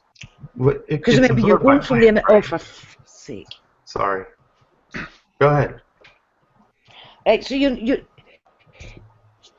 it can't be derived from something that's much older. Because you're looking at the ratios in the atmosphere and then the ratios in the animals and looking at the difference. Now, if that animal instead is getting its carbon from elsewhere, like it's not getting it from a plant that is using atmospheric carbon dioxide, then you're going to get a carbon date that is way off. And that actually is part of what I was actually aiming my trajectory towards a moment ago, which is one problem we have with exploring other planets is that we have to establish what the decay rate is on those planets because you have different environmental atmospheric conditions. And might I also add that even animals that eat plankton may also have this problem because a lot of plankton, if you've ever looked at it under a microscope, you're looking at things like diatoms that have little tiny shells. Anybody who's seen pictures of diatoms, you have that problem. Now, anything that lives in the upper area of the ocean, you might not have that problem with, but you have to be careful. So scientists are well aware of the reservoir effect and why carbon-14 doesn't work for seals and penguins and things like that. Right. And I should note though that doesn't change. That still does not change the decay rate of carbon-14. It's still the same number, still the same value. It doesn't change that. So. Right. Now, sunlight, there is this work that was been done by Stanford and Purdue, and I did link it earlier, that shows that they have discovered that the movement of the sun affects, because, the way it rotates and there are different emissions because of the way the sun acts. Very general term there. But it does have a slight effect on some kinds of radiometric decay. This is something they're investigating. But it in no way invalidates the kind of decay and the kind of dates that we use for radiometric dating. Because when we do test things, for example, volcanic eruptions that we know have happened, we can test those and we get accurate dates for those. There are times when we don't get accurate dates for those, and there's a man called G. Brett Dalrymple. He's an expert in potassium carbon dating, and he has a couple of books out there and a paper that is sometimes referenced incorrectly by creationists. One of the things he points out in his book is one of the reasons you get the wrong dates for things like Mount Hualali, and I'm probably mispronouncing that, in Hawaii, or even some of the rocks from, I think, Mount Vesuvius, I'm pretty sure, is because these rocks have inclusions in them. And inclusions are just exactly that, something that's been included in it. And we've probably all seen, video of lava flowing downhill and rolling rocks and things. So it picks up material as it goes downhill. And what happens is, or wherever it goes, but anyway, so what happens is sometimes this material is destroyed in the process. Sometimes it becomes part of the rock itself. So scientists have to physically examine the rock to make sure, they can do slices of rocks just like you can do slices of biological material, and look at the rock to see if there are any inclusions in there, because those inclusions could be from older rock. This is why that we get these wrong dates, and yet I think it's Answers in Genesis has this page called More and More Wrong Dates. The really funny part of it is, if you look at Dalrymple's paper, the Answers in Genesis folks copied from the wrong column. What they have for the dates of the material is actually the amount of material tested in moles per gram, not the dates. They couldn't even get that straight. But they are correct that when you do a potassium argon dating of these particular volcanoes, you don't get an accurate date. But if you bother to read Dalrymple's paper, you will see inclusions in the rock, so you're not dating the exact rock. But everything we do, and not only that, we can do dating methods that match. For example, we have a volcanic remnant near me called the Pinnacles. It is half of an ancient volcano. It's about 23 million years old. The reason it's half is because it sits on the San Andreas Fault. The other half of it's 100 or so, I don't remember exactly how far, south. So it has moved with the San Andreas Fault. When you do radiometric dating on the rock from this volcano, and then you match it up with our understanding of how how tectonic plates work, and the San Andreas Fault has moved, the dates match up. Now, they don't match up exactly because there's always an error range or a probability range in whatever kind of dating you use. But this happens with a lot of things. You don't just look at things one way, you match them a couple of ways. So if you're looking at Mount Vesuvius when we know when it erupted, and you find a rock that doesn't have inclusions in it, and you date that, and you find it matches the date that Mount Vesuvius erupted, okay, that's verifying that this method looks like it works. If you date the rock from the Pinnacles, and you match it up with what we know of tectonic plate movement, and you realize that these dates within 1 million or 2 years match, then that gives you more affirmation that your dating system works. Love when Jade drops some knowledge, man. The Jade bomb. I think I maybe misled Fiona when I was just talking about sunlight, and she got really upset about me not knowing the exact number. I was just trying to kind of encourage just a conversation and dialogue about that. I wasn't this is what happened or. Yeah, it's just kind of weird. I was interested in knowing what the number was. Yeah. I don't know. I wasn't even saying that I thought that that's how it happens, or that sunlight. I wasn't even saying sunlight going to change the decay rate. I was just saying that there's ways to get we have a certain amount of carbon and nitrogen in a sample, and we're operating under the assumption that all of that came from natural decay, and then that's how we test and find a date. Shawn, does your sort of fuzzy understanding of radiometric decay clouds your view on when the Earth was created? I don't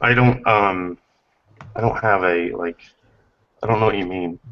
Well, it seemed to me like when you were in TrueEmpiricism's chat that you were questioning the age of the Earth, and that's why they were so excited. Oh, well, I'm not even I'm not somebody that even says like, oh, when I'm not a young Earth creationist because I think there's 20,000. That's not what I mean. I mean I'm not a young. I don't believe in a young Earth. Okay, so you weren't saying that our scientific estimates of the age of the Earth are fallacious because of. I think we should be open-minded that we could be wrong about the age of the Earth, and I think there's some things to look into. If I may, the thing is, we know that what we do know is that we don't have an exact measure for the age of the Earth, but I think we can also safely say that it's not going to go from billions of years down to thousands. Yeah, we get more refined every time. Well, I'm not hold my breath on that. But even granting all that, most people who would lay a claim based on scientific data would say any scientific bit of data, even the age of the Earth, is tentative. This is what the evidence is showing currently. So putting that in mind, yes, we should always keep an open mind to dates or the changes in future information, but would you at least agree now an older Earth tends to be where the evidence is pointing? I think there's some things that bug me about it, like our history doesn't seem to go back very far that we can record and measure, and like some things like that. But you know, Well, I feel like that's kind of a problem. Well, I mean, human history is definitely younger than billions of years old, but in terms of human history, it's gone back far older than thousands of years. I mean, What's Jade? What culture is 20,000 years old that we know of, and that we? Well, some Chinese guys go back 10,000. We have pottery that goes back 20 to 30,000. By radiometric dating. By multiple different forms of dating. Yes. Well, but here's the thing: it's not even recent news. If you look at some of the discoveries made by Jesuits in South America, they actually discovered there were scriptures and civilizations that were far older than they were aware of. In fact, it caused a bit of a panic in Europe when this was discovered. It's actually covered really well in a history book I have called The Creationist Debate by Arthur McCalla, and it was this information that caused a tizzy among these academics for that very reason, because it kind of overthrew an Earth that had only 6,000-7,000 years estimates. So there's that. And you do know that the conditions of the Earth needed to be just right. So humans needed to come onto the scene right when they did, because if they would have came any sooner, we wouldn't have been here. The luminosity, the sun needed to be just right. Oxygen levels and particles needed to be just right. And so it makes sense that we do show up later rather than like hundreds of thousands of years. We're not talking about millions of years here. I'm talking about tens of thousands. Like human history and like especially the rich parts that we can say like we seem to go back to about Jewish culture, like what we have like really good things that we can read stories about and like get real content from. Well, we just recently have Chinese scripture. We actually have Chinese and Babylonian scriptures that are older, and Indian scriptures as well that date older. What would you accept as evidence as going back, farther than like what would you accept? I just said I was open. Like he just talked about a Chinese writing. I'd like to read it. Oh, okay. There are some other issues. Your dog wants to read it too. Sorry, I'll mute myself as well. Like how long the early paints they would have used on cave walls and things like that would last, as well as parchment decays and things along those lines. Even engraving in stones is eventually worn away by wind and rain and what have you. So there are other factors to consider as well in terms of there being supposedly no records going back earlier.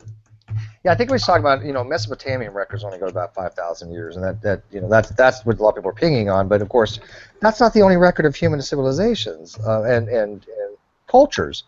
Again, we do know that we have civilizations that go back 10,000 years, and yes, we do radiometrically date those potteries that go back much further. But of course, until somebody can demonstrate that those methods are unreliable, which they have never done, we know that they work. I mean, we've calibrated them. We know that these things are what they are, and there's no reason to accept otherwise. I mean, one could put hypothesis, yeah, the little green Martians came down and changed the decay rates, or leprechauns are affecting decay rates, but that's not how we do science, right? Everything we know about science dictates that carbon dating works for a specific reason because we understand the physics involved. Yeah, humans are also fairly late arrivals here, as was pointed out earlier. I'm going to put this out real quick. I'm going to thank you, Boyle Piss. Boyle Piss has said that Justin Potts is back, and he might be sniffing around Hangouts trying to get in under false accounts to exploit the sniping.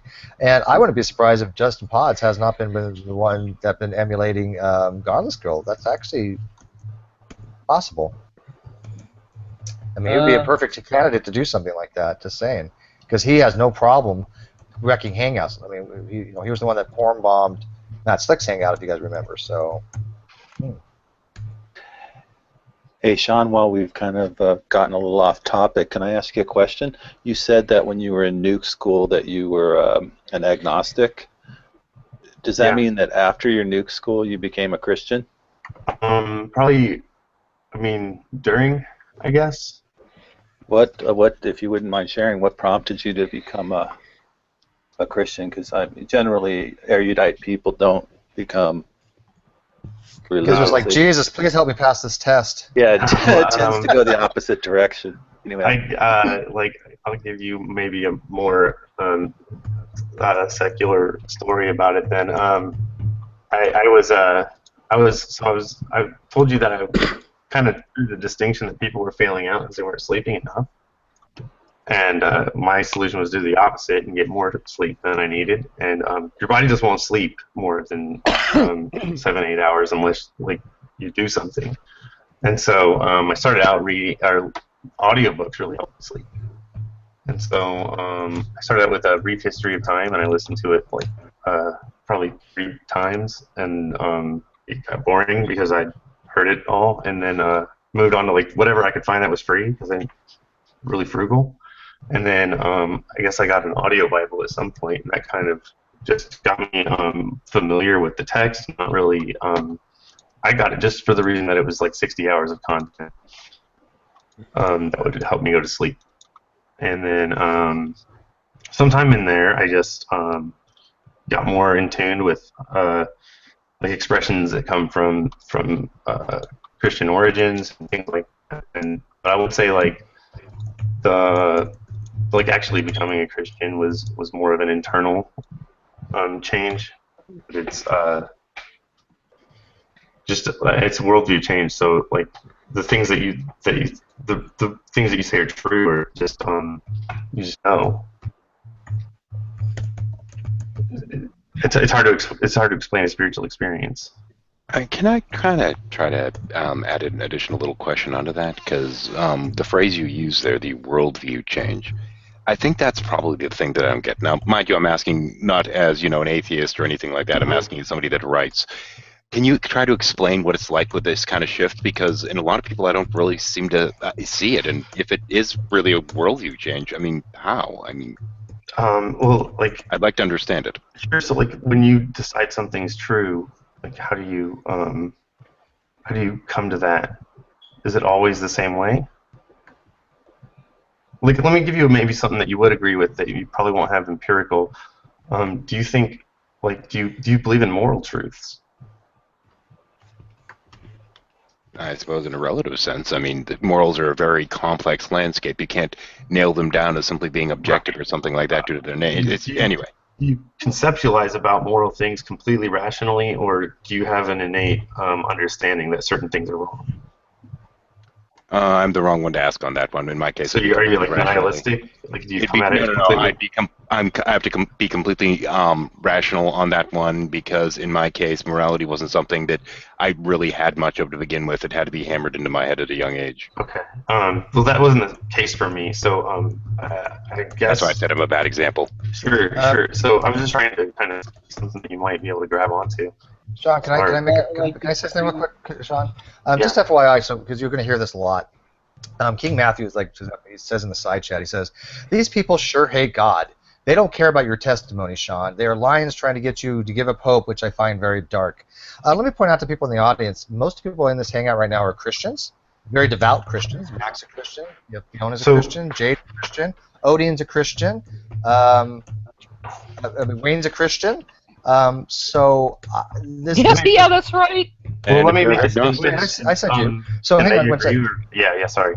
I just want to say one John said. So when these people are telling you that people are trying to give up your, I'm agnostic, by the way. I don't have a dog in that fight, and I'm perfectly happy with people that are religious and perfectly happy with theistic evolution. I never would try to justify somebody's faith. Okay, I think that's just foolish to do that. But when people are say this to people that come into my hangout, that people are coming in the lion's den and people are trying to change their faith and all these other things.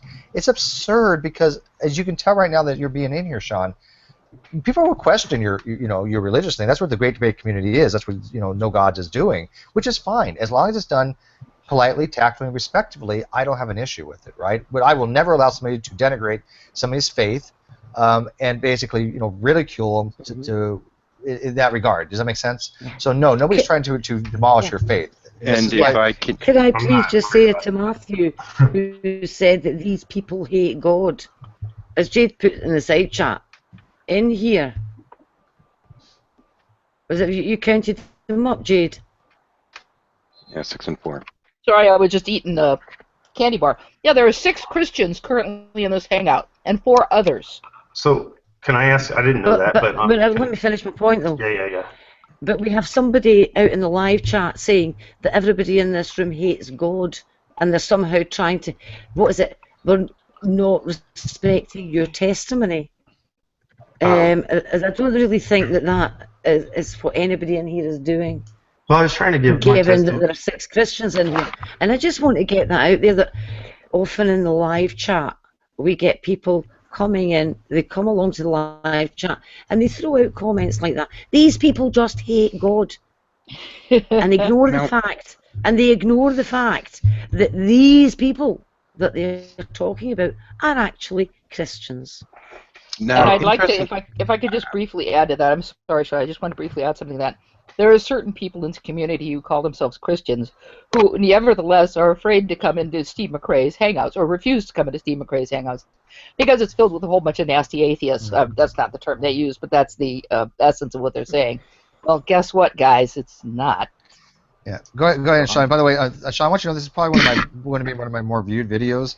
I have people all right now saying that this is an excellent hangout. They're enjoying this. I have 50 people watching, so I thank you, because it takes a lot for people to come in here, especially after what they've heard from the Clown Car Posse and people like King Matthew. And I appreciate you not paying too much attention to that and coming on in, and please share your testimony. I mean, you have the floor. I'm going to give you at least 5 minutes if you need it to actually discuss your. Let me just sneak in for 1 second before he does that. We're not going to. No, Shawn. I'm going to give Shawn the floor. I mean, Steve, before that, can I simply say I am an atheist. I will genuinely interested in Shawn's story. I'm not trying to denigrate him in any way. I'm genuinely interested. I believe you, and I call you no gods, by the way, because of your symbol, right?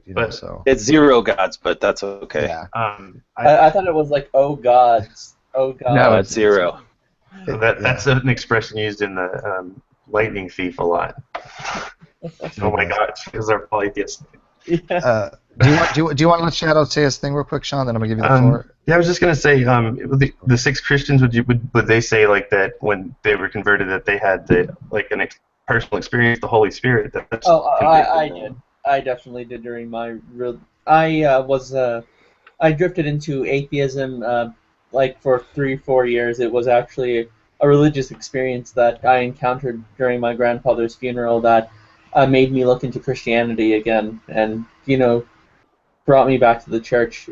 Also, some other things were going on where I was actively on Reddit discussing Christianity with the good folks at our Christianity. So that's what kind of pushed me to where I am today. And I just didn't want to just say that when he asked me, because he would have no reference for that. That's what I felt, was like the clear knowledge that this is God that created you, that's compelling you, and that when you hear this and it's true, but it's not a convincing argument. I never try to persuade them, especially with my testimony. But it was just to answer the question. Yeah, I mean exactly. And another misconception I hear a lot is that people want an argument. I don't even believe that I can persuade people to become a Christian. Yeah, you think God does that, right? God and the Holy Ghost does that. Yeah. Yeah, that's not a common position. I think that's the general view of that, right? Right. You're right. That's my view as well. I think God can use you as an influence to convert other people, but I don't think your candor or your own cleverness is going to be what pushes people through just in the pews.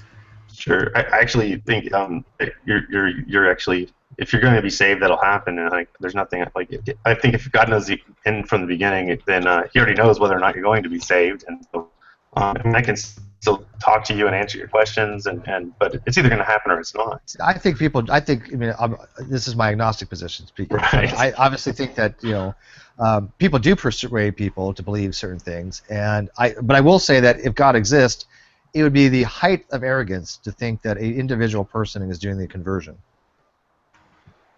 Does that make sense? If God actually exists, it would be arrogant of me to think that I saved your soul.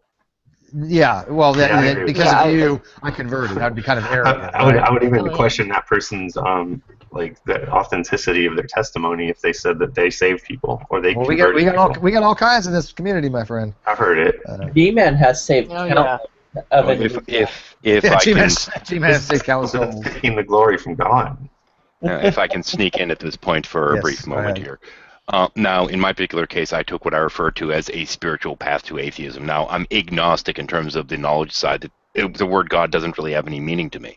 But I've never really been a believer, so I don't understand that mindset, and I probably never will. But I write, which means I have to write characters that have that kind of mindset. So for me, things like testimonies and this and that are incredibly fascinating because it's something that can get me closer to an understanding of what it is to be in that mind state. I was a believer. I mean, I fell away. I was Christian. I'm more of you. I mean, yes, people say, "Well, Mormons aren't really Christians." I would disagree with that completely. Sorry. But I mean, it's still a religious belief system, right? And everybody knows, even though I'm not practicing Mormon, I have the utmost respect for Mormons. I love the Mormon people. There's some problems I have with the church secularly. There's no question about that. How they, have this evergreen project where they try to do reparations for what is it called? I forget the name of it. Where they actually try to get gay people, make them straight. It doesn't work. And they tried to fund the anti-gay marriage for California. Obviously, that's pure separation of church and state. They should have never got involved. But as far as the theology, I got no problem with Mormon theology. How different did your your views on a lot of maybe a lot of issues like even abortion, did they change after you converted? Sorry, what? Like hot topic issues that maybe Christians and atheists wouldn't agree on. This was back when I was 17, so I really wasn't exposed to these hot topics. But I was always into science, right? I mean, always into science. I would never would be a young earther. Never didn't accept evolution. Nothing like that. Nothing like that. No. I just thought that that God did it all. How He did it, I have no idea. But He did it using the mechanism. Natural means, yes. Yeah, by natural means. Because you have to look at the facts, right? I mean, you have to look at the reality, and reality will shape our interpretation of things. Granted, but you cannot supersede reality by faith. It will never happen. So I believe that the book of nature will mold the way we look at book of scripture. So, what do you mean? You can't supersede reality by? I think you could have a worldview that. But faith is not going to change reality, right? If evolution is an absolute fact that it occurs, that's not, something that we can never change by faith. A guy that imagines he's got bugs on him, because he's a drug addict. He has faith that the bugs are there. But that doesn't comport with reality, though. Right, I agree. But for him, he feels it, and it's real to him. Sure, but evolution comports with reality. We can see the data that the reality exists, that evolution occurs. Right? That's a little bit of extrapolation. There's no extrapolation. I'm not extrapolating anything. What do you mean by evolution? You mean like what we see?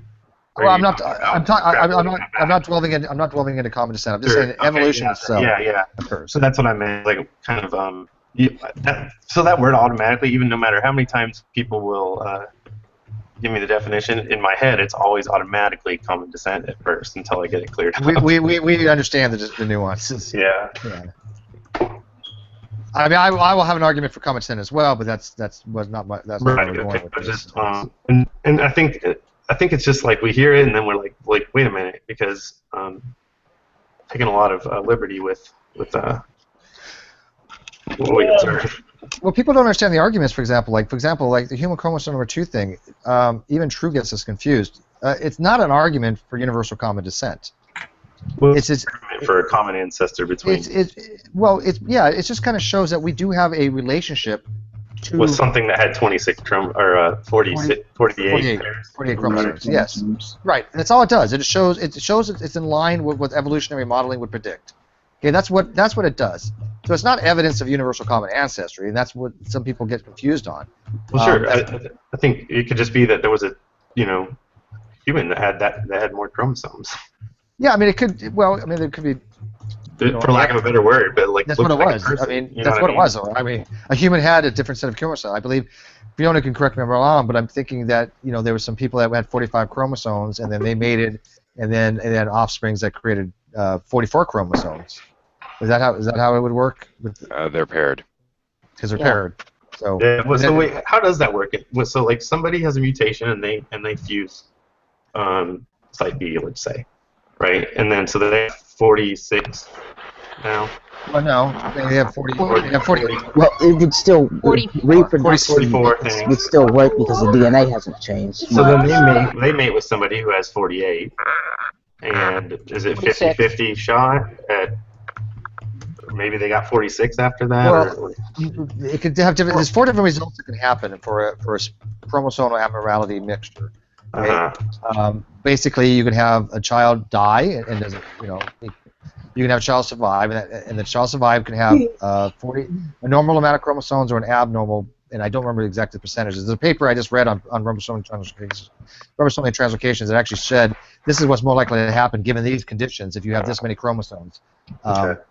You can actually have a genetically, I remember correctly, genetically normally chromosome count, but it's rare. Most children will actually not survive. So in this kind of imaginary scenario, there's 10,000 people who have 48 chromosomes. 46. 46 pairs. Thank you. And no. Let Fiona go because she can explain this better than anyone. Well, I'm just asking. So then, let me ask the questions. Maybe I can wrap my head around it, and then she can. So then they mate with somebody, and so now there's still 10,000 people that have more chromosomes, and now have one person that now there's one plus their kid. You see what I'm saying? Like, how do you get to where the entire population is? One thing to note is when that fusion happened, the technically proto-human population was much smaller than it is now. You're not talking like thousands even, most likely at the point of that split. But you don't even think there were 10,000 people at the time? Well, the thing is, they wouldn't have been all living in one population. You're talking small tribes. So, Crap, this thing isn't working. Sure, I thought that 10,000 was pretty modest compared to 7,000. Actually, we didn't start having large civilizations on that kind of scale until after we developed things like farming and that kind of stuff. So maybe 500, just for the purpose of moving forward. Can we let Fiona speak to this? Fiona, can you...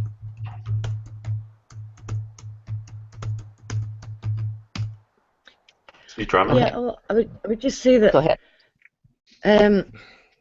We've no idea how we ended up getting to everybody with the 46. We don't know. We know that a fusion happened at some point because of the evidence within the DNA, but we don't know what exactly meant that those with the 46 got selected, as in they were the only survivors. Now, it could be something really simple as one of the cataclysmic events that we know happened in the past. I think it was it the eruption of Toba? The Toba catastrophe. And that took the human population way down. And it could just be that just this one small tribe managed to survive. Nothing to do with because they have the 46 chromosomes. But we don't actually know the mechanism. And we're not scared to say we don't know the mechanism. But what we do know is that chromosome fusions can happen. We can end up with a reduction in the number of chromosomes. Currently, we have got a perfectly normal man in China with 44 chromosomes. We have a family in Finland that for 9 generations have had 44 chromosomes. And they're normal as well. And bear in mind that when I say they've had that for 9 generations, that, by definition, means they're able to have offspring. I'd like So to add. there's no problem there. I'd like to add there's at least one other case we know of. Also, the last I heard, although I have to double check on this because of my source, they're looking at the 44 chromosome man's family in China, and it appears his father also had 44 chromosomes. Yeah, and so we don't just go and write. We can't just go and write the narrative of how we ended up with 46. We know how it could have arisen within the population as an effusion, but we don't know why we've ended up with humans only having the 46. I think what we do know is that Neanderthals had 46 and the Denisovans had 46 as well. So whatever caused that reduction in chromosome number, i.e. the fusion, has to have happened as far back as that.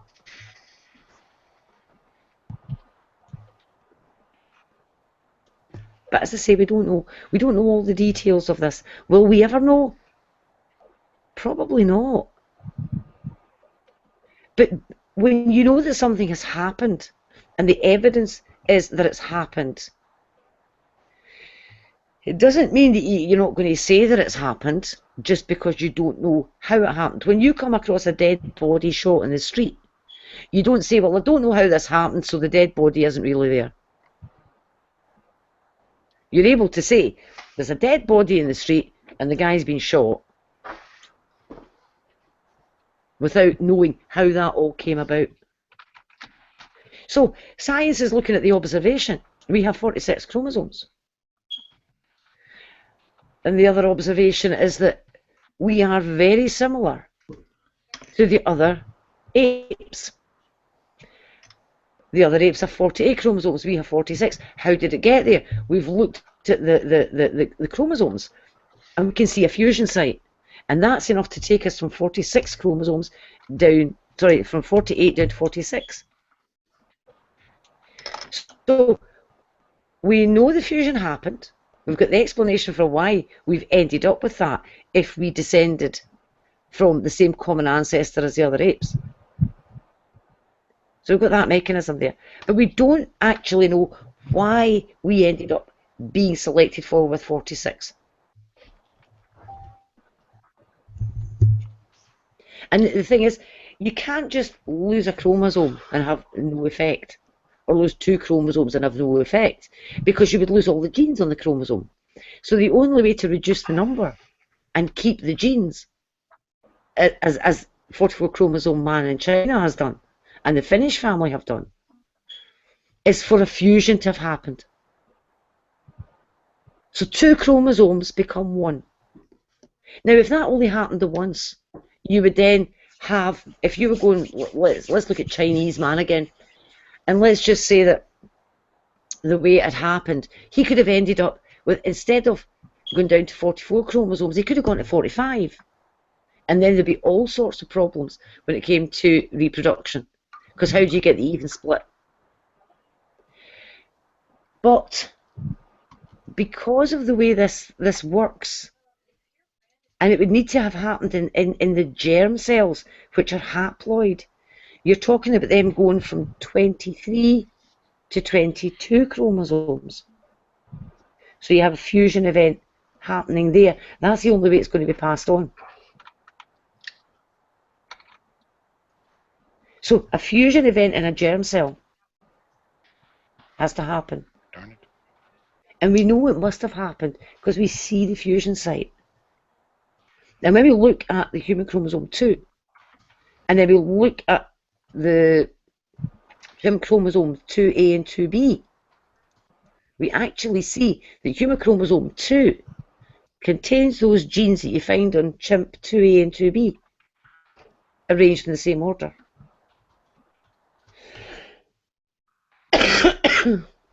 And for that reason, when we look at them, they were coming to the conclusion that there was a fusion there, just based on the G banding of the chromosomes.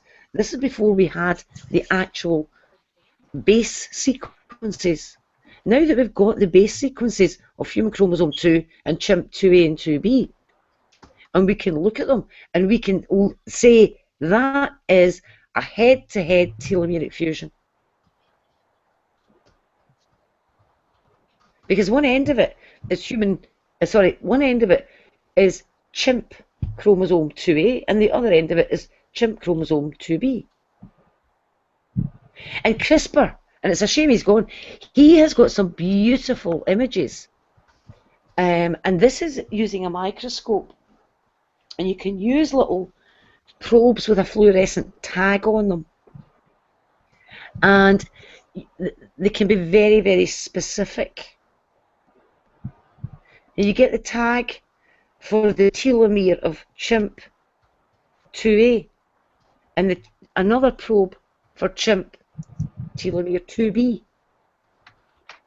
And when you probe the human chromosome 2 with that, both of the probes stick. Now you have a little reporter dye on the end of your probes.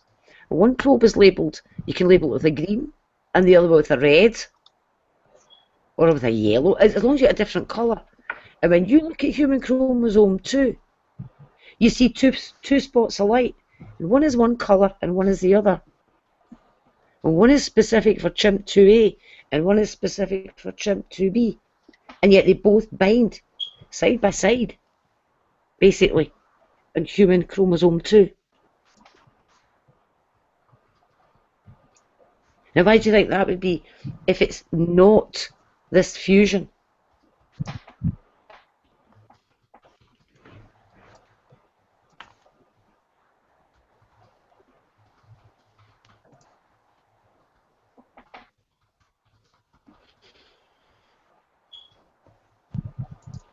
Is this the picture you're talking about, Fiona? Let's have a look. That's the G banding, but no, there's a picture. It's a fluorescent microscopy when you actually see the specific probes binding to human chromosome 2. But yet that one shows you're not really seeing much of. Yeah, there you go. So if you look at that, you can see why we conclude that's a fusion site. Look at the banding pattern.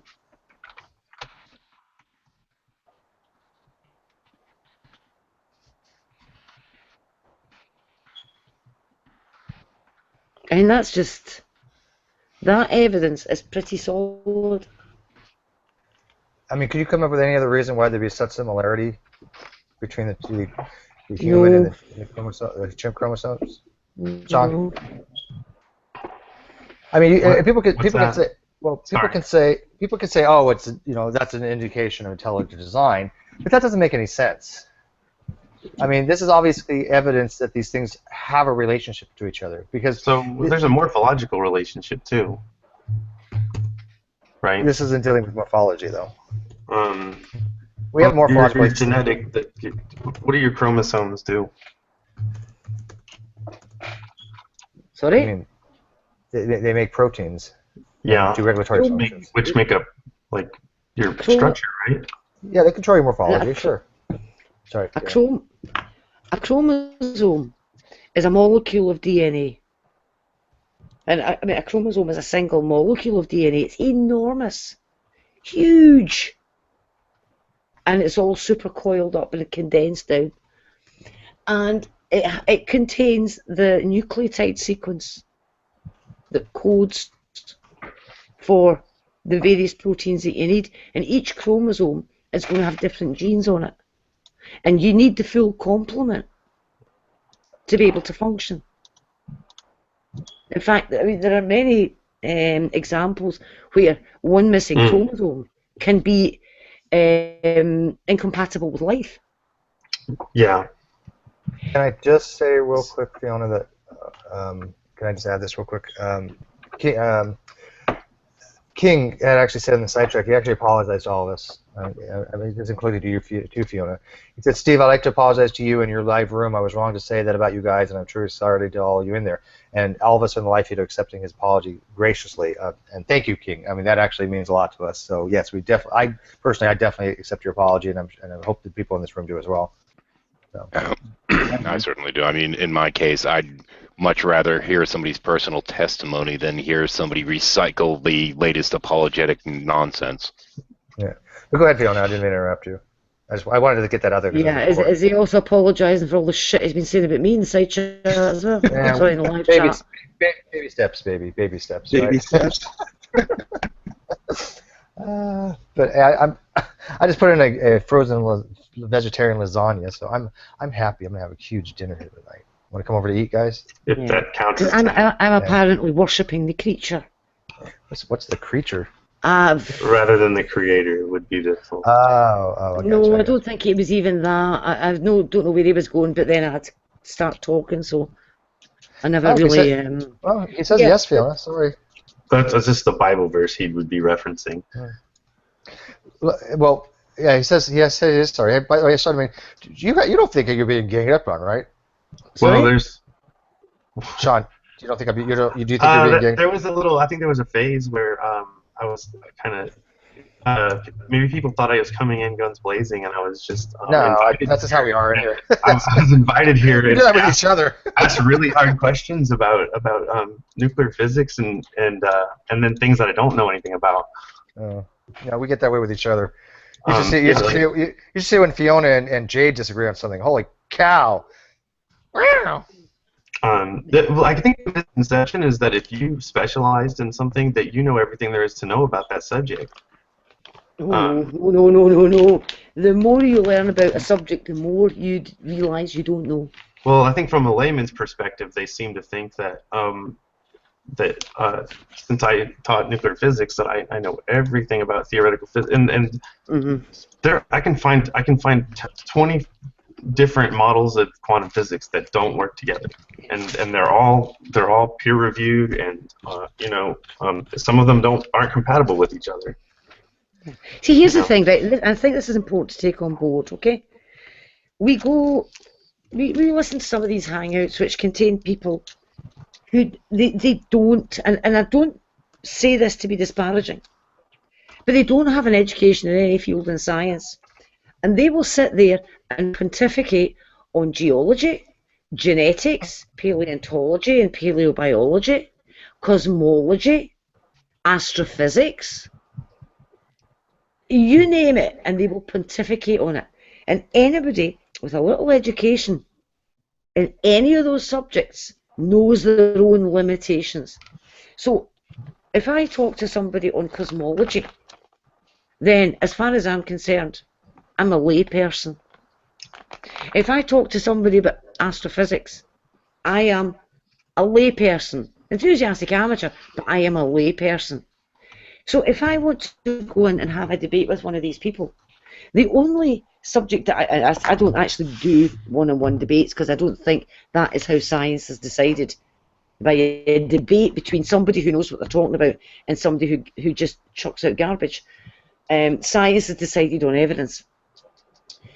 But if I go into a room, let's say, and there's a discussion ongoing, and I've got one person who starts throwing out various bits of cosmology and polystrate trees, and then he's going to chromosome 2, and then they whiffle on about something else in genetics, and then they go on about the hot swaps, and they cover so many subjects, and what I'll say is, I'm only an expert in my own field.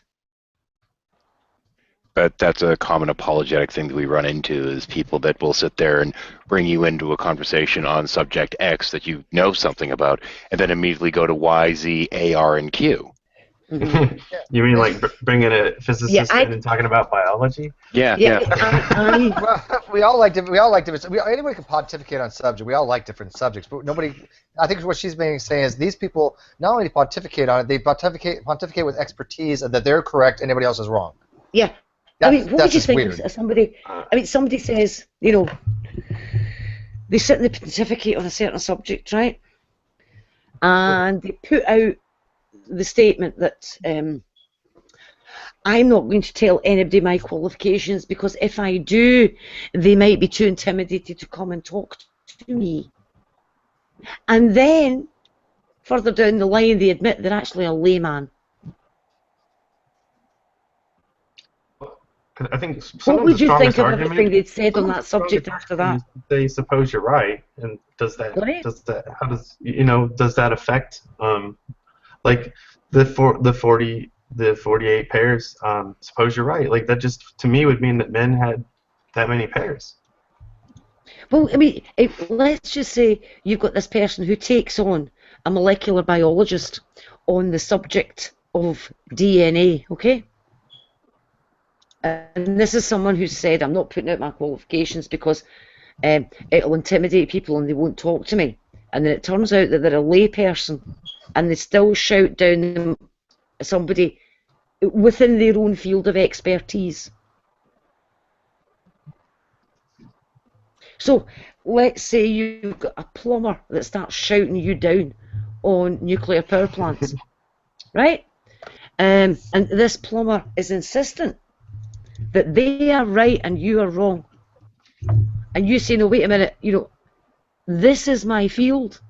I've studied this field.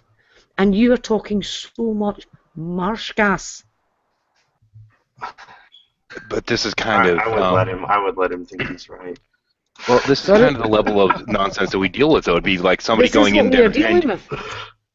It'd be like somebody going in there and talking to you and saying, well, nuclear reactions don't actually happen. It's all a government conspiracy. And you going, what are you talking about? Oh, the secret just got out. Thank you, Shadow. I mean, now we have to kill you.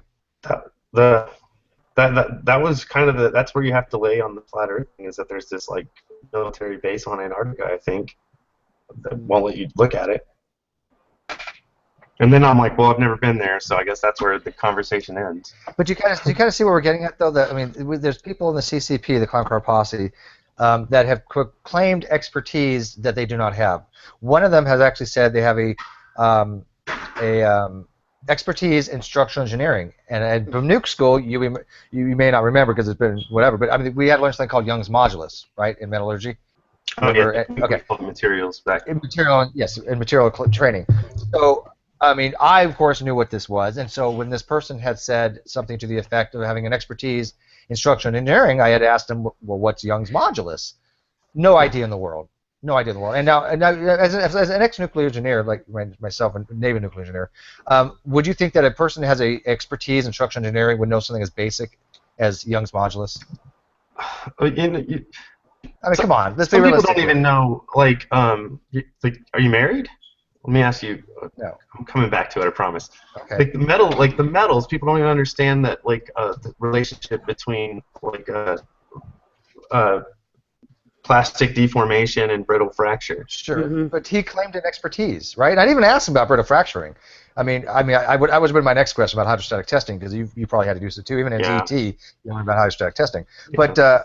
But would you think that a structural engineer would know what a modulus was? What let's say, for example, what would be brittle fracturing, or what is plastic deformation? Do you think that a person who claims expertise would have that basic knowledge or not? I wouldn't call them out. Actually, I think maybe they learned more of maybe they didn't learn about materials as much as they learned about structural relationships. But I have to disagree. That's so basic. That's that's 101 that for any engineer, civil engineer, structural engineering would have to learn things of that nature. Would have to. I feel like they almost pretty exclusively would use steel, right?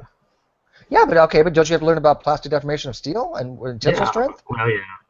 So I'm just trying to be open-minded. I know you are. You're playing devil's advocate, I think. We get that, but the problem is that we have so many people that come in and just simply lie. Now, in my particular case, I don't have any credentials, but I do have a lot of people at my beck and call that do have credentials. So you could ask me to share my smart transcript on screen share or something. Yeah, it happens all the time though, and when they get backed into a corner, when you explain why they are completely wrong about something within your own field, then all they do is they either question your credentials and say you don't have them, call you a liar, or in the case of, if you're a Christian, they'll just say, well, you're not a real Christian, you're not a true Christian, because you disagree that DNA doesn't degrade in water. What has that got to do with Christianity? Nothing. Not a thing.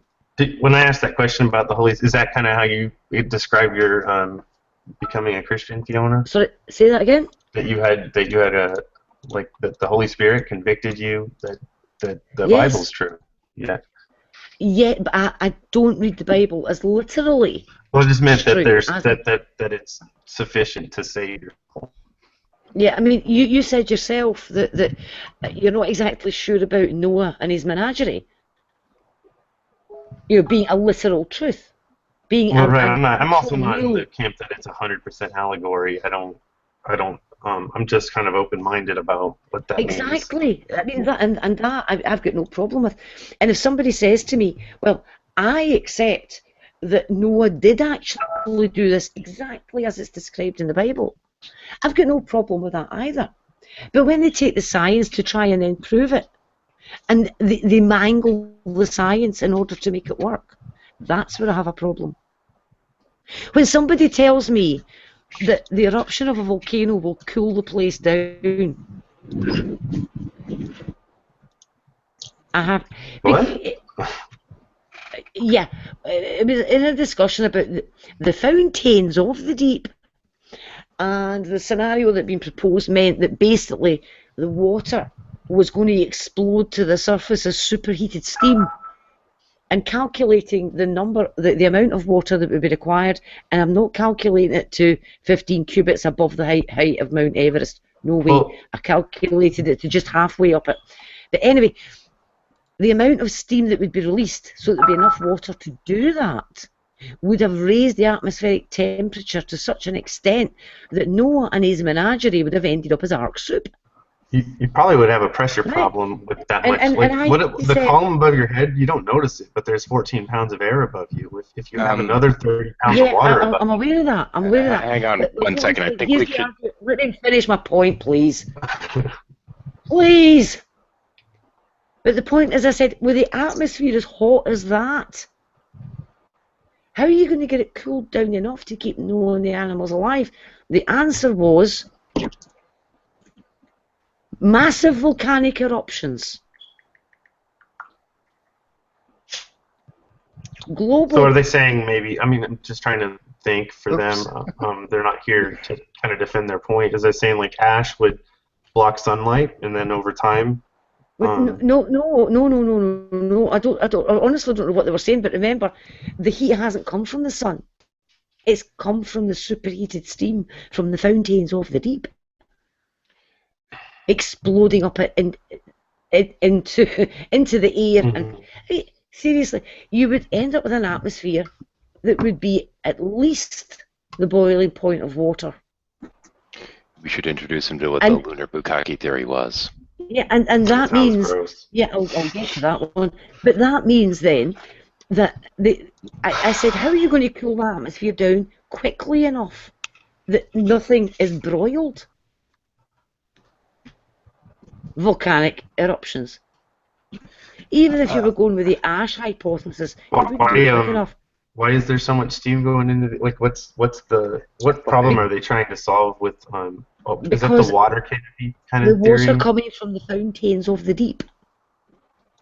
Oh, so like they're just interpreting what that means?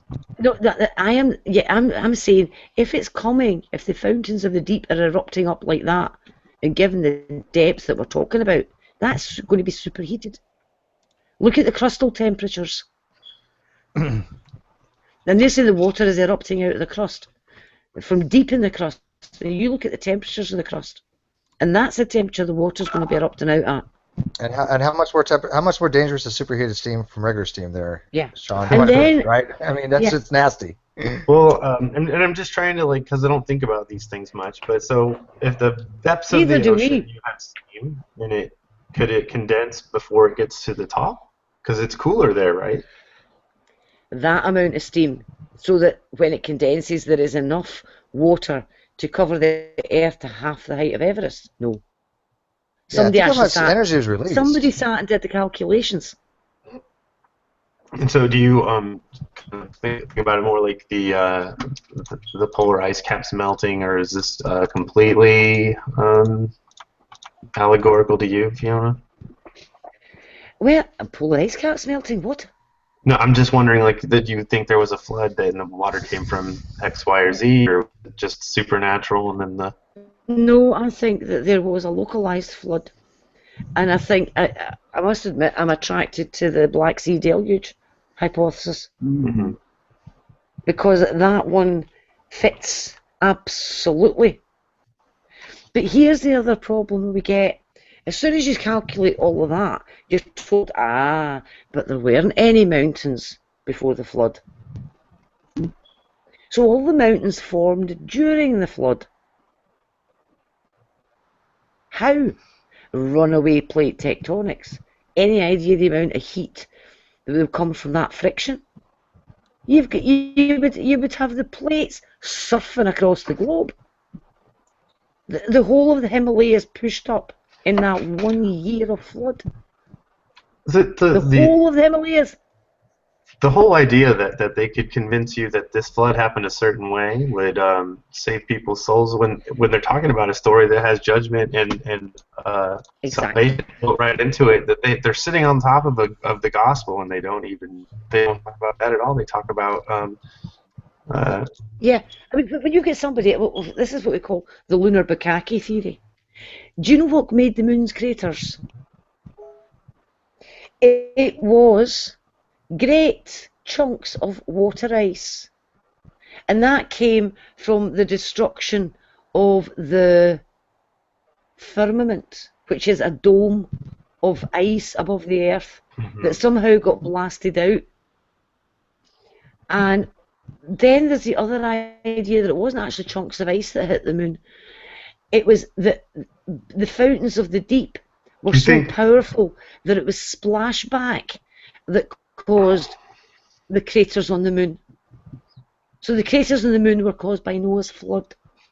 We might have like a Saturn ring if we had ice that were smashed, right? Yeah, but I mean, do you really think that the craters on the moon were caused by water splashing up? I was being exactly. facetious. Yeah, and this is the thing. When people start coming up with ideas like that, you know, they're going on about how this water was ejected, and their proof of the power that it was ejected is there's craters on the moon, and you say, what? How is that proof? Well, the craters were formed by the water splashing up the way. And that's their version of science. They make it up as they go along. So I've got no problem with somebody saying there was a global flood, Noah built an ark, he put the animals on it, they bounced around on top of the water for a year, they settled on a mountain, and they all got off, and that's how everybody survived. I've got no problem with that, if that's what they want to believe. It's when they try and then support it with a bastardized version of science. That's where I have the problem. Because I look at it this way. I'm not a young earth creationist, I'm not an old earth creationist, I'm not an intelligent design advocate. Me and Jade's the same as me, we're both sort of in the camp where God put the basic laws of physics in place, lit the blue touch paper and stood well back. And the basic laws of physics that he put in place ensured the way things would unfold. But both Jade and I say that is a faith position. It's not a science position. It's a faith position. We can't prove it. We have no evidence for it. Okay. Do you think that God sent His Son to be crucified for your sins? Yes. Oh yes, because that's what Jade and I both adhere to is that Jesus Christ was the Son of God. He was God made flesh. He came down here in order to be the sacrifice for our sins, and that he died and he rose again, defeating death. We accept all of that, and we call it our faith. So usually in theology they call that essential beliefs. So those are basically, not to undermine it as a minimum, like it's a low view, but like to be a Christian, you would, an Orthodox Christian, you would affirm that and a few other doctrines. And so you're talking about people calling you not Christian, and people will say you're not Christian if you don't read the King James Bible sometimes too. And yes, there are they'll plenty divide of over them on anything. here. There are plenty of them on here. And Which, somebody will so say there to weren't you, any Christians before 1600, I guess. apparently not. And- But this is what they will come out with. And of course, Jade and I are in the position that we are both Roman Catholics. Well, Roman Catholics aren't Christians either, because according to these people, Roman Catholics apparently believe that salvation is through works. There's a problem with that idea. Catholics do not believe that at all. I know. Salvation by It's grace. so annoying. Well, I would It's affirm so that annoying. if you would say that the sacrifice on the cross wasn't enough to cover your sins, then that would make you a cult view. Yeah, but we don't. Yeah, but we don't say that. But I didn't say you did, but I think maybe some people do. But that's the thing. What happens is they say that all Catholics are saying that it is not true. But it's on that basis that they will say Jade and I are real Christians. And in fact, they will go as far as to say that no Catholics are Christians. Well, like maybe a good litmus test. Do you have to confess your sins to a priest? No, not at all. I think some Catholics would say yes to that. You don't have to, but you can. Okay.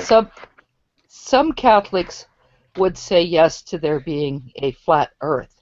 Well, I'm asking, would you argue with those people? Yeah, I mean, what I'm saying is, when you say some, yeah, there can be a few people. I mean, there's even a group of Catholics who believe in the young Earth. They believe the Earth is only 6,000 years old.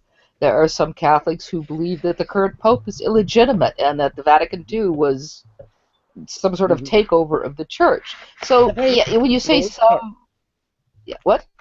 A very broad church. Yeah. Yes, it's a big tent, as I often describe it. It's a very big tent. And I don't think a lot of people understand that. So when they see that somebody is, like we had here once, I don't remember who it was. I don't remember if it was Mary or a saint appeared in a tree at the local park. And it was rather embarrassing for the local priest, but there are always going to be people who are going to believe in science importance because that's just the way people are. And the local priest had to sort of gently explain that, well, if this helps you to your faith, but we don't believe that God actually puts Jesus in a tree, Yeah. Or a tortilla. And the other thing I would say is that when Jade and myself look at this, and we look, we are seeing God as the ultimate creator, and the quibble seems to be on the mechanism by which he created. And I think, if you're saying that God's the ultimate creator, but it hasn't been done the way young earth creationists describe it, then you're not denying the creative power of God, but they think you are.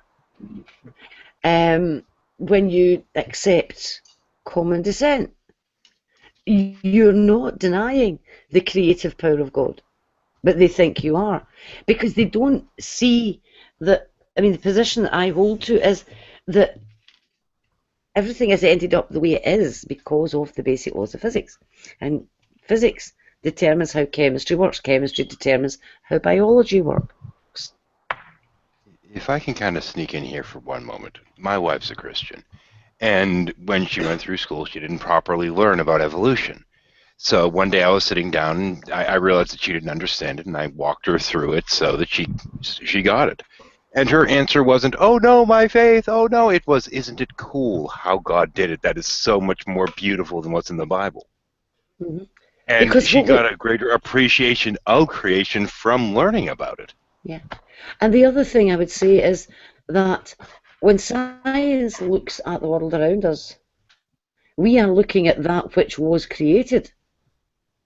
And we're trying to find out how. And so we look at what was created. And Jade and I would both say we're looking at what was created by God. He's written his method of creation into the rocks and the organisms and the cosmos. It's all there, the method. And it's up to us to read that information from it. But some will say, no, ignore what was created by God, the actual creation itself, and stick your nose in a book. Now, And that's like trying to you say, oh, aren't rainbows beautiful, when you've only ever read about one and you've never seen one. I would rather go out and look at a rainbow and say, man, that's amazing, than sit and read about a rainbow at the end of the flood. So you know what the Miracle of Lourdes is, right? As a Catholic, the Miracle of the Sun. Lourdes. I missed that. Lourdes. Still not getting it. Let me get a link. Lourdes. Are you talking about the Miracle of Fatima? Because I don't think that was Our Lady of Lourdes. Okay, but I am talking about that, so thanks for correcting me then. So Lourdes. I'll put in France, yeah.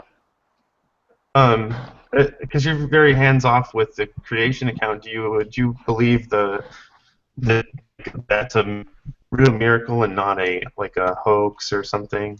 I have no idea. I don't know enough about it. Well, it's really interesting, and maybe I'll give you a Wikipedia link. Is it? Oh God, Fatima. I'm trying to think. The one that I do know that I don't accept is Medjugorje. Okay, yeah, the 10 secrets or something. Yeah. Because Medjugorje, they actually caught them in the act. Yeah, I saw that video where they freaked a girl out by poking her eye or something. But the I honestly I believe was the don't know. mass hallucination one. Yeah, I mean, I am not. I am not dead set on Lourdes is real or Lourdes is not real. I'm not. My faith doesn't depend on any of that. This isn't even one that I don't affirm these miracles, but this is even interesting to me as kind of a skeptic of this one. That 100,000 people saw this event that was predicted in advance. So even as a agnostic, this would be a pretty interesting thing to me, I think. Let me have a look at this. And there's pictures even. I'm going to look at that real quick on the side, because somebody's pretending to be you and I, because that was in a hangout earlier today with Cannibal Fresh that neither one of us were in. What was that? Look at what I just put in the side chat there. That picture. Hold on a minute. Cannibal Fresh sent it to me. That was my hangout he was in earlier today with Albatross. I'm trying to think who else I can. And the Godless Girl. Lolly Lulu, it looks like, and I don't remember. I don't recognize the other two names. Oh, one of them's Art, I think.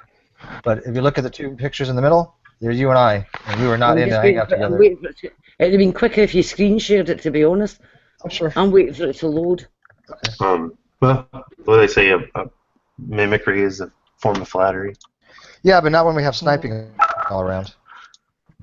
Damn, it's your exact icons. They really. Yeah, exactly.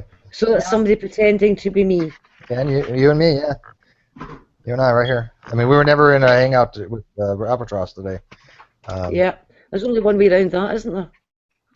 So people are pretending to be other people. So make sure when you send somebody the link, you send it from the outside chat. You do it. You do it through Google Plus, so you have the right account.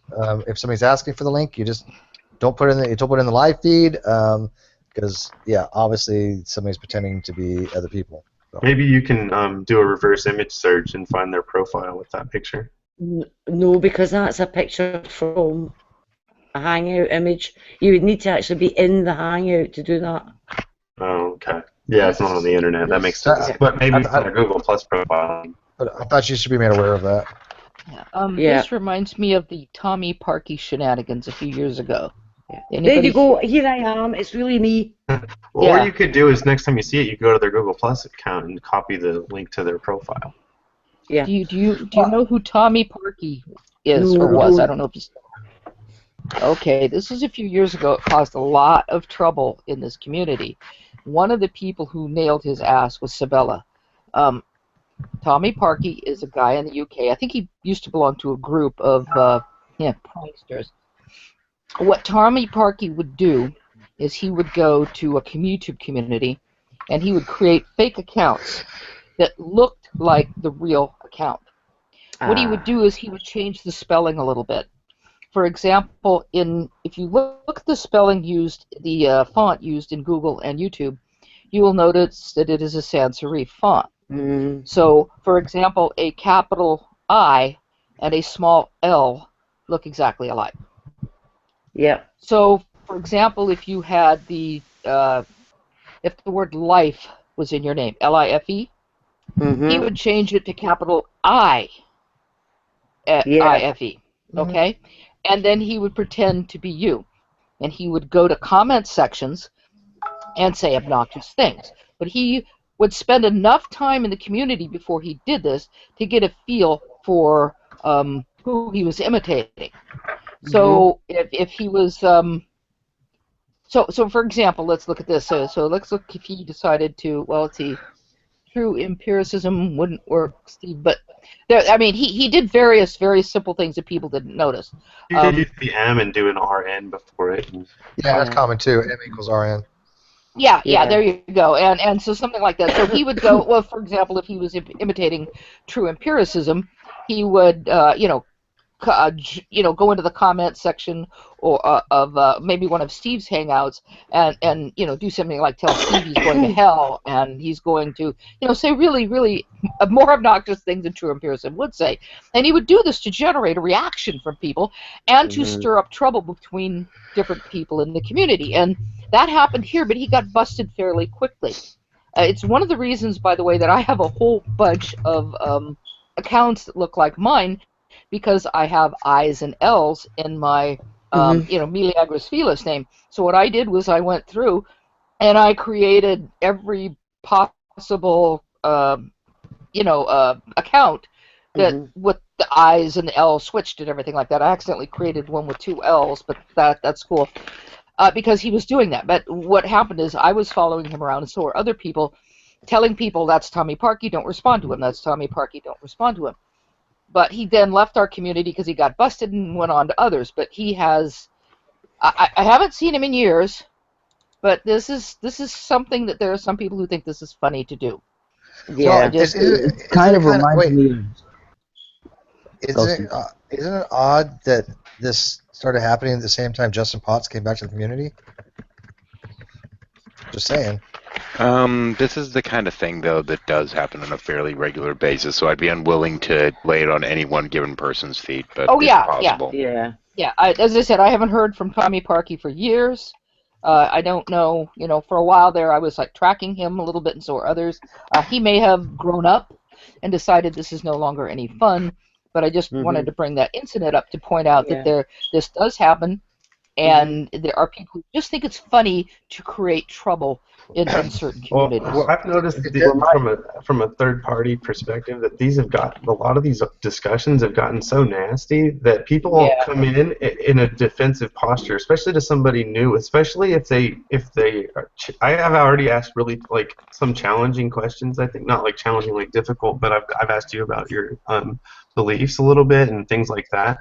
And sometimes people just get, if you even ask a question, then you're obviously believe everything opposite of me. And I just like to kind of see how thorough you've thought about things sometimes, or if I can. I understand that, but there are others in the community who they will ask you a question that's actually got a number of possible answers you could give, but they've got just one specific answer that they want you to give, and if you don't give that one, they will declare you're not a Christian, because they weren't smart enough to realise that there are actually a number of ways to answer it.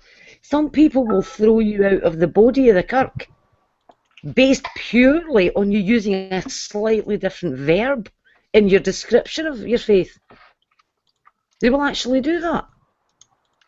Somebody said something about racism. They said somebody in the atheist community was supporting racism, and I was like, I've actually met more flat Earth people than I've met racists. That's me. I'm the big old bad racist. He's the biggest black racist there is. And I said, so I asked the question, well, what do you mean by racist? Because for me, they must mean something else than like hate. Or like hating somebody because of the color of their skin is okay. I really doubt they took that argument out. Maybe you did, but I just wanted clarification to make sure that's actually what you meant, because like, you just found another unicorn that I haven't met one yet. Well, And just by asking that question, I was not invited to have any there's more actually discussion. somebody out there that has basically, if you think that humans are apes, he will ask you a very specific question. Do you think I am an ape? And you say, well, of course, because humans are apes. And then they claim you're racist. And they say you're being racist because the person who asked the question is an African American. And Jade and I had both said, well, yes, of course. To which we got, you've just called a black man an ape. You are racist. Now, that sort of accusation, the manufactured slight, does a disservice to all of those people who have ever suffered racism in their lives. Because that's not racism. It's race baiting. That's somebody manipulating the situation to be able to throw out the race card. And it completely kicks in the teeth all of those people who have suffered racism. Well, and especially now, it's really insensitive to just like try to trap people in something they don't mean. Like right now, especially because our country is like completely devastated by actual racism right now. Yeah, but here's the scary bit that you're going to love. The same person has basically said that they want all racists to be taken from their homes outside the city and stoned to death.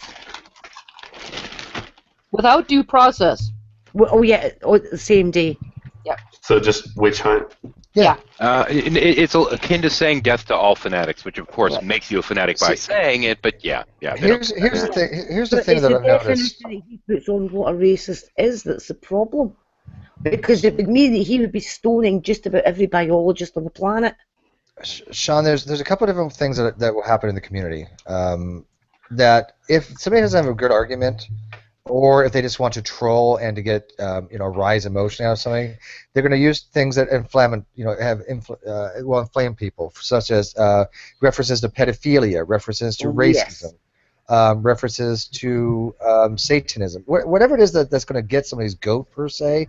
That's what they're going to use because they don't have any real argument or topic that they can actually discuss, and it's kind of prevalent.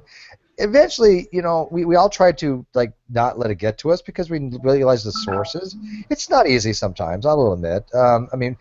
This particular person, and I was going to say it because Fiona won't because she has class, but I have no class. It's G-Man. He accused me of kidnapping my own daughter without any, no provocation, no explanation of why that would. There's just nothing out of the blue. He's like, well, you're the same daughter that I saw walking around in your room and talking to you and asking you who I was, and yeah, the only one that I know of. He's so frightened. Well, he said that there's no way that I have a kid, and if I did, I adopted, and I claimed I do have a daughter. He's like, well, what do you do? Like, well, you kidnapped her, and like I kidnapped somebody's kid because it's like this is the depths that people go to. It is disturbing. When you were in the nuclear community, did they have women in the no program? No. There are. In fact, I don't know how. I would have been too busy. I couldn't. Yeah, you wouldn't. They look the same. Yeah, I'll give you an example of some of the things that we get. Now, this is from the supposedly real Christians on the G+ community, and this is a message I received from one of these real Christians. But speaking of looks, stop projecting onto others because you resemble Freddy Krueger. Get some self-esteem, then perhaps you won't need to whore for attention from antichrists on the internet. That's a message from a good Christian. That sounds like some shit I would say. And all because I am not a young earth creationist and I don't accept a flat earth. What happened to the days when people can just simply disagree on a particular topic respectfully. I know, Well, I know, Steve, but you've that's been the thing. Flat Earth group They as I don't was. They were realise nice that. to me. I just didn't agree with them. But they don't realise that in making comments like that, one, I'm sniggering away here because I think it's quite funny. Because he doesn't realise that what he's doing is just, he's making himself look bad. But when I get concerned is when it makes the faith look bad. I don't want people out there thinking that's how Christians talk to each other. If I can try and add a little something to the general frame of reference that's being put forward here. When I first came on here, and my first account I actually set up here about 8 years ago, the very first video I put out was basically a video saying, can't we all just try to get along and compromise on certain things? And I got attacked by both sides for it. But that wasn't the big mistake I made on here. I can actually look at my old channel and find you the exact time and day that I made my big mistake, because I put up a video after years of people saying, well, are you a Christian or are you an atheist? I put up a video titled, Am I an Atheist? You Decide. And from that point on, I was given that little label of atheist, and suddenly I couldn't have reasonable conversations with anyone anymore because immediately I was whatever they thought an atheist was. Well, I get different. Here's one that just kind of like, I'm just kind of venting here, but the lack of belief definition. Shit. Why don't people just say not theist if they mean, you know what I mean? It's largely they've bought into the sort of PR campaign behind that, as there have been atheists who just want to define it as lacktheism, and it's, I think, largely due to a misinterpretation of what the Baron Dalbach wrote in some of his writings. Yeah, in my case, I was voted one. Yeah. Well, Quite under seriously. their definition, you are one. Like atheists, agnostics, theological non-cognitivists, they would all be classified as atheists under that sort of now common definition. Well, I don't like it because it's not a meaningful definition. I know neither does Steve or Shadow. If those And I ad don't think Isaiah hominems does either. I'm just kind of giving you some grace on the context of the ad hominems towards atheists, but the problem with that is when you want to have a philosophical discussion about like moral presuppositions, it makes the atheist feel attacked because they've had a similar conversation where they were actually getting accused of you know, criminal things, and we're just trying to say like what foundation, like it kind of makes this a different conversation harder. That's more maybe actually important.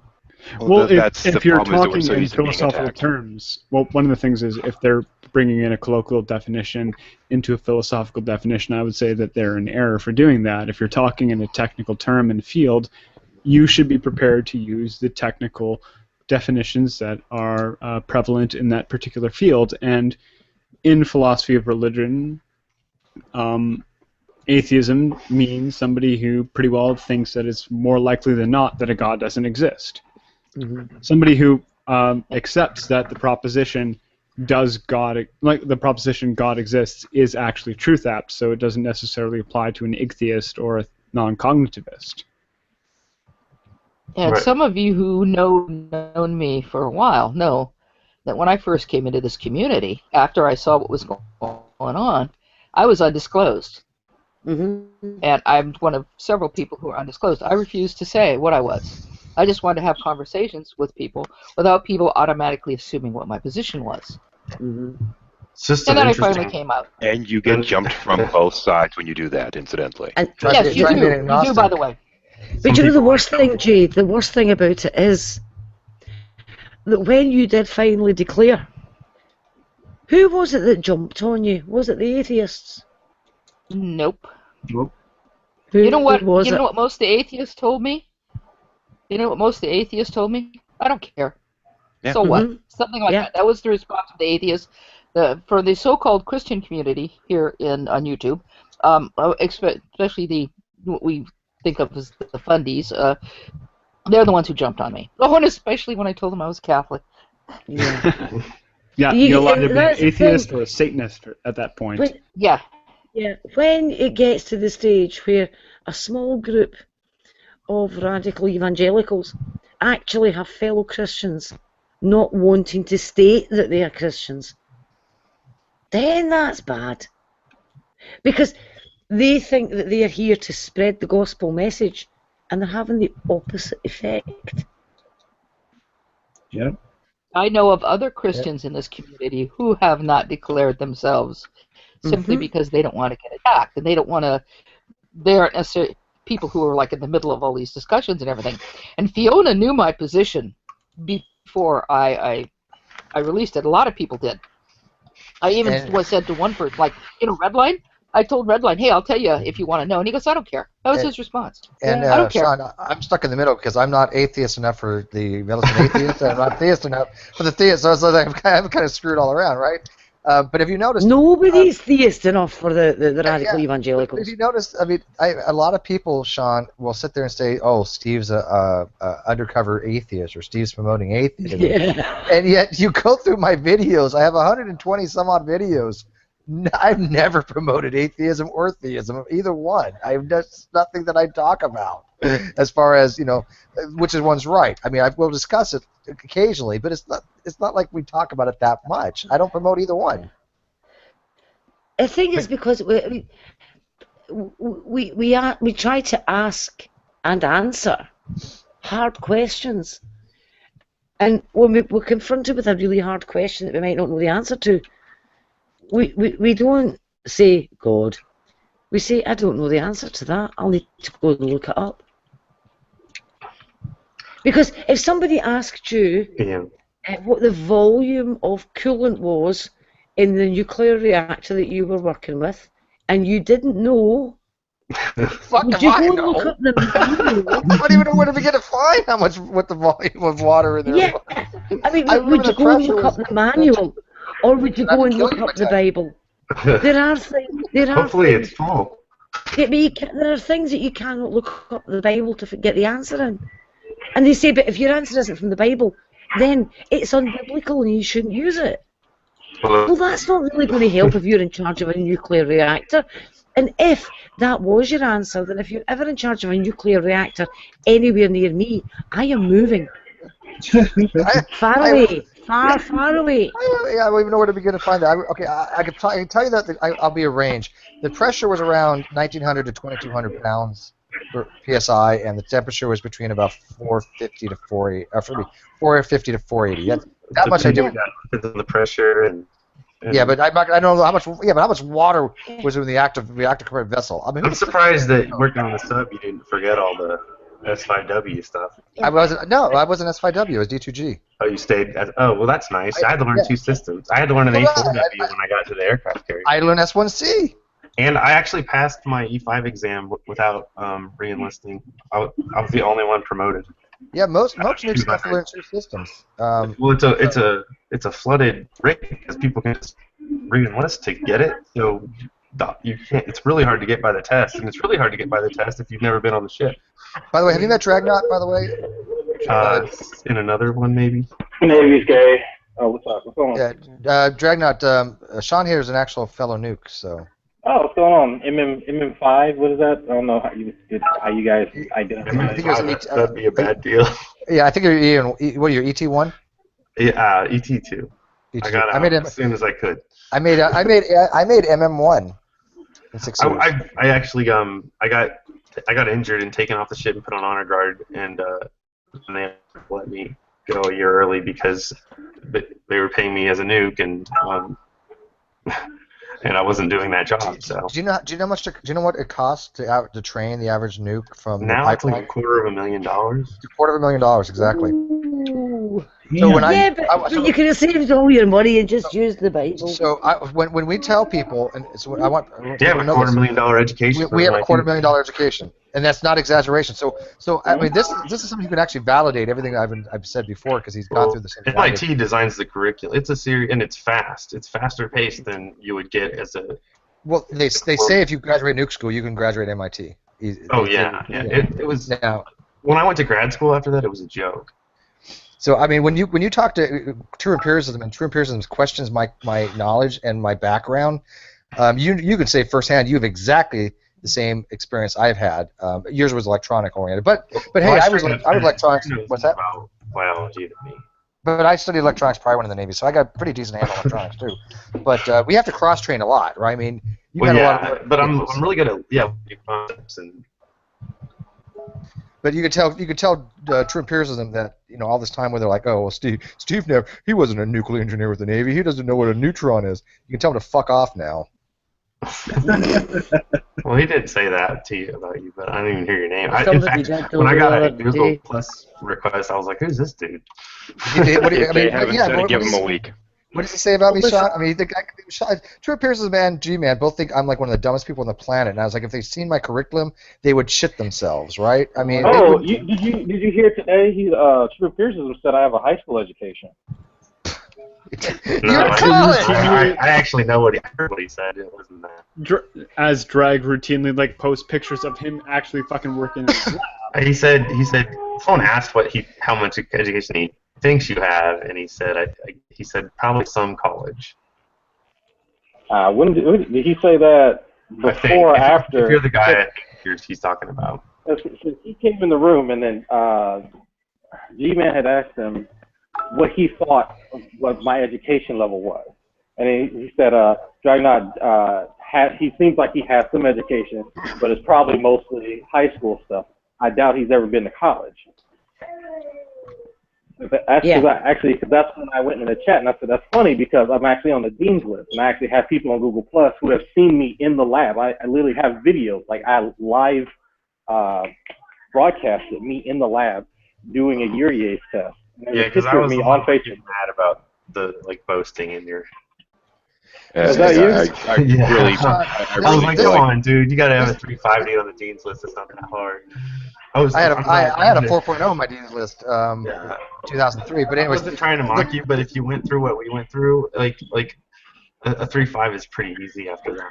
Oh no, that's the thing. I was also in the military as well.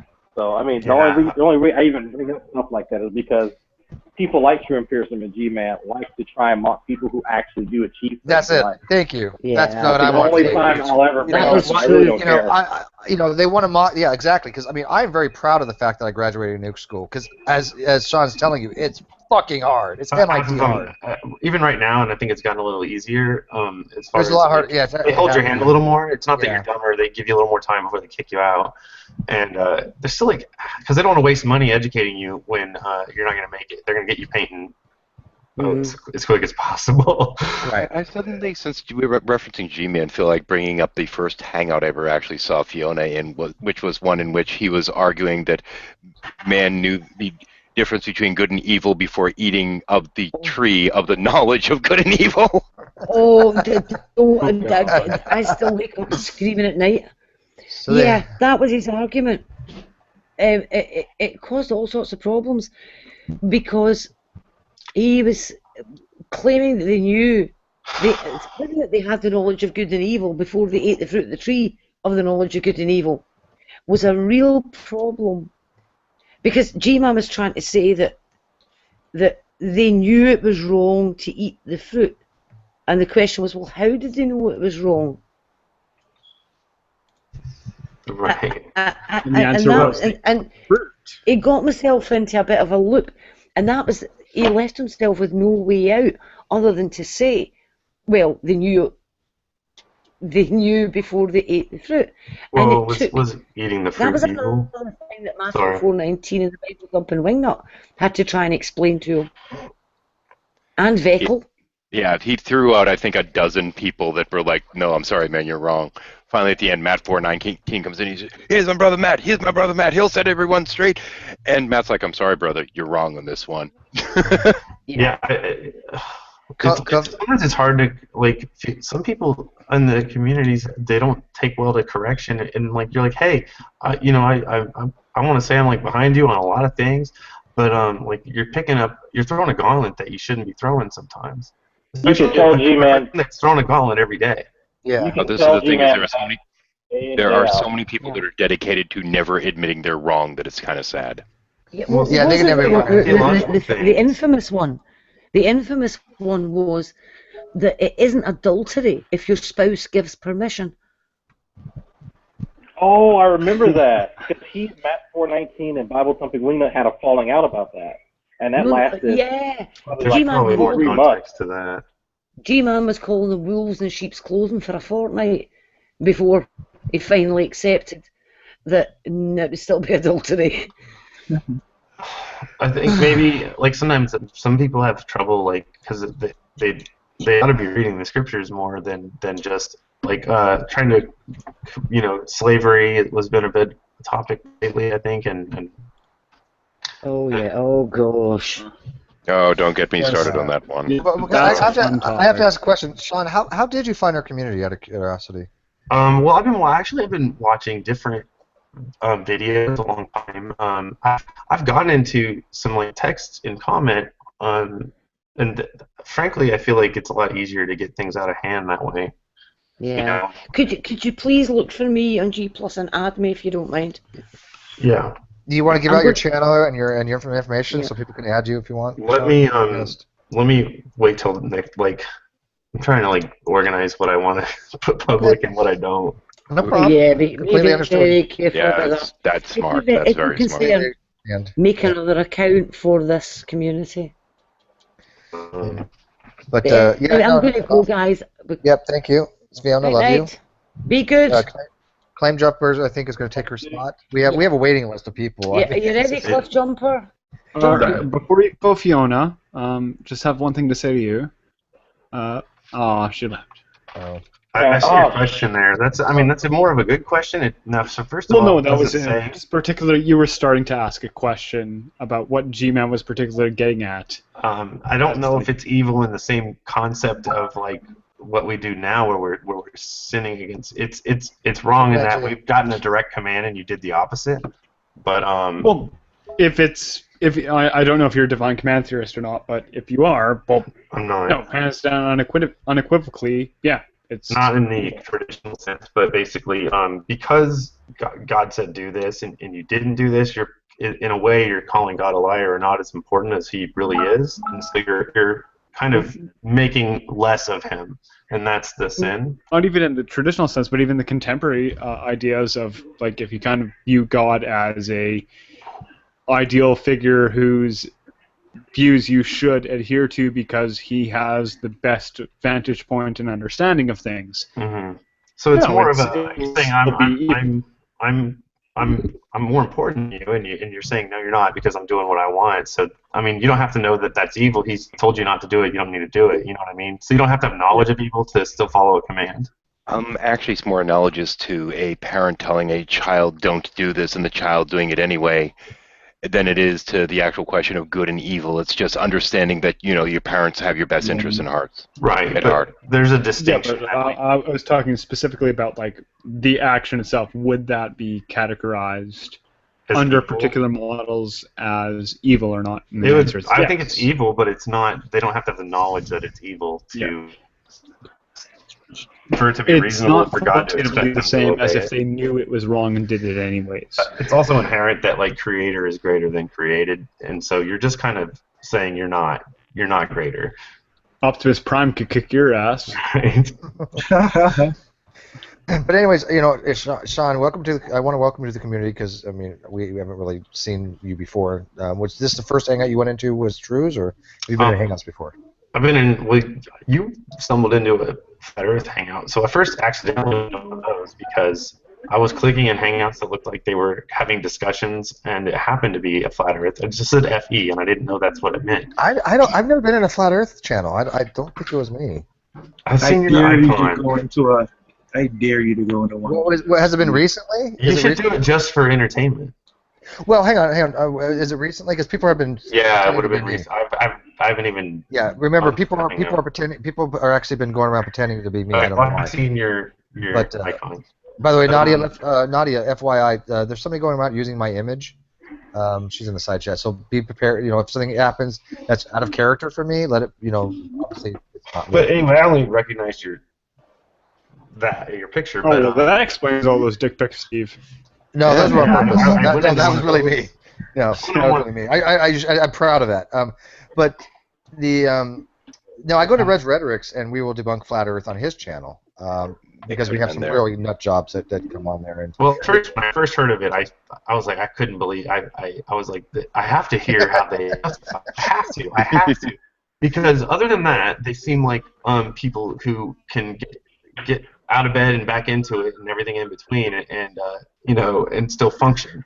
Barely, but yeah. I'm like, well, how do you just make sense of simple things? I mean, because like that's just a view that I can understand why I can understand how you can be an evolutionist and live your life as long as you kind of don't like think about certain issues too much, like certain philosophical paradoxes and things. Well, that's how I look at Young Earth, man. Young Earth is not much more. I mean, Flat Earth is worse than Young Earth, but not by a hell of a lot. But well, no, you can live your life as somebody who thinks the Earth is 6,000 years old, and it won't necessarily affect your day-to-day. I think. Neither will Flat Earth, though. But yeah, it will, because how do you explain why the sun sets? You have to give up the average day-to-day person, if you're talking about how it will affect you. Well, you have to have doesn't have to explain things like lunar eclipses and sunset or the seasons. You have to have an alternate. I call it a rescuing device a lot of times. So you're not readily going to change your worldview. So you're going to have to come up with an answer to simple things that for somebody who's just follows a typical model that are really easy, like, well, the Earth revolves around the sun and spins, and so we have these sunsets. Well, for them, the Earth's going around the equator, so you should always see it if it's flat. It's making circles up in the sky at a certain general flat earther. The general flat earther doesn't give a shit. Well, then I found out there were different kinds of flat earthers. Yeah, there is actually a hierarchy to that. And that's absolutely adorable. There's different kinds of flat earthers. That just sounds so good. It's awesome too because Arcane is right at the bottom of that totem pole. And he's the worst of the worst. Go ahead. Members by the way, everybody, Drag has a really bad mic, so. I really don't think Arcane believes in the flat Earth at all. I think it's just. I think he's just spouting nonsense just to see who takes the bait. I don't believe in totem poles either, despite being at the bottom of all of them. Some of them just want to think, and some of them want, if it's possible to have a model, I think some of them are there, and I think some of them are just kind of kicking the ball around or whatever, and I think some of them are just, really interested in conspiracy theories, and some of them really think the Earth is flat. It depends who you talk to. Some They're of them really actually obstinate about explaining their model to you. But it really, then see, that depends, because some of them actually have a, can y'all hear me, by the way? Yeah. Okay, some of them actually have a really in-depth model where there's a flat Earth, but then there's also a dome, and then outside of that dome is where space distortions and all kind of funny shit happens. They can actually explain it, and it sounds intuitive, but there's no way for them to actually demonstrate it. But then you get to someone like Arcane who has no concept of mathematics or physics or anything that he would actually need to comprehend the fucking topic, and he will bullshit you. When I showed a real video of a weather balloon with a camera on it that went into lower orbit, and you could see some curvature, not much, but some, and I asked, well, how do you explain this? And they're like, well, you've heard of fisheye lenses, and I'm a photographer, actually. And I'm like, yeah, but not all lenses fisheye, and some of them are just wide angles. Yeah, and I was like, and GoPros actually do a little bit, but they correct fisheye. You can build it in so it's corrected, and the horizon crosses the center point of the lens, so it should, if it's fisheye, go the other way too. And so I'm just kind of, and they didn't have answers for those things, and I was kind of disappointed because I thought they made. I mean, that's not something that you have to be a scientist to. Lenses fisheye both ways. They're round on the end, they have a concave element or a convex element. This is one of the common things with the truth, flat Earth, conspiracy type people.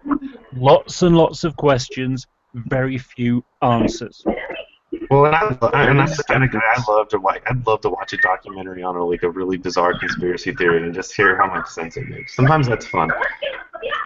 And I think that's kind of why I was attracted to, and because I couldn't find any religious discussions that were civil and seemed good. I turned Dragon's volume all the way up because I was having a hard time hearing him. Now I'm getting all his background noise. I was going to see my son watching anime in the other room, but yeah, there was a few conversations that Redline had with some pretty prominent flat earthers, and They go at it, but I'm not sure if Red's channel is still up because I think he canceled it because he's in school now. So if I can find it, or actually, let me see if I can search it. Does anyone know if Red's channel is still up where he and Jargonism went at it? Yeah, it's actually on Jargonism's channel. I think that debate.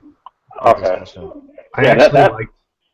Yeah, there was one called Flat Earth Public Access, and it was, I mean, it was interesting, but I was like, this is such a far out there that I almost don't even want to be like in here too much. Boggles the mind, doesn't it? The depths of stupidity that these people utilize to make. It's funny though.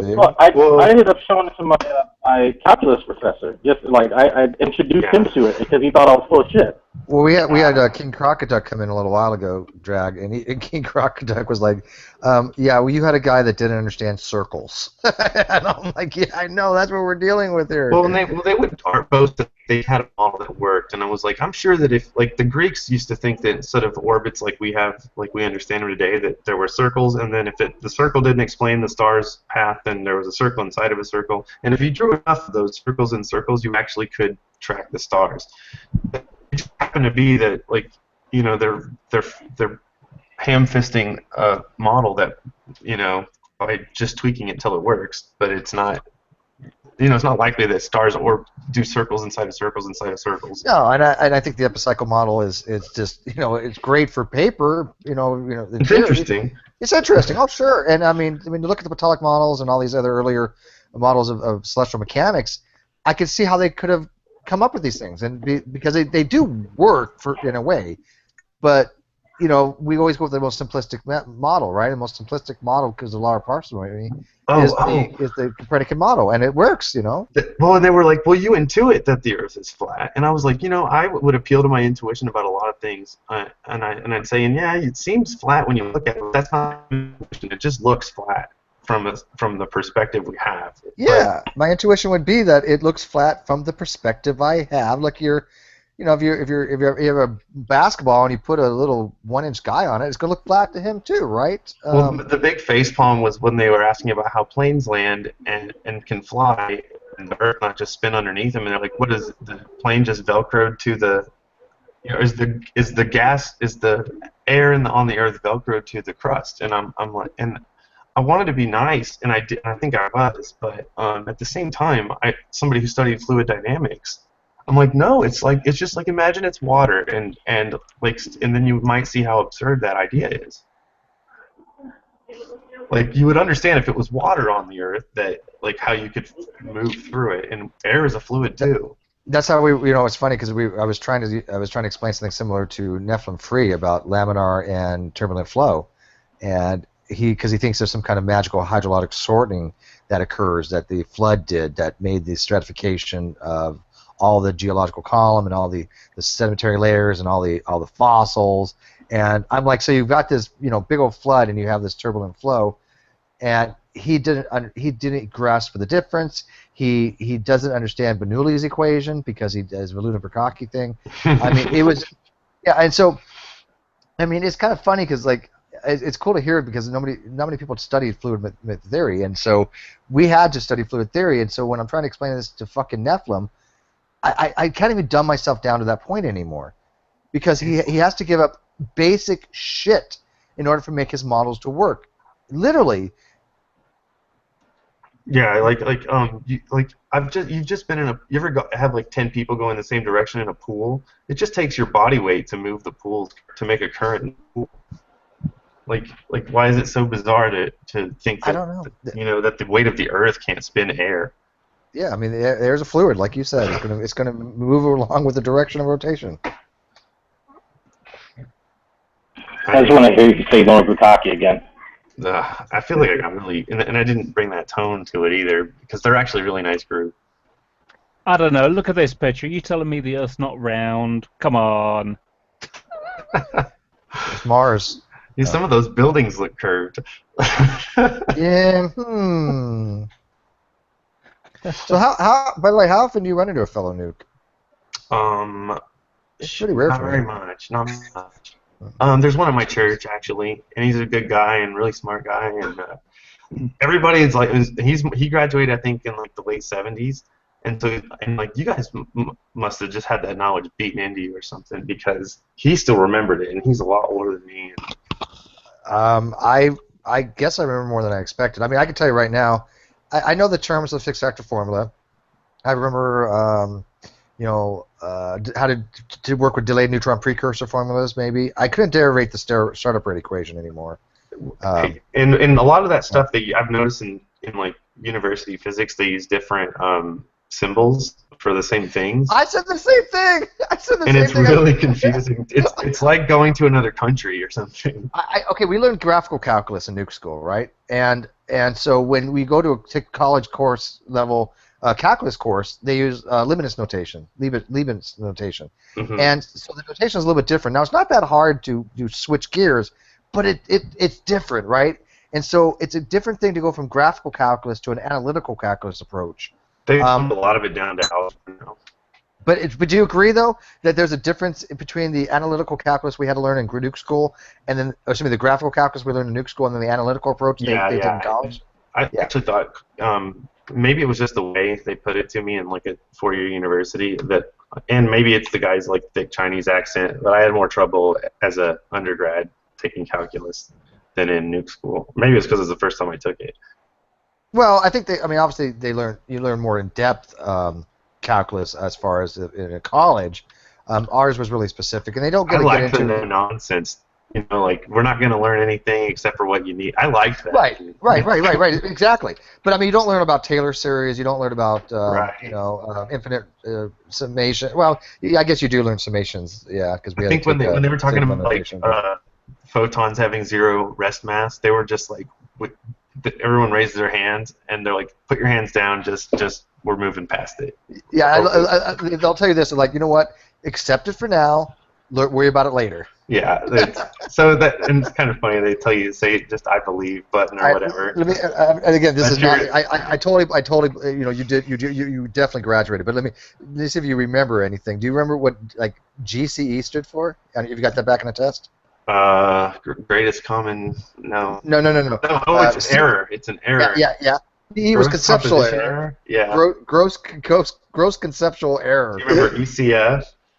No, I remember WTF was what the fuck. That's when you messed it up so bad they like what the hell. Understand it. Yeah.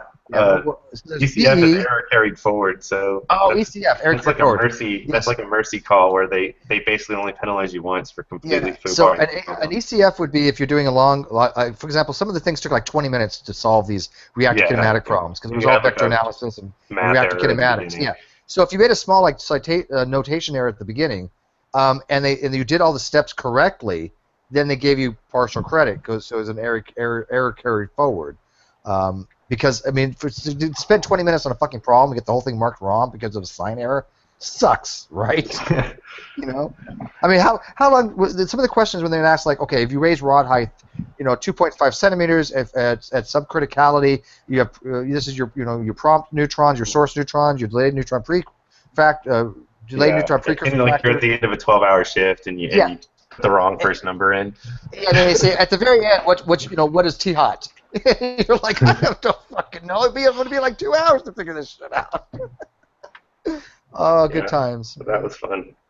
I'm nerdgasing really bad because I never get a chance to talk about this stuff. Kind of nostalgic, right? It is nostalgic because I love biology, I love science, I love cosmology, but the nuclear stuff I never talked about that much in my hangouts because one, who am I going to talk to about it? And the other thing is, it's well, you definitely did that. I wouldn't question that you did that. I'm surprised people did because even if you didn't, you affected. Like, it doesn't matter if you did or didn't. You can speak intelligently about nuclear physics, so it doesn't matter.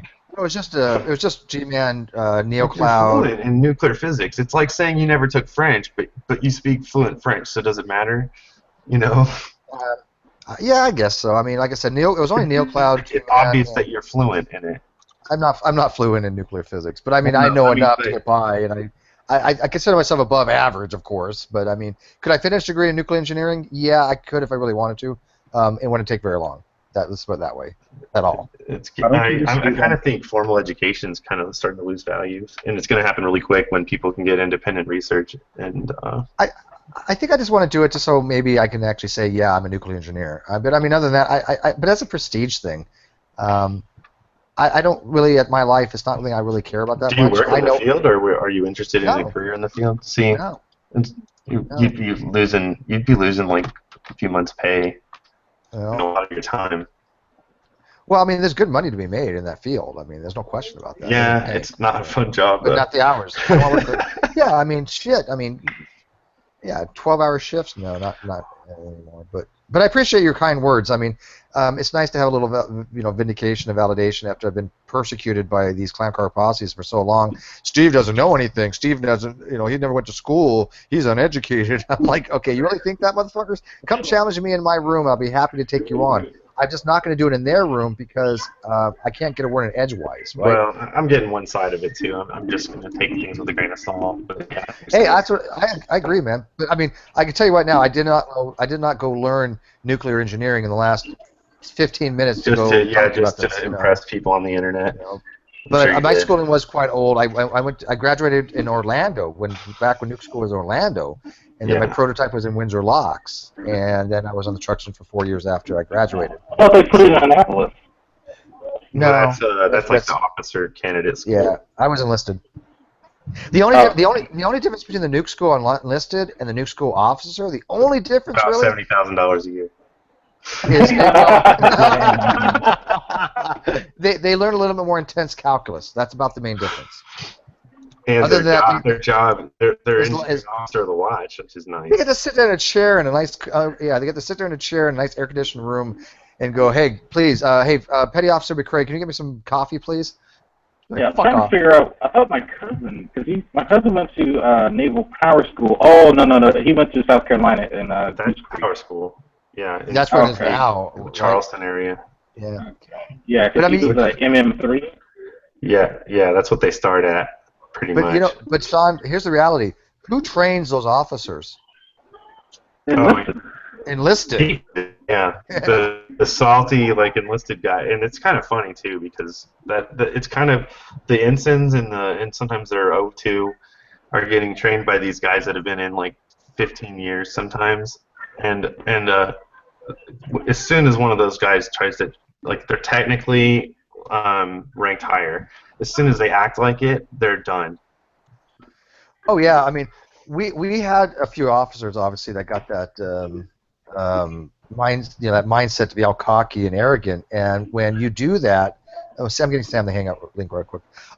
When you do that, you alienate the people that are training you. Yeah, and what happens is you have this book of qualifications, which is a bunch of signatures, and you have to walk around and ask people for checkout. And what the checkout is, they'll say, okay, explain to me the entire secondary system. Explain to me how condensation of the prime evaporators work. Explain to me, what enthalpy is. Whatever your checkout is, whatever give system. me a couple boxes of Girl Scout cookies. Yeah, give me some coffee. But you have to chase these people down, right? And so when officers are doing that shit, you're like, I don't have time right now. I'm busy. Excuse me. And because you don't want to piss off the people that are going to be training you. And so, I did a lot of training. I've signed a lot of qualifications. So there are people right now working at nuclear power plants that I have signed to certify that they know what the fuck they're doing. Well, I've been on a sub. You knew everybody. How many people were on here?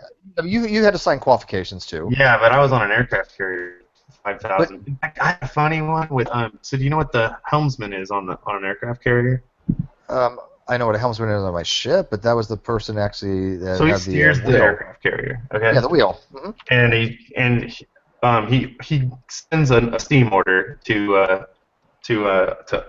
throttleman, and that'll decide how fast the ship goes for people that are listening. But so when I asked him what his job was, he didn't know I was a nuke, and he said, well, I do that. I push this and it makes the ship go faster. I'm like, well, it actually just orders someone else to make the ship go faster. And he argued with me about it, and I was like, well, you're sending that order to me, so I think I know what my job is. Yeah, that's kind of funny because he's exactly right. There's a little thing they move. Steam order. They're full, 2/3, 1/3. And so all that does is sends a freaking signal to the engine room. It's like giving me a text message. Yeah, and then we actually are the ones that actually have to change the ship's speed and and all that other or stuff. I can tell them to go to hell. I'm gonna do it. I won't do that, but I could. I only had to do that once. We were actually we were doing operations, and it was just nothing confidential or nothing like Leo ops or anything like that. It was just we were doing some with other ships, and the we were doing a lineup where, again, I don't know about aircraft. Okay, so this is a cruiser. Did you do stand throttleman as a machinist mate?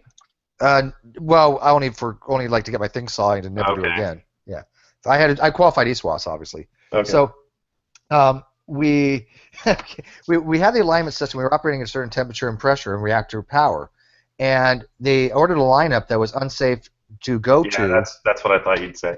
Yeah, so I knew the regulation. I knew that was an unsafe alignment and only be used in battle conditions. And the engineering officer of the watch ordered that from the captain's orders, and I turned it down. I said no. I said no, sir. You know, at this particular pressure and temperature, blah blah blah, we cannot go to this this thing without doing whatever we had to do. I don't remember. It'll scram. Yeah, well, it had the potential to scram, right? Obviously, and so you know, I got relieved of duty, and I had to go face the Chang, which would be the chief engineer. Yeah. And I explained to him the situation, and he's like, "Okay, you're right. Go, you're done." And that was, I mean, literally, that was it. I mean, I was scared as shit. The reason I didn't subvol is I heard about hot racking. You heard about what? Hot racking. Oh, hot racking. Oh, that's when you sleep in somebody else's bunk. Yeah, that's not worth $3,000 for me. Yeah, I got a question. I got a question. If you, I don't know how you know, naval ships work nuclear-wise, other than, you know, obviously they use nuclear reactor, superheats water, steam turbine, generates power. Oh, you're getting too complicated, man. Complicated. I get that. Makes the boat go. Yeah, I get that part. That's the basics, okay. But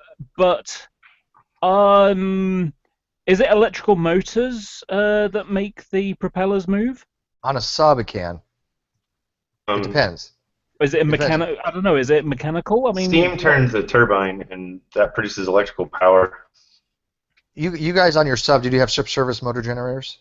Yeah. Okay, so it depends on what you mean by that there, because the motor doesn't, like, it's not like we spin a propeller with, well,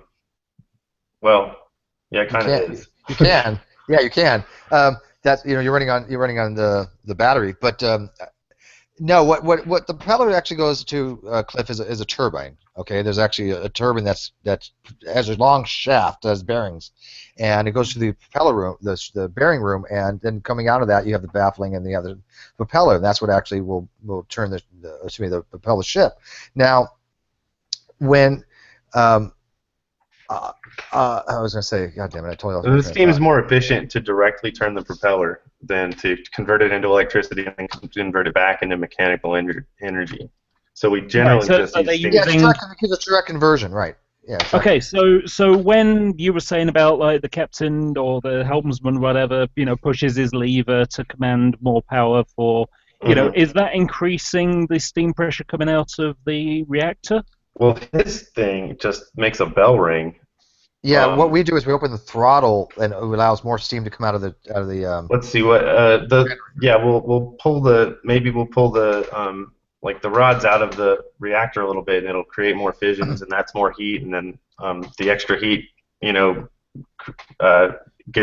we keep what's called a primary system that doesn't turn into steam ever. That heat's a secondary system. Technically, I shouldn't even be telling you anything, actually. Well, it's not classified. That's not classified. In Wikipedia, what a heat engine is. The primary system is under pressure. Okay, we had a pressurized water reactor, so the primary pressure vessel is under pressure, so there should be no boiling. Okay, you don't want boiling, even though boiling will add it to the thermal convection and heat transfer better. It actually has a better method. We don't have that in pressurized water reactors. Okay, so you go through what's a steam generator. So the water coming to the bottom of the steam generator will, through heat transfer through these tubes, will make secondary water heat up and turn very hot and turn to steam. That'll actually go through the turbines, and that will actually be recondensed, and that's your secondary system. Okay. If you had steam go through the reactor, it would melt down. Yeah, but that's what controls reactor power, is that steam demand. When you raise reactor height power or reactor rods, that's not actually increasing reactor power unless you were subcritical. Oh man, do you ruin like? I remember James this Bond? shit, Shawn. I You know remember that this shit James for Bond 35, movie, 30 Goldeneye? fucking years. I still remember You this ruin shit. movies for your friends like I do. Yeah, but I mean, you gotta admit, I can't watch Goldeneye when he like fights with a uranium rod or something. But it is pretty funny that I actually still The recall this fuel rod shit fight. so many years later. Fuel rods fights, but it's true. I mean, subcriticality when that's when you have change the reactor power due to rod height. But God, those formulas! Oh my God, that math was just fucking. No, it's killer. Rx equals mass flow rate times the difference in temperature. As Q dot MC delta T. Yeah, but C doesn't change, so. Yeah. See, I do remember this shit. So, like I said, true empiricism, fuck you. I did graduate from Nuke School, you bitch. And Shawn did too, by the way. I can tell you definitely was a Nuke School graduate. Nobody else knows this shit. I'm still not quite understanding the answer to the question I asked. What'd you ask? Do we make steam and turn a turbine? Well, I know that the reactor heats water, turns it into steam. No, it doesn't. No, it doesn't. No, it stays. The reactor heats water that's pressurized, so it never turns to steam. And then that water flows by pump through a heat. It transfers the heat through little tubes to another system that's not pressurized as much, and that water turns to steam. Then that steam turns a turbine and goes through a condenser that's cooled usually by seawater or a river for a civilian plant, and condenses it back into water, and it makes a cycle. If I had a whiteboard, we could show you so easily on a whiteboard. I know the reactor doesn't have a direct contact, because otherwise you'd end up with irradiated water, which is not what you want. No, actually, it's hard to irradiate water because it's doesn't have any impurities in it. Well, no, but the water itself wouldn't be irradiated, but you'd have impurities in there that are irradiated. Who's the guy? Hyman Rickover drank primary coolant, supposedly.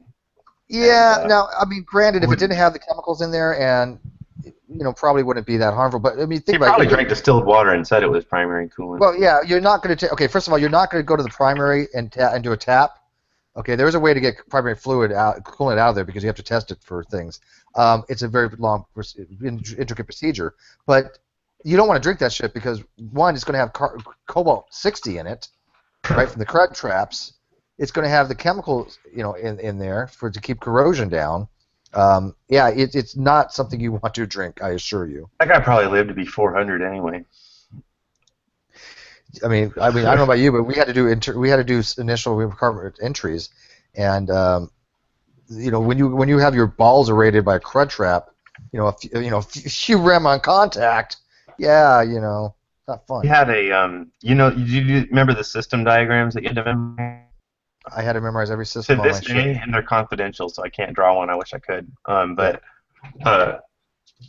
memorized the emergency coolant system because I made it look phallic. Shawn, one of the things you said is that you worked on an aircraft carrier. Which one, if that's okay to? Abraham Lincoln. All right. Okay. We had four valves for that, Shawn. We called them suck, fuck, spill, and fill. Okay, so if you had suck was just basically to lower the amount of the coolant system, and obviously fill was to fill it up. But then if you had fuck, that had a chain on it actually. And did you have it on your ship where you actually? No, you would have known. This would have been a mechanic joke, I think. Yeah, I think so. Because what it was it would actually, if you had to use that valve, you were fucked because you're introducing seawater directly to the reactor. Yeah. I was like remembering the sign, and I was like, I'm sure I can figure out which one's which. Yeah, you're probably gonna die eventually, because I mean, you have to do that. The amount of radiation exposure. You become an island.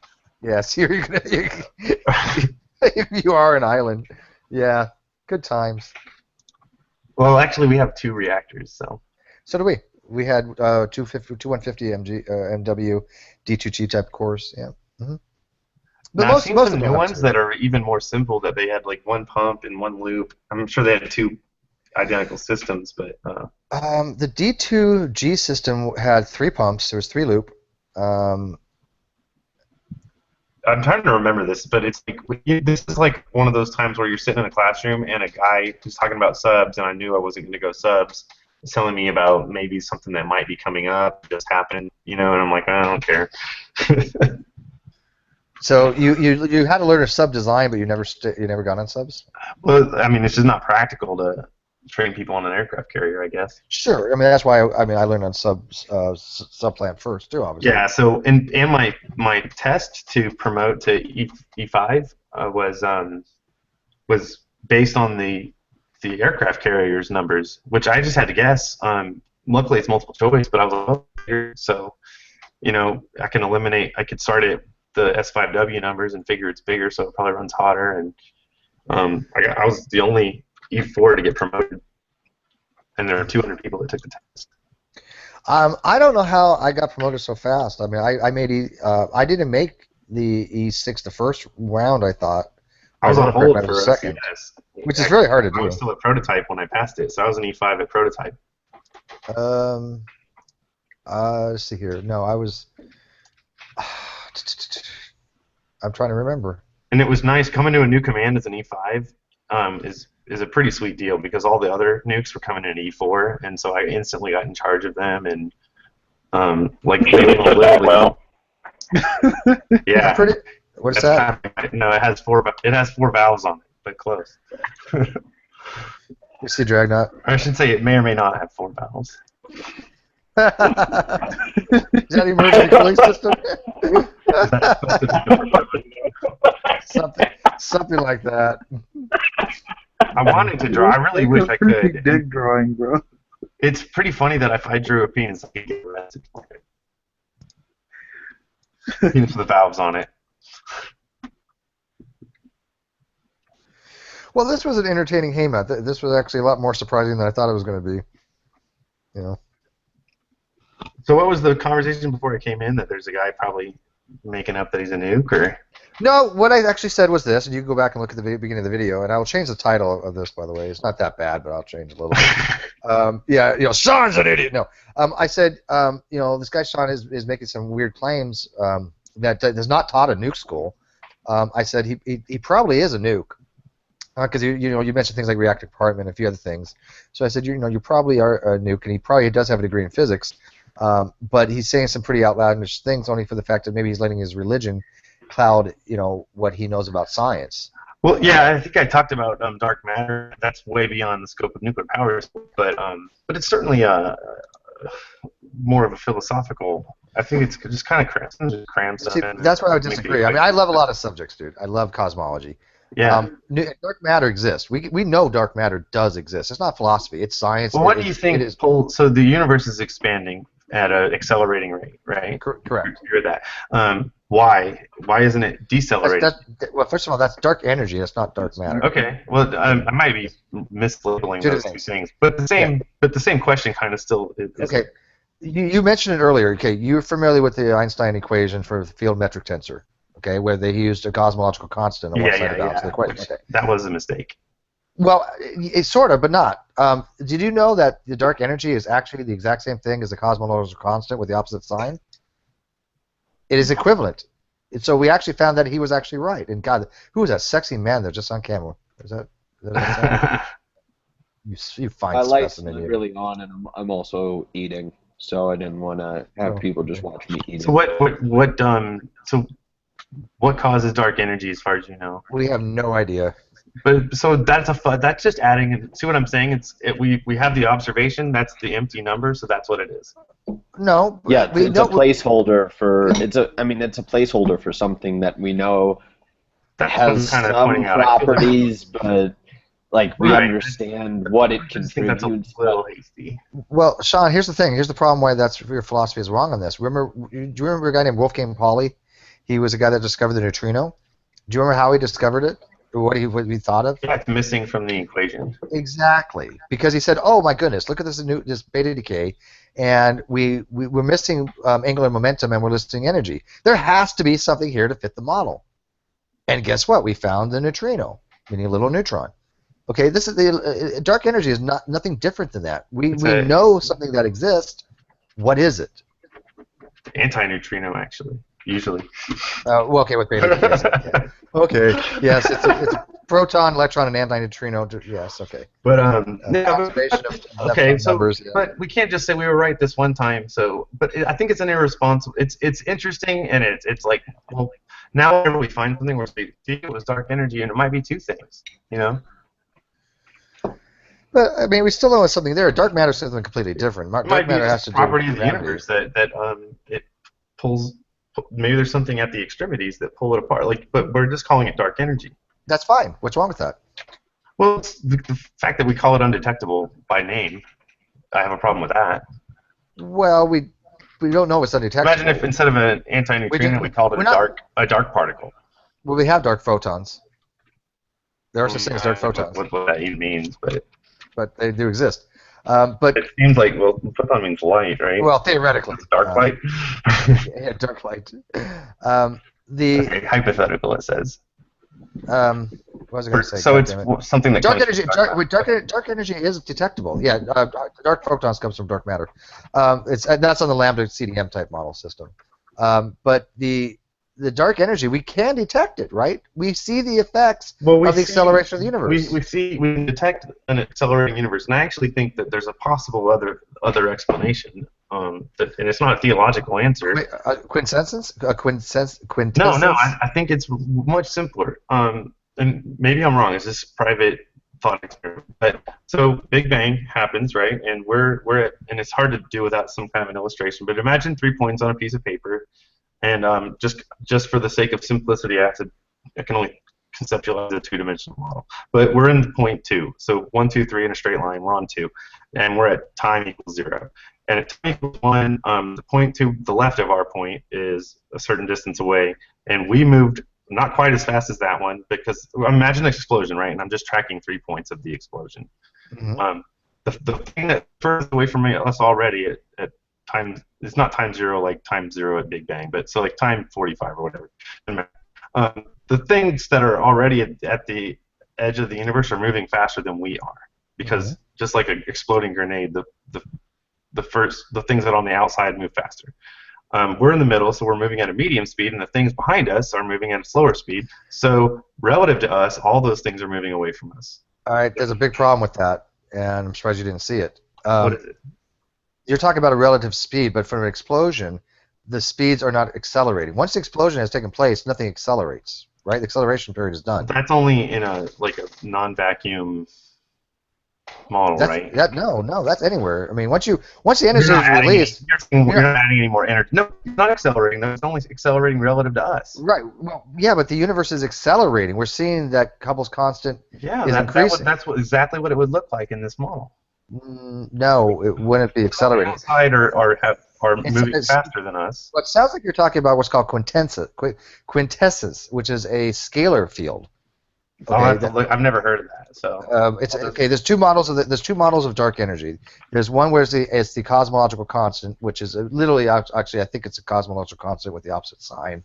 And the other ones, there's a scalar field, there's a ubiquitous field that's in the universe, and that field is that space-time continuum that's literally pulling the space-time fabric and accelerating it. I don't subscribe to that particular model. I know very little about it because I don't really get that technical into it. But there's an upper limit to how fast things can go, right? C, at least C. Well, I meant yes. Even if there's not C, there's something else. There has to be a limit. It's just the way physics work. Even if it's not C, it's something. So it could be a higher number, but C is a good. C seems to be the case. Yeah, C is that's because we have an asymptotic behavior that we can actually notice. See something.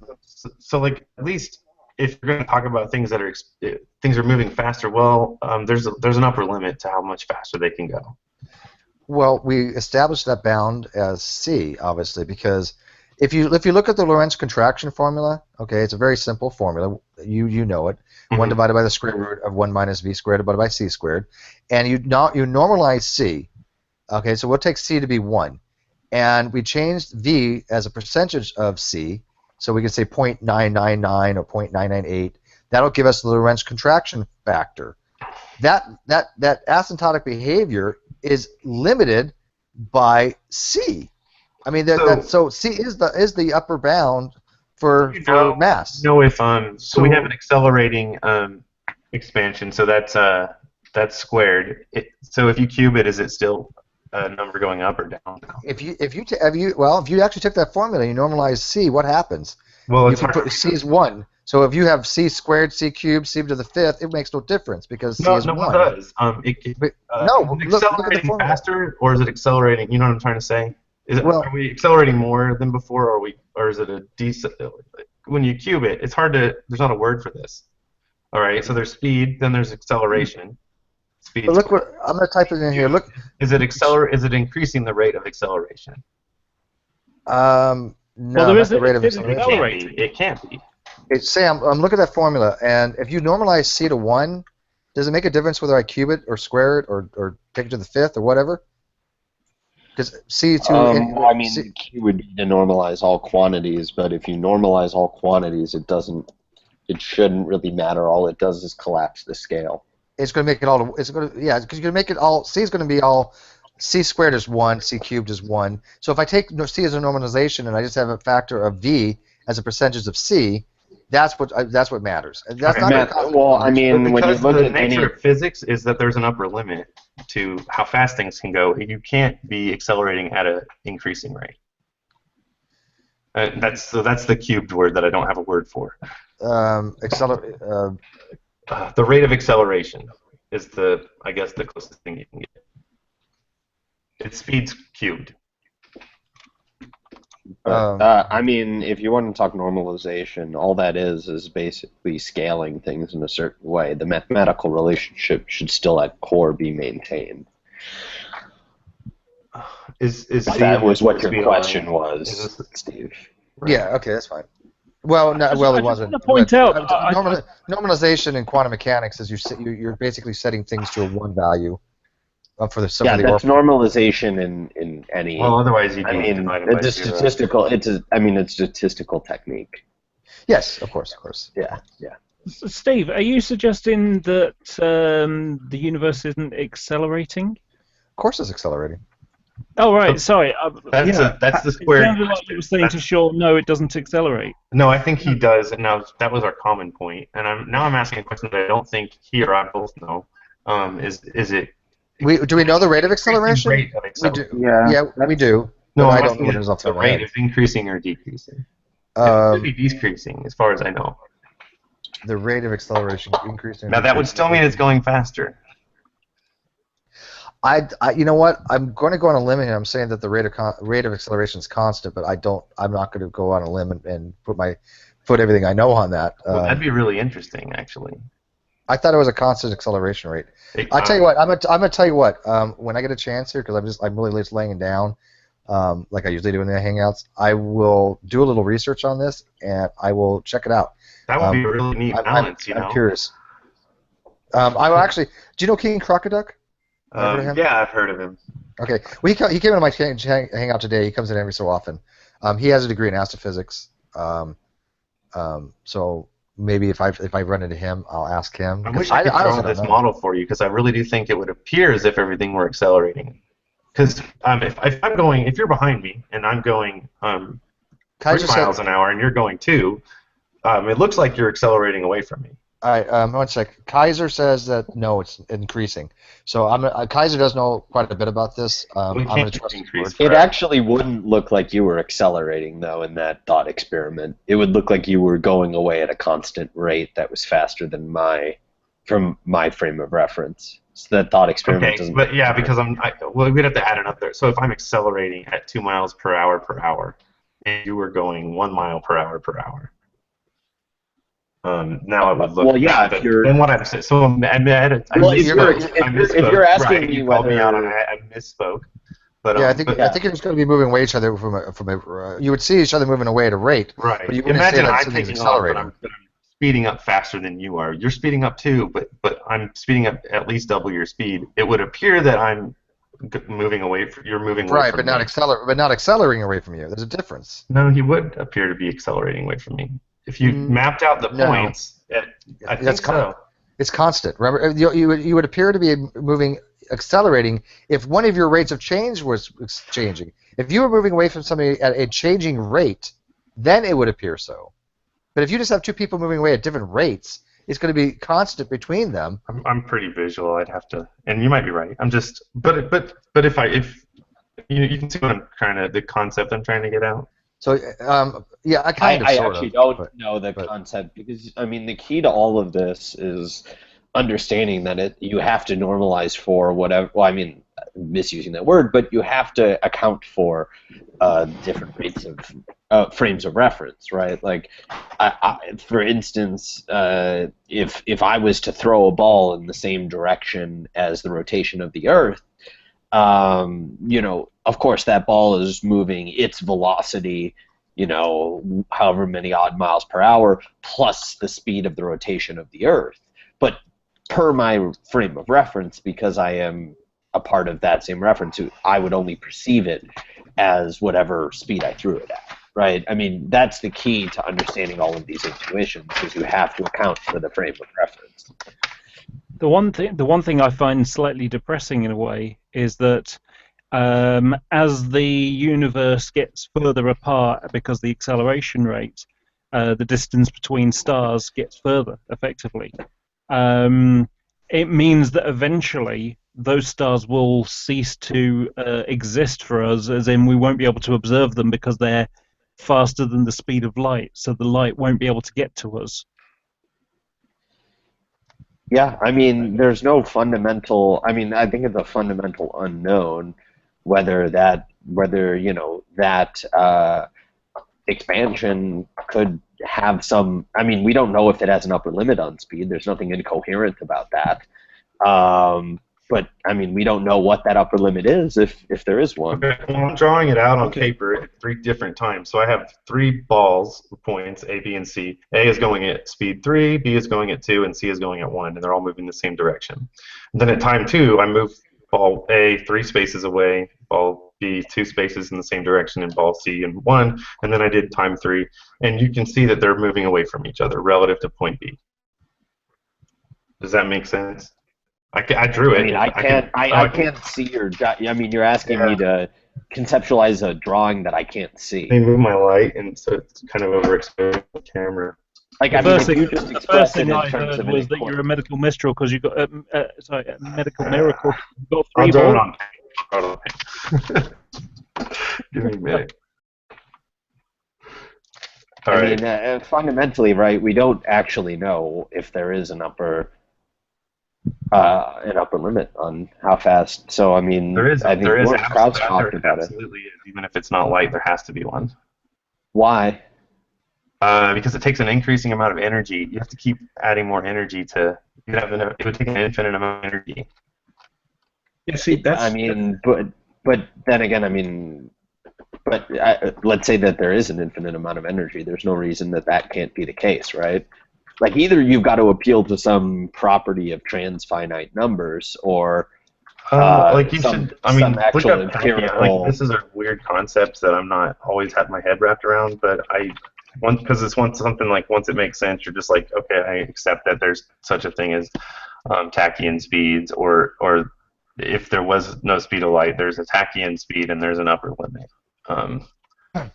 Well, tachyons would be just the opposite, right? You'd require an infinite amount of energy to slow them down to light speed, right? Tachyons travel instantaneously. This is a theoretical tachyon that has more than infinite energy, right? So. Well, no. The way a tachyon would work would be a tachyon would travel instantaneously, and then as you pump energy into a tachyon, it would actually slow it down, and the limit to how slow it could possibly go would be C. And that's because, and correct me if I'm wrong, Steve, it's because in pumping energy into that tachyon, you're actually adding mass. Correct. Okay. It's been a while since I thought about it. I think it actually, you know what? Okay, let me think about it. I was good at calculus, but I never took multi-dimensional calculus. It's the same thing with, well, if you think about it, when you have an asymptotic behavior to C, about 20% of the speed of light, about 0.20, you start having relativistic effects. And everything you start pumping into that system energy-wise goes into mass. Okay, so as you approach C, you get more massive, which means you need more energy to make it go faster, which means you have more mass being produced, and it just ramps it up exponentially. So when you're at sea, you literally have an infinite amount of mass and an infinite amount of energy. A tachyon would be the same thing. You would have an infinite amount of mass and an infinite amount of energy. It's just they're beating from both sides. One's coming from the left-hand side, one's coming from the right-hand side. Well, and then we have weird things like the rest mass of zero. That's like even today. That's sort of you have to accept that photons have this kind of these properties, and it has to be this way, or else they can't go the speed of light. And which is bizarre because we're talking about the speed of a photon. Right, but rest mass is only measured because of relativistic effects, right? Equals mc squared. So you can measure these things, in electron volts, right? So it's not really that big a deal to say that a photon has no rest mass, but it has relativistic mass. That's that doesn't seem to bother me. I don't know. I think if you said you got through quantum physics and nothing was a kind of a head scratcher for you, I think maybe you're being disingenuous. Well, no, I would never have said that. I've never taken quantum mechanics formally, but what confuses me in quantum mechanics is actually stuff like quantum entanglement between singularities of black holes. Einstein, Pulaski-Rosen bridge. That shit is fucking really awesome. But you sit there with your brain going, what? It's just to think there's a causality between two places in the universe so far apart from each other that what affects the quantum level border on a black hole in the singularity can affect somewhere else. It's just that I can't wrap my head around at all. Why am I drawing this in paint when I'm a photographer? How do you get into photography from Nuke school? You actually know a lot about how light moves from being a Nuke. I like science. There's a lot of science too. Okay, there's things like the golden ratio and rule of thirds, which are composition rules, and there's a lot to business, for one thing, that you'll make more money if you know what you're doing. You know what though? How happy you are almost always depends on who your boss is. I don't doubt that. But hey, go try to explain to Arcane Logos, who was in that hangout with you in TrueEmpiricism's hangout, the flat earther, that light is crepuscular, that it is actually parallel light. He doesn't understand parallel light. He doesn't understand. Also, I'd like to remark that happiness is, there's a good amount of evidence that suggests that it's genetically determined, right? You just sort of normalize to whatever your natural level of happiness is. That's why I'm never going to have a happy-go-lucky, sunny disposition. Yeah, he's pretty miserable all the time. Yeah. By the way, meet Sam, meet Shawn meets Sam. Well, what about, I have the philosophy that I think everyone's actually a hedonist and stuff to I might buy into that. Yeah, I've tested it with some real scrutiny, and I think it's true. Well, on the one hand, yeah, your personal philosophy is interesting, but there's also whole field of psychology that addresses a lot of these questions. I've been fascinated by it, and on a certain level, hedonism, people are sort of hedonists when it comes to novelty, but the way that you avoid hedonism is by doing things that are that actually change your frame of. I'm forgetting exactly what the term was, but I'm just going to say frame of perception regarding reality. So actual change rather than novelty. So would it please you to avoid hedonism? To avoid hedonism? I like the way that I live my life now. No, if you not particularly hedonistic, it's much more Spartan. I'm just trying to be a little bit tongue-in-cheek, but if you can convince yourself that you're not a hedonist, would it please you? Real quick, Shawn, are you going to be around about an hour? Not really. Probably not in an hour. It wouldn't please me. I'll be back in 10 minutes. It's an inherently a circular kind of point. It was facetious. I don't know what the point would be because I wouldn't feel any emotion towards it. So the hedonism would be the view that your only motive, when you get down to the bottom of it, your motive is always pleasure. So and avoidance of discomfort. Well, what I mean is that we would seek joy. So anytime you do something, it's because even people who hang themselves. Let me get Pascal was actually the guy that quoted it.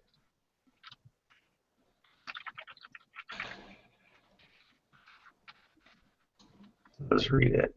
Sorry, were you saying something? For me, I am definitely not a hedonist. My goal is to understand other people, which allows me to understand myself. Let me, well, no, I don't see you identify as a hedonist. Let me read the quote now that I found it. It says, all men seek happiness, this is without exception. Whatever different means they employ, they all tend to this end. The cause of some going to war and others avoiding it is the same desire, in both attended with different views. Happiness and pleasure, this is predicated on the idea that happiness and pleasure are the same thing. Sure, so I use the term, I just kind of will take a little bit of that and the idea that pleasure isn't just a, like, pleasure could just be a accidental consequence of achieving a particular goal. Like, my aim for doing something could have been purely academic, and through the process I get pleasure from it, but that wasn't my goal. This is the motive of every action of every man, even the ones who hang themselves. Okay, I mean, you can declare that. I just disagree. So the question would be, like, what have you ever done that was not motivated by seeking happiness? Charity. So giving to charity so that you will be seen as charitable? No. No, I don't. Or that you'll feel charitable? No. No, I do it because I feel a moral obligation towards it. So to fulfill this moral obligation? Yeah, it's to fulfill a moral obligation. You see why it's kind of resistant to scrutiny? I can give you two names that disprove your point. Eeyore and Nadie. The donkey? And Yeah, I Nadie. mean, this is all predicated on the idea that happiness and pleasure are the same thing. I don't grant that for a second. Well, I actually prefer to, if I wanted to, I could actually live a much more easy, hedonistic lifestyle. I don't. And that's because it's not conducive to my happiness. Short-term gain is not conducive, and short-term pleasure is not conducive to my happiness. You might be talking over me a little with what you mean, because I don't, even though you said they're different, I don't understand what distinction you're making. Okay, so happiness is an actual state of being, whereas pleasure is a single sensation.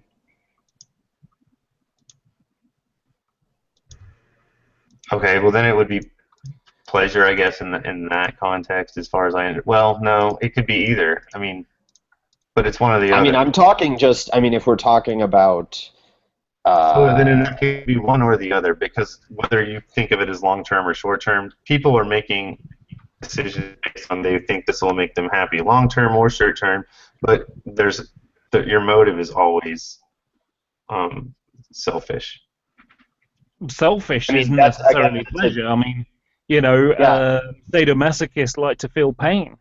Well, they get pleasure from pain. They enjoy pain, which is a bizarre. But it's hard to wrap your head around if you're not one. But I mean, you've just made an unqualified statement, right? Which is that everyone ultimately does this. I mean, you need to actually empirically demonstrate that. I'm not just going to accept, you can't just go, you're wrong because I assume. I mean, your argument essentially is, you're wrong because I assume that my case is the case. I mean, you can do that. It's just that might pass for an argument where you're from. That doesn't, to quote Arif Ahmed, that would not be an argument at the University of Cambridge. I'm trying to scrutinize it. Well, Blaise Pascal, who made the argument, was a good mathematician. Well, I mean, yeah, but then again, Linus Pauling was a socialist and a communist. So does that mean that socialism and communism are reasonable just because a smart guy embraced it? Philosophy. It's not prescriptive. It's descriptive. Okay, but just because a smart guy... Well, no. I want to illustrate... Bear in mind, this is the same person who came up with Pascal's wager. So... Yeah, I mean, which is an awful, awful argument. But good mathematician, shit philosopher. Yeah. I mean, Pascal's wager isn't a good... But anyway... I just want to point out. Well, again, you can't just say, "Oh, he was a brilliant guy, therefore I have to accept his argument." No, you said this wouldn't pass in Cambridge, which was the opposite of that, kind of. Well, I mean, last time I checked, Pascal, Blaise Pascal did not go to Cambridge. No, he was a French mathematician. I think he went to. I know who Blaise Pascal was. I mean, I do know who he is. I don't know what university he went to. Looking it up. I mean, to my knowledge, he did not go to. Well, unless Cambridge predates the 1600s, he probably didn't. I mean, Newton went to Cambridge, so I don't. Newton was a fellow at Trinity. The Principia of Mathematica, right? I think. I just want to point out that I know two people that don't go for pleasure as the primary important thing in life. And you said Eeyore the donkey? Yeah, well, I was making a joke about Eeyore because Eeyore's never happy at all, so that's a joke. Okay. But I am an example of that, and the other person I know is Hilary Pugh. Both she and I have Asperger's. And survival is the most important part of our lives. Understanding other people and their motivations, because effectively we are deficit in certain social aspects. I'm not I'm okay on the social stuff as such, but I don't notice the little signs. Someone might be looking at their watch and say trying to indicate to me, they're fed up of talking to me now and they want me to go away or shut up or something. I may not notice such things. I think it's now Hillary on the other side. It's actually a tautology, and that's why I think it's it's just decay. Because if your motive is survival, then that's what I'm talking about. The things that motivate you is ultimately what it says. So it's tautology, but well, thank you for tautology. Then I mean, well, I'm not trying to say you should. I should just say all circles are round. Then I think you came in a little late, but no, I'm just making I'm making an argument for you for one thing. I said it's sort of tautologistic, but so it's just interesting when you try to argue against something that's already a tautology. But the whole point of hedonism is someone who believes that the pursuit of pleasure is the most important thing in life. Right. I modified that a little. I said that I think that's just what our motives are. Well, I mean, G.E. Moore would disagree with you. Also, according to Wikipedia, Trinity College at University of Cambridge, which is where Newton was a fellow, even though he shouldn't have been because he didn't accept the Trinity, because it was Christian back in the day, was founded in 1546. So what do you mean by very well could have gone there? You're kind of. He's a famous. I'm in the middle of a sentence, so how about I've let you speak. So he's a famous philosopher. He basically, his argument against hedonism is that hedonism says that basically it holds if you say that the only thing that you value is pleasure. I personally take an Aristotelian stance on how humans value things, and so I think that there are a variety of virtues that people people value.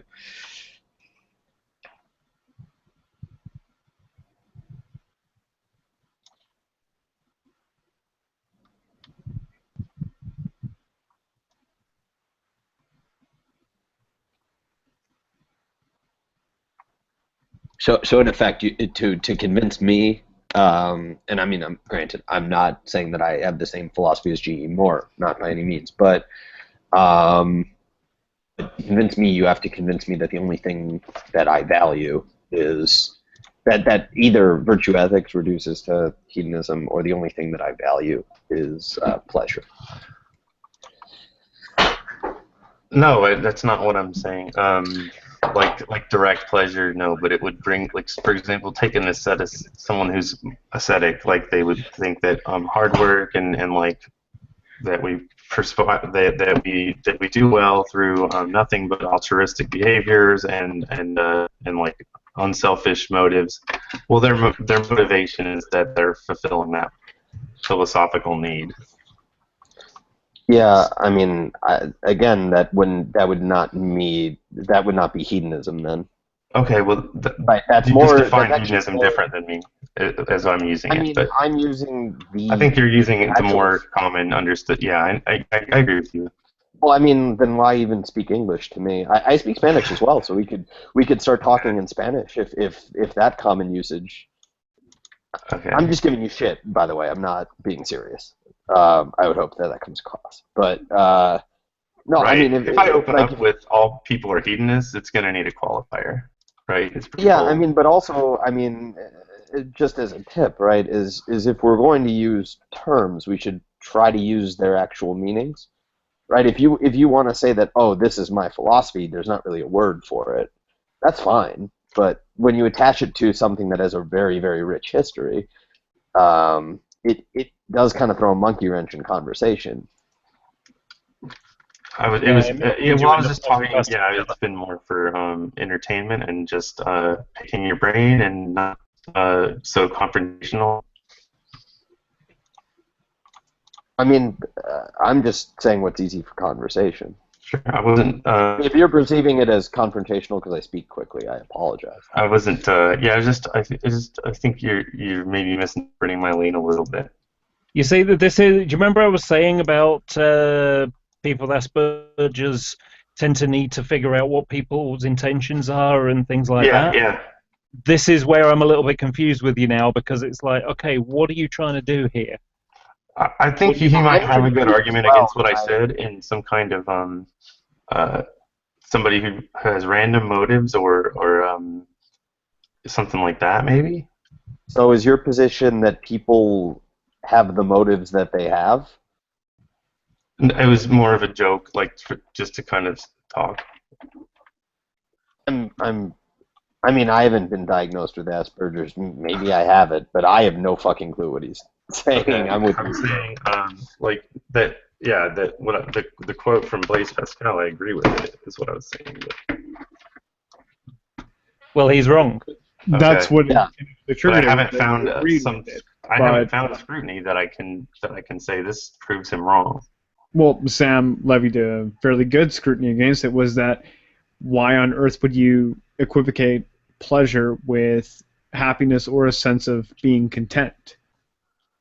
Okay, well, Blaise Pascal wasn't a hedonist. He wouldn't have identified as that. Of course not. No. He highly criticized it. And he was just defining it in this manner so that he could criticize it. No, he never defined it. Would you agree with it? It was just the quote in a bubble, and I called it hedonism. This is why I don't get into this. Sure, I feel like I really regret even like opening that up. I thought it'd be a good conversation. Well, it is. It's very confusing when people don't know what you're saying. I mean, that's my right. Like, you can't go like I'm very confused because you said, "Oh, like I like this quote," and no one's really criticizing that, and then I gave like the direct criticism that is talked about in ethics classes. I think what it is, Sam. I mean, without doing this fairness just to Shawn, we had a similar thing because I don't know really what you guys are talking about because I was eating and wasn't paying much attention. But we had a little thing like that earlier where he was talking about something about carbon radiometric dating and photons and electron capture, and the words he was using. I know kind of what he was getting at, but it wasn't really making much sense to me and Fiona. So I think it's just a communication issue at this moment. I don't think he's meaning it by anything. The fact that he may have just used the inappropriate word for describe his, what he's trying to actually describe. Here's the quote that I was talking about, Steve. I'm saying like that's an interesting point of discussion, and I don't scrutinize that, and I think it actually holds up to scrutiny really well. I kind of disagree. I've come across a few people in my life that seem to want to find problems even if they don't exist. Yeah, I also think that this wouldn't account for Maslow's hierarchy of needs, right? I think it would. I think there's some harmony there, maybe. Not really, because Maslow's hierarchy of needs would say that people don't actually search for self-actualization until they have fulfilled things that are lower on the hierarchy of needs. Yeah, so maybe what makes you happy is breathing at some level. But well, what I'm saying is that you don't actually search for happiness until you achieve. Like those people don't. I mean, and there's some empirical leaning that happening. But you can't. I mean, what are we defining as happiness? Not both short and long term. I guess it's whatever you think is better. Whatever you think is better. It's both. So I mean, really, it comes down to like whatever is perceived as the best possible life. I don't even think you have to actively have the concept of it. I think maybe it could be subconscious. Well, I mean, I'm not saying that the person has to have the person has to be aware of what they're seeking, but I'm asking you what you mean by happiness. Sure. And and you gave a good distinction between the two words. And so I guess so what I'm saying is it kind of captures both, or else it doesn't work. Well, I'm asking you what you mean by happiness, like an operational definition. Okay. Like the fullness of life, I guess. Would you say that something like self-actualization is happiness? Meeting one's needs completely, psychologically and physically? Achieving your full potential. No, not necessarily. Okay, I'm trying to help you here. It could be. I said it could be, but it doesn't have to be. Do you think the word content should be in? Well, maybe yes. Okay. So say, but maybe your self-actualization could also be see the problem, see the kind of why I would say not necessarily, because maybe for you the most important thing of you're achieving full potential if you feel safe. Well, I mean, granted, for any given person, happiness is going to be different. I'm asking what the thing is, not what it entails for each person, right? Like you can't. Here's the thing, right? Is you can't make a statement about happiness without some, somewhat firm definition. I'm willing to go with Maslow's hierarchy of needs, but obviously that would kind of deflate this quote.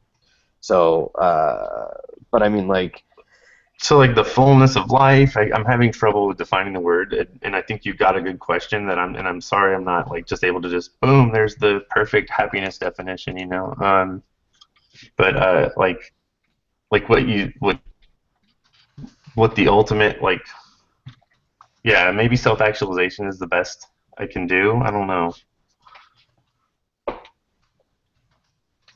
Yeah, under that definition, though, I would say that kind of smuggles in the idea that your quote isn't valid. So I kind of didn't want to define it that way because it's Maslow's hierarchy of needs, and people don't search for self-actualization until they've hit other needs. Can I throw a definition that maybe create an agreement or whatnot? Sure. Happiness is a mental or emotional state of well-being defined by positive or pleasant emotions, ranging from contentment to intense joy. I think so. That's a good one. Yeah, we can work with that, I think, and have a good conversation. I think the hierarchy of needs is interesting because the basic needs are actually a requirement in order to get the other ones. Well, yeah, that would be what the goal is still the self-actualization is still the goal, right? I mean, that's a misinterpretation, right? Because there's no goal. I mean, this is just a description. And again, that would it would require that you revise your thoughts on the Pascal quote, because it's the concept of Maslow's hierarchy of needs is in direct contradiction with that, because it would entail that there are people that don't seek happiness because that they haven't hit that level on the hierarchy of needs. Like they are struggling to breathe. I don't. So maybe that's too basic. If you're starving to death, they're too hungry to find a better job.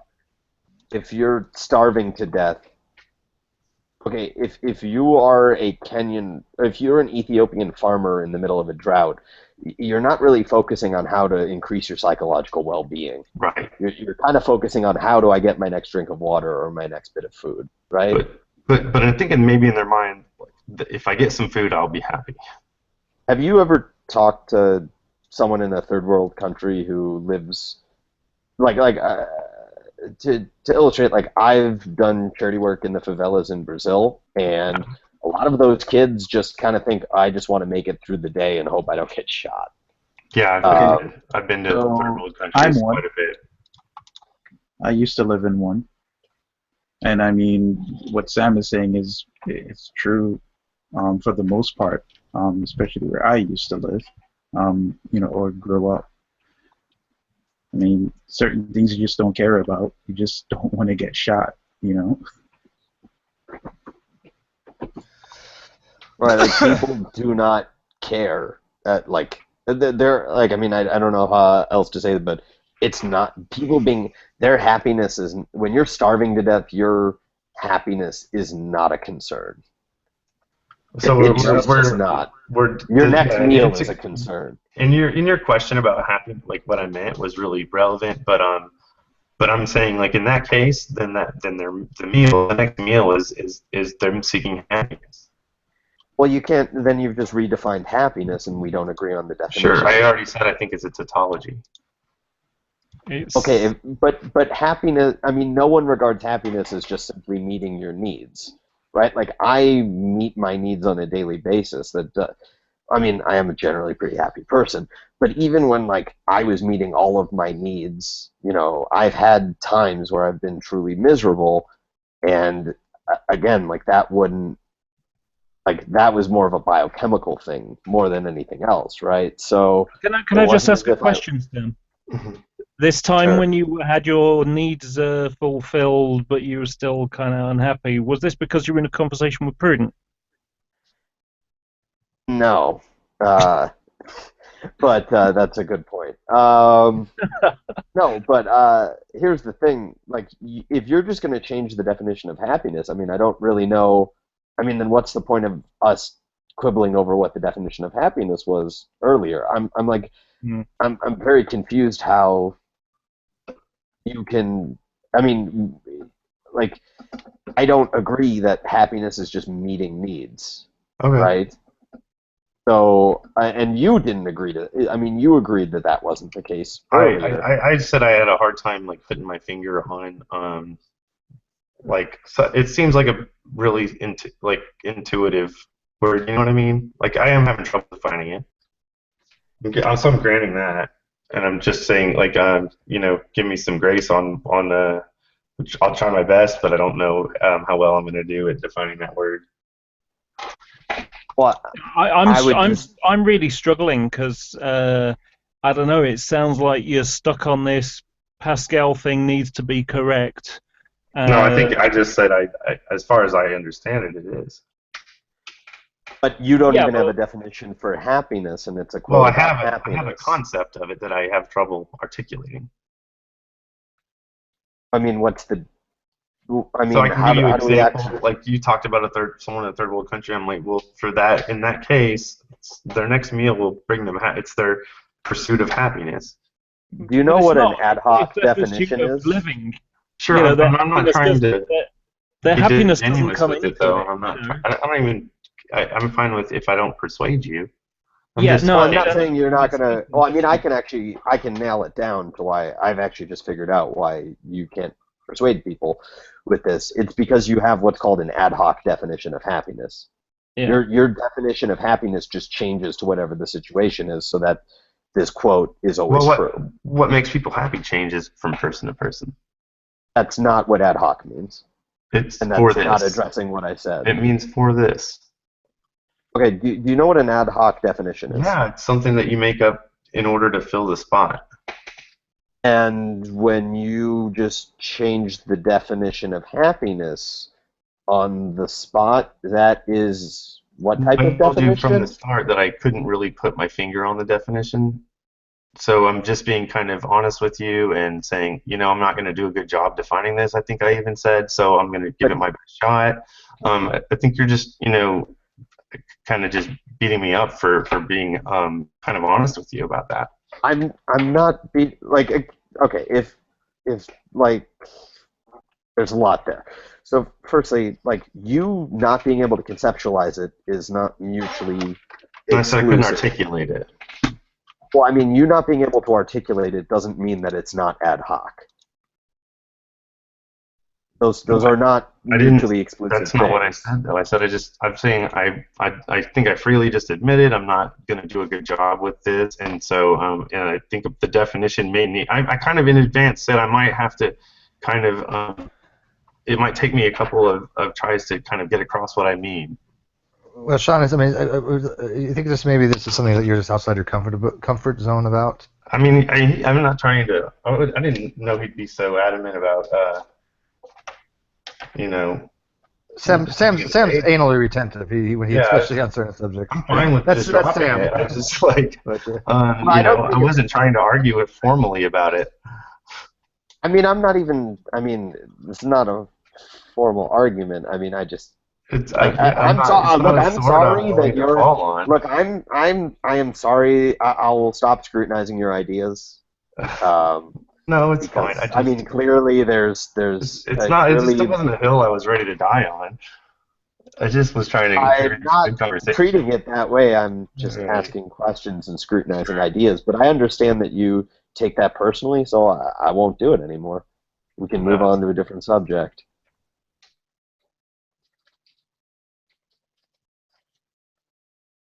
Because we only have about, I don't know, 30 minutes, 20 minutes, 15 minutes? I don't know, actually. We don't have much longer than this 8-hour hangout, so we still got 40 people watching. I'm really not tired right now, and I don't know if you guys, going to be up. I might have another hangout afterwards for my European friends. These are real time sucks, aren't they? Yeah, well, I mean, I got people all over the world, right? And some people have actually been bugging me, like, why don't you ever have hangouts when I'm awake? Because I have them at all hours. I like to have them actually like in the middle of the night. That's my favorite time because I don't sleep well. But of course, most normal human beings that live in California, like Sam and I, and Isaiah, we're not going to always be up to it. Stay up for it. I guess that's a nice perk. Well, and it's funny because being up all night, it's weird because you'll see a hangout starting. Like I was saying, True will have a hangout, and it'll be like at 2:45 in the morning, and I'm like, what the hell is he having a hangout for? And it'll last like 3.5 minutes, and he'll say something incredibly stupid. I'm like, fuck, I'm so damn tired. I'm not going to make a video about this right now because it's going to take me another 4 hours, 5 hours to make a video. And I'm like, no, I'm going to bed. But no, I don't know. I just been really kind of chilling lately. And maybe. Do you think that? Have you seen the people that are kind of intentionally obstinate about the atheism-theism arguments, and they will just to be obstinate or maybe to not have a position, they just do you see that? Does that bother you as an agnostic or? I'm sorry. What was your question again? People who are intentionally, I think the lacktheism definition is sometimes used maybe disingenuously just to not be scrutinized. Right. Well, have you watched my videos on lacktheism? No. Oh, you just open a can of worms. I do not want to talk about lacktheism. You made me almost yell at the rumpus because of. He was not getting it, was he? Like I was like, stop using set theory. Like I feel like they make other because it starts to be the heartbeat of the. They try to make it sound like the heartbeat of the community, and then I find like nobody in the room has seemed like that. That's the position they take. It depends. There are people that still think it's the case. I think they're wrong, but they're entitled to their opinion. There's no such thing as a right definition or a wrong definition. So.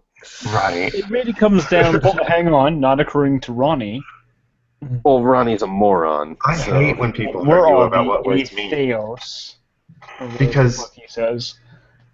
When someone argues about what a word means, well, you're like, whether I used it correct or not, what meant was that, and then it can turn into a red herring really fast.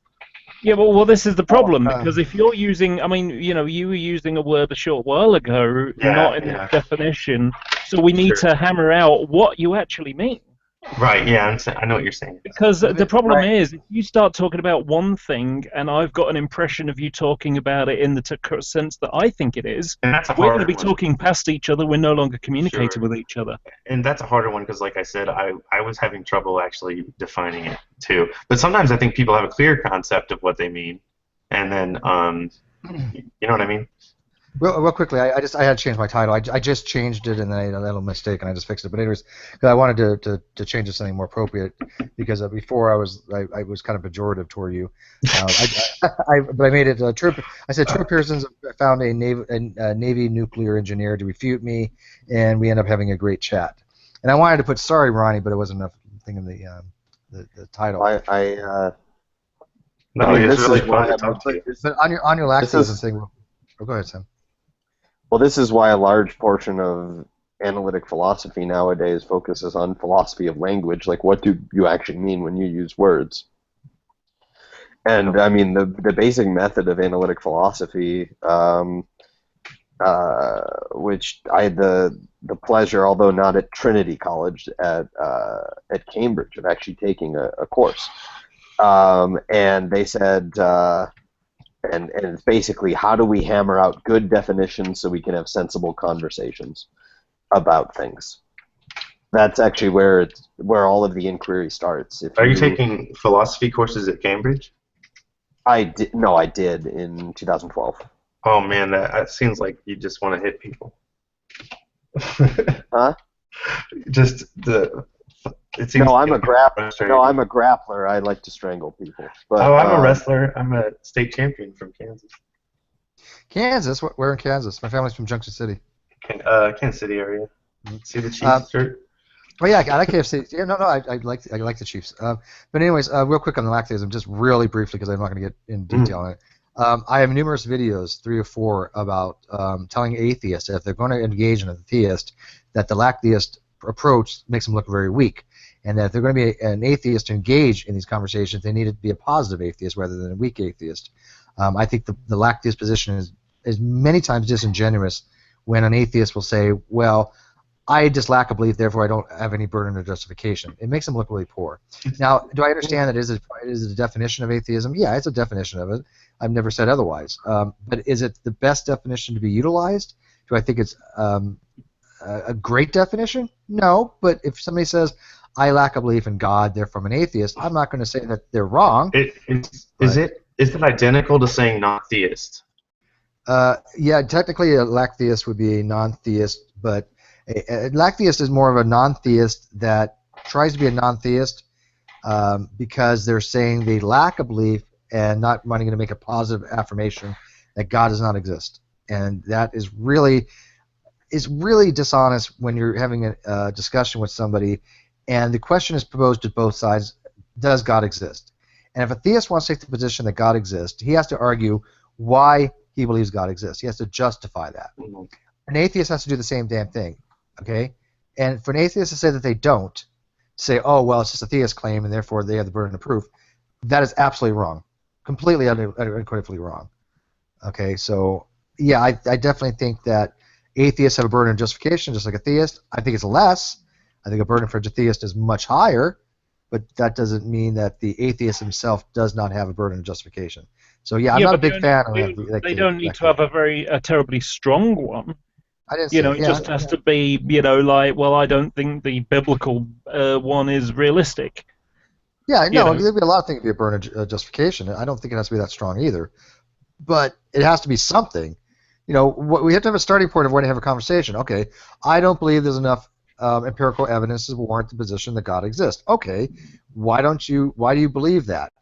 Then you can go and have a conversation. There's no evidence for this and this. Okay, but there's evidence for this, this, and this that supports this. So you have a dialogue going on, right? With an atheist that says, well, yeah, I just lack a belief in God, and I don't have to prove it to anybody that I just lack a belief in God. Therefore, the burden is all on the theist. I think that's bullshit. So does that make sense? Was that a good answer? I agree with that, although I disagree somewhat, but then again, I haven't really got a definition from you so far on the strong versus weak atheism. A strong atheist is a person who posits God does not exist as an affirmation, as a positive claim. God does not exist, or I believe God does not exist. Now, a lacktheist would say, I don't believe God exists. It's where you change the negation, right? So if you make a positive claim for a belief, I believe God does not exist. You are making a positive claim rather than saying, I don't believe God exists. Or you might be saying, you might also say, I have good reasons to withhold belief. You know. Yeah, there are a whole This is why these types of discussions often get to be really boring, because you're just trying to taxonomize every single person's possible belief rather than, just have a productive conversation about beliefs. Sure. I think that if you want to analyze why Ronnie got thrown off of the atheist experience, it's because Matt was like, listen, let's just talk about what you believe. Why are we focusing on definitions? Right, let me explain real quick, because I totally agree with Sam. I totally agree with you. I'm only saying that I'm only referring to specific people that will sit there and say, well, you know what? I'm an atheist. I don't have any burden to tell you why I'm an atheist or explain to you any evidence against the claim God does not exist. I'm going to sit here and let the atheist do all the work, and I'm just going to sit there and judge his evidence. That's the thing that I don't like. But if somebody calls themselves an atheist, I don't give a fuck what their reason is. If they say, I'm an atheist, I don't believe in God, or I'm asserting God doesn't exist, weak, strong, whatever, they're an atheist. I have no qualms. I'd rather move on past that and say, okay, let's discuss this further, right? But I'm only talking about a very subset of the community that I can name them on one hand that pull this little bullshit stunt that they just, well, I'm not going to give you any evidence for my position or my burden of justification. That's it. It doesn't apply to very many people. Yeah, I think the problem is, though, that the adversarial, discussions is, you're making a positive claim. You now need to prove it. No, you don't have to prove it. Okay, again, no one ever likes to talk about whether or not you need to prove that. Like, treat that as a claim. Well, does every positive claim need to be proven? Okay, first of all, it's for a belief claim, right? You only have to give a burden of justification, which is a burden of proof. That doesn't mean you're not proving anything. If I say I believe God exists, I don't have a burden to prove that God exists. I have a burden as to why I believe it. Well, yeah, I think that this can really be. I've used a very simplistic one. You could have someone who's incredibly weak Christian. They could say something along the line. Their justification could be something so weak as, my parents / pastor told me it was true, and they wouldn't lie, would they? That is a justification. It's a really bad one, but it is a justification. Well, you can simplify this as anytime you make a claim, there are things that go on to justifying why you make that claim.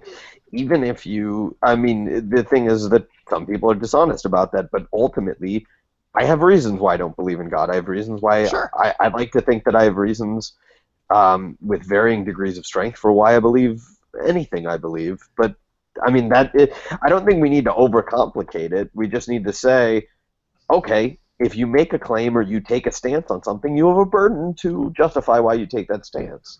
I think that's pretty simple. If that justification is, well, I've never, for instance, for like a deistic God, I've never heard a notion of a deistic God for which there's any evidence or a consistent argument for it. That's an example. That's my justification for why I'm not a deist. That's perfectly fine. There's an interesting kind of side concept when you're a theist, and if you believe that you can't persuade someone of such a thing, it makes you wonder why you would argue. You see what I'm saying? Well, I think that if you can't persuade someone of something, you either have to conclude that you probably, I would say that you probably shouldn't. There's two things. So if what you mean is that you don't have the, let's say, how well versed you are in something, right? So I, for instance, accept the scientific consensus on what's a good example? Erlotinib being a treatment, as in it inhibits a gene called EGFR. I know that it does that. I have no fucking clue how it does that. But I'll accept when a doctor says that that's what it does and that's what the recommendation is in that case.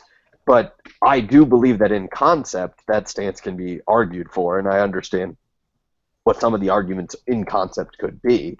If you mean by that, but, I think that we take people's word for things, but if you believe that it's something that you could make a reasonable argument for, I think that's a good reason to take a stance. If there's something that you don't believe in concept could be argued reasonably, I mean, I think that it's kind of silly to take a positive stance for it.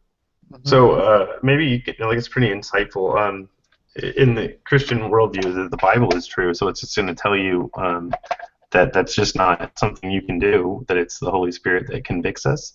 So that's the actual position. Nonsense. So maybe because that's really interesting what you had to say, and so yeah, I just kind of wondered, with that extra context, does it?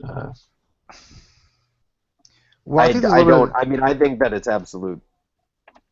Like, I mean, there are a lot of problematic aspects to that, but yeah, I think that is even the experience I would say I had was. But Shawn, one defeater I have for that I questioned myself, because I had an experience that I thought was the Holy Ghost, and I still can't explain it this day, and I'm not going to talk about it right now, but maybe in a future time. But anyways, if God converts people and God sends the Holy Ghost to testify witness to the divinity of Christ and the message, then how come so many Christians get that feeling, that message, but they screw it up so bad, and they still have very different viewpoints on theology? Okay, nobody gets the same message, right? So somehow the message is being confused with individual members of society, because no two Christians think the same way. Go to True's Hangout, and I'm telling you, everybody in that hangout that calls themselves Christians disagree on just about everything, except for Even the Bible, there's disputes between Peter and Paul, I think. And Mary. Well, yeah. Well, so like that's not necessarily. But yeah, I mean, I understand. Yeah, we should have everybody should have perfect unity is kind of the hidden assumption, right? So Shawn, do you believe that differences in theology can lead one person to go to hell and one person to go to heaven? Like, do you believe in heresy as a concept, essentially? There's such a thing as heresy. They're not all. Okay. Do you believe that God is all-loving? Yeah. Okay. Do you believe that God is all-powerful? Well, wait, no. Like, do you believe that God is all-powerful? Yeah, I see, but I don't think all-loving in maybe the same context as you. Like, it's I wouldn't say. Like there's because he's just, so I also disagree.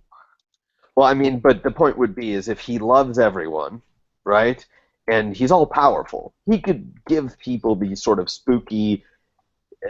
I mean, we can talk about the issues with trusting personal experience, but as someone who's taken hallucinogenic drugs, I can assure you of that.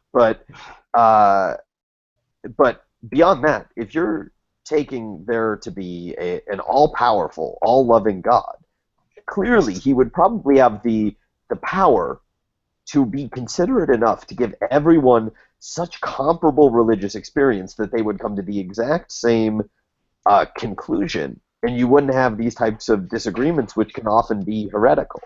Right. So I don't think but he's all-loving like that. What do you mean like he by all saves everybody indiscriminately, regardless of their of anything, but that he has mercy on some, and I don't know what there's no I can't give you a reason why he has mercy on one and not another. So he's not all loving. That would make him not all loving, then. Right. Okay. So by that definition, then no. So, I would suggest that that God is neither loving nor just if hell exists. Well, the Baptist hell. I'll also add a corollary that any type of universal it's actually incoherent to say that anything is all-loving or all-powerful, because it's a subset of what's called Russell's paradox. Yes. Yeah. So I called it. So it's not all of it. It doesn't have mercy on all people.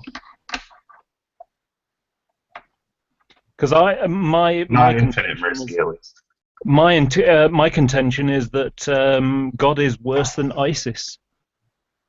Well, I would say that you could actually make a more plausible argument that God's actually evil rather than good. Yeah. But the concept of evil requires some kind of. I mean, you mean relative evil? I mean, why are we switching the script to meta-ethics?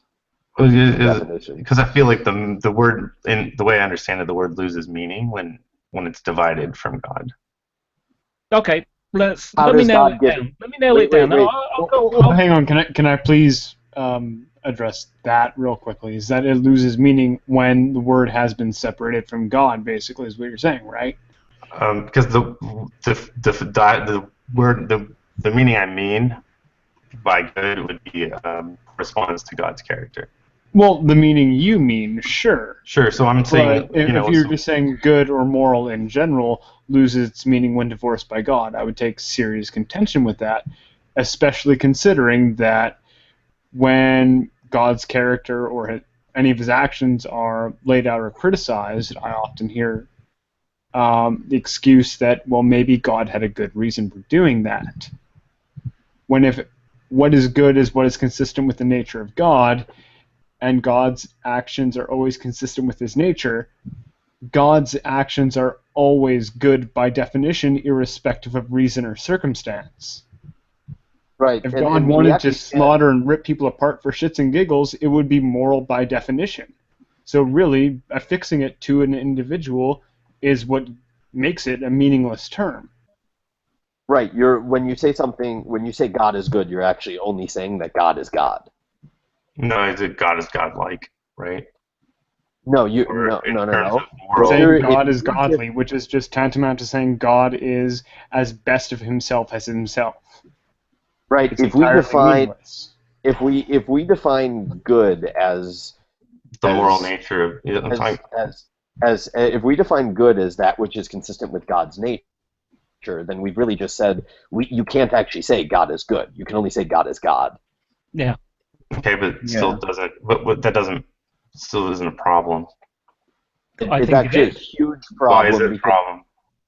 Well, because then then it's perfectly, like, if God just randomly flipped a switch and decided that, ripping puppies to death for fun was within his nature, then that would be good. Then, yeah. But that's only because you have it's like the blind elephant, the blind guy with the elephant thing. Right. You only can say that if you know already in advance.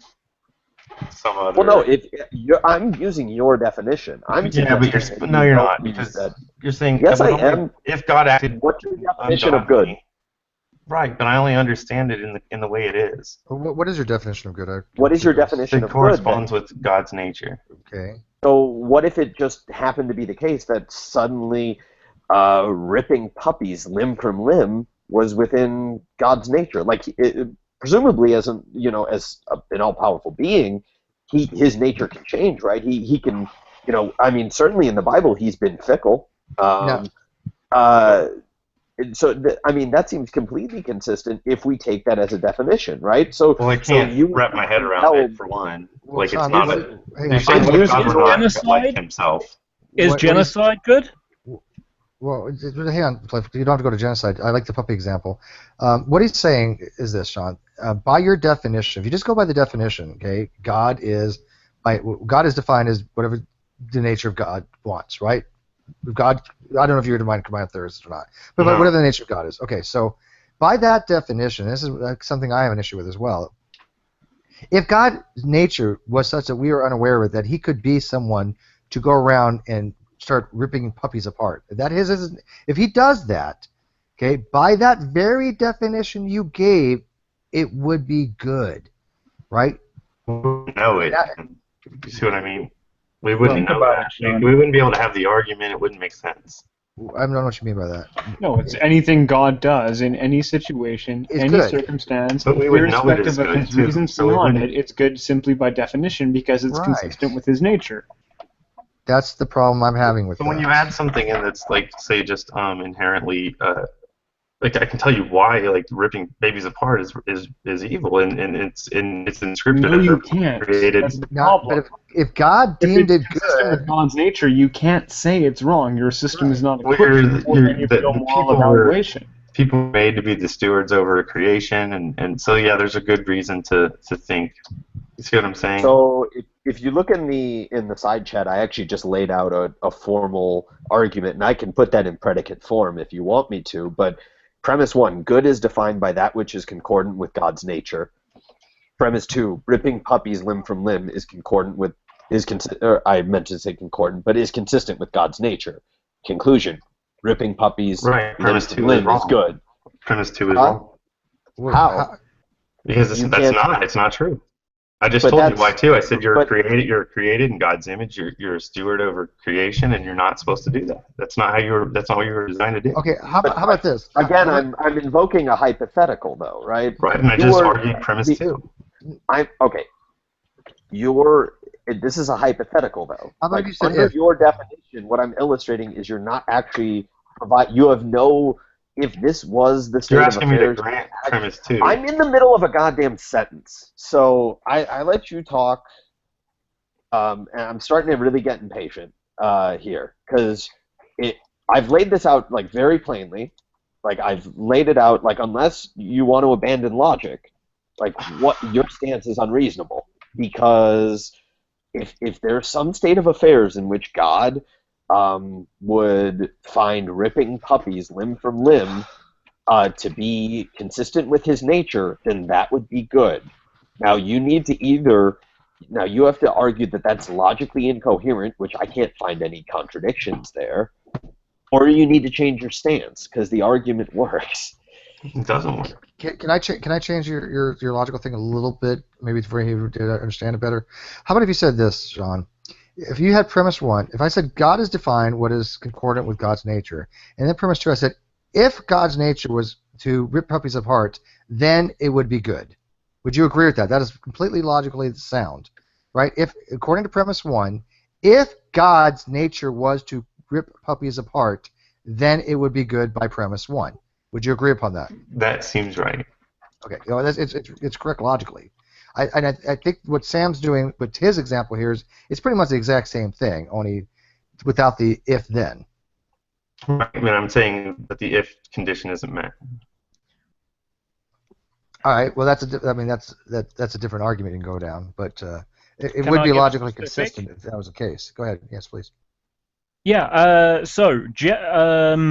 I'm going to go with that same one. Good is defined in what is concordant with God's nature. Premise 2, genocide is consistent with what God says in the Bible. Conclusion is genocide is good. 1 Samuel 3:15, if you want the verses. Sure, I understand the concept of judgment, though, but you're not a creator. You see the difference? Like, there's a distinction between creator and created. Well, you see, I mean, here's the thing. I've got a pretty good way to explain why I think God is evil, really, and worse than ISIS. We refer to ISIS as being evil, okay? And I think God is worse than that, and I will explain. So imagine Steve and I are mates, but we come to some impasse, and we decide we have irreconcilable differences. We can't be mates anymore. That's it. Okay. Now, if I've got I know, I'm just using you as an example, mate. Anyway, so if that ever came about, all I would do is shut Steve out of my life. It's like, yeah, I don't want to know him, that guy anymore. Don't like him anymore. That's it. That's it. Okay. What I don't do is build a prison and lock him in it and then set it on fire. Okay. That's the kind of thing that ISIS do. If you remember that Jordanian pilot they shot down, and they basically locked him in a cage, poured petrol on him, and then set him on fire.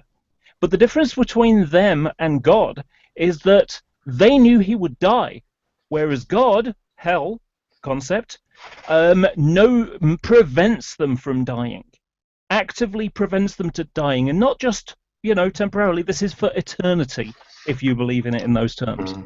So I think within that definition, God is evil, immoral, and I, a lumpen normal human being, is more moral than God. And I'm saying that from a humanistic point of view. So I've rephrased my argument, and it's the premise 1 is the same, but premise 2 is there exists a possible world where ripping puppies limb from limb is consistent with God's nature. And then the conclusion would be is there exists a possible world where ripping puppies limb from limb is consistent with God's nature. Sure. I believe that's logically sound and valid. False. How is 2 false? You have to Because it's actually not possible, because it's already against his nature.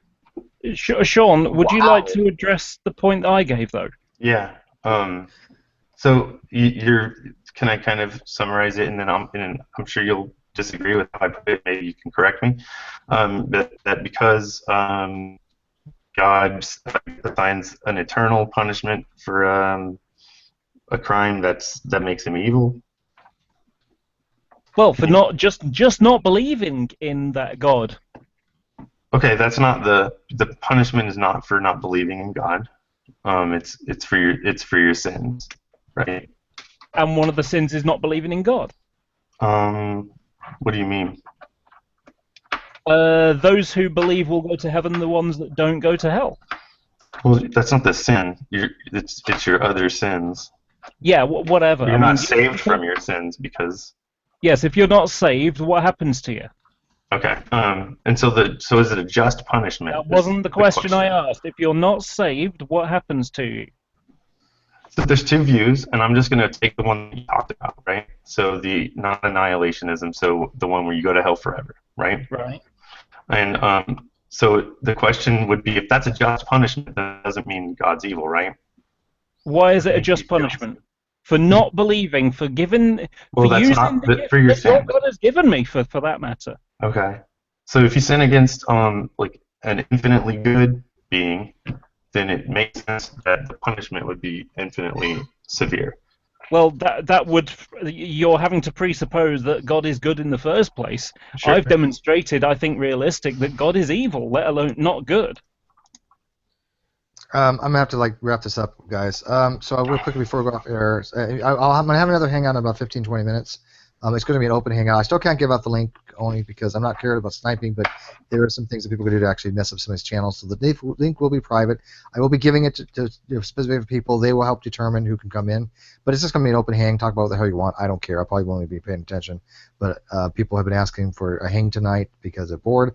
Anyway, Shawn, I wanted to thank you very much for coming in. You've withstood the arrows and the darts from Sam. He's vetting you right now in some way. Okay. Well, he's a really smart guy, and he's really interesting. He is. He's a very smart guy. And I hope that you come in here and I want you to listen to both sides.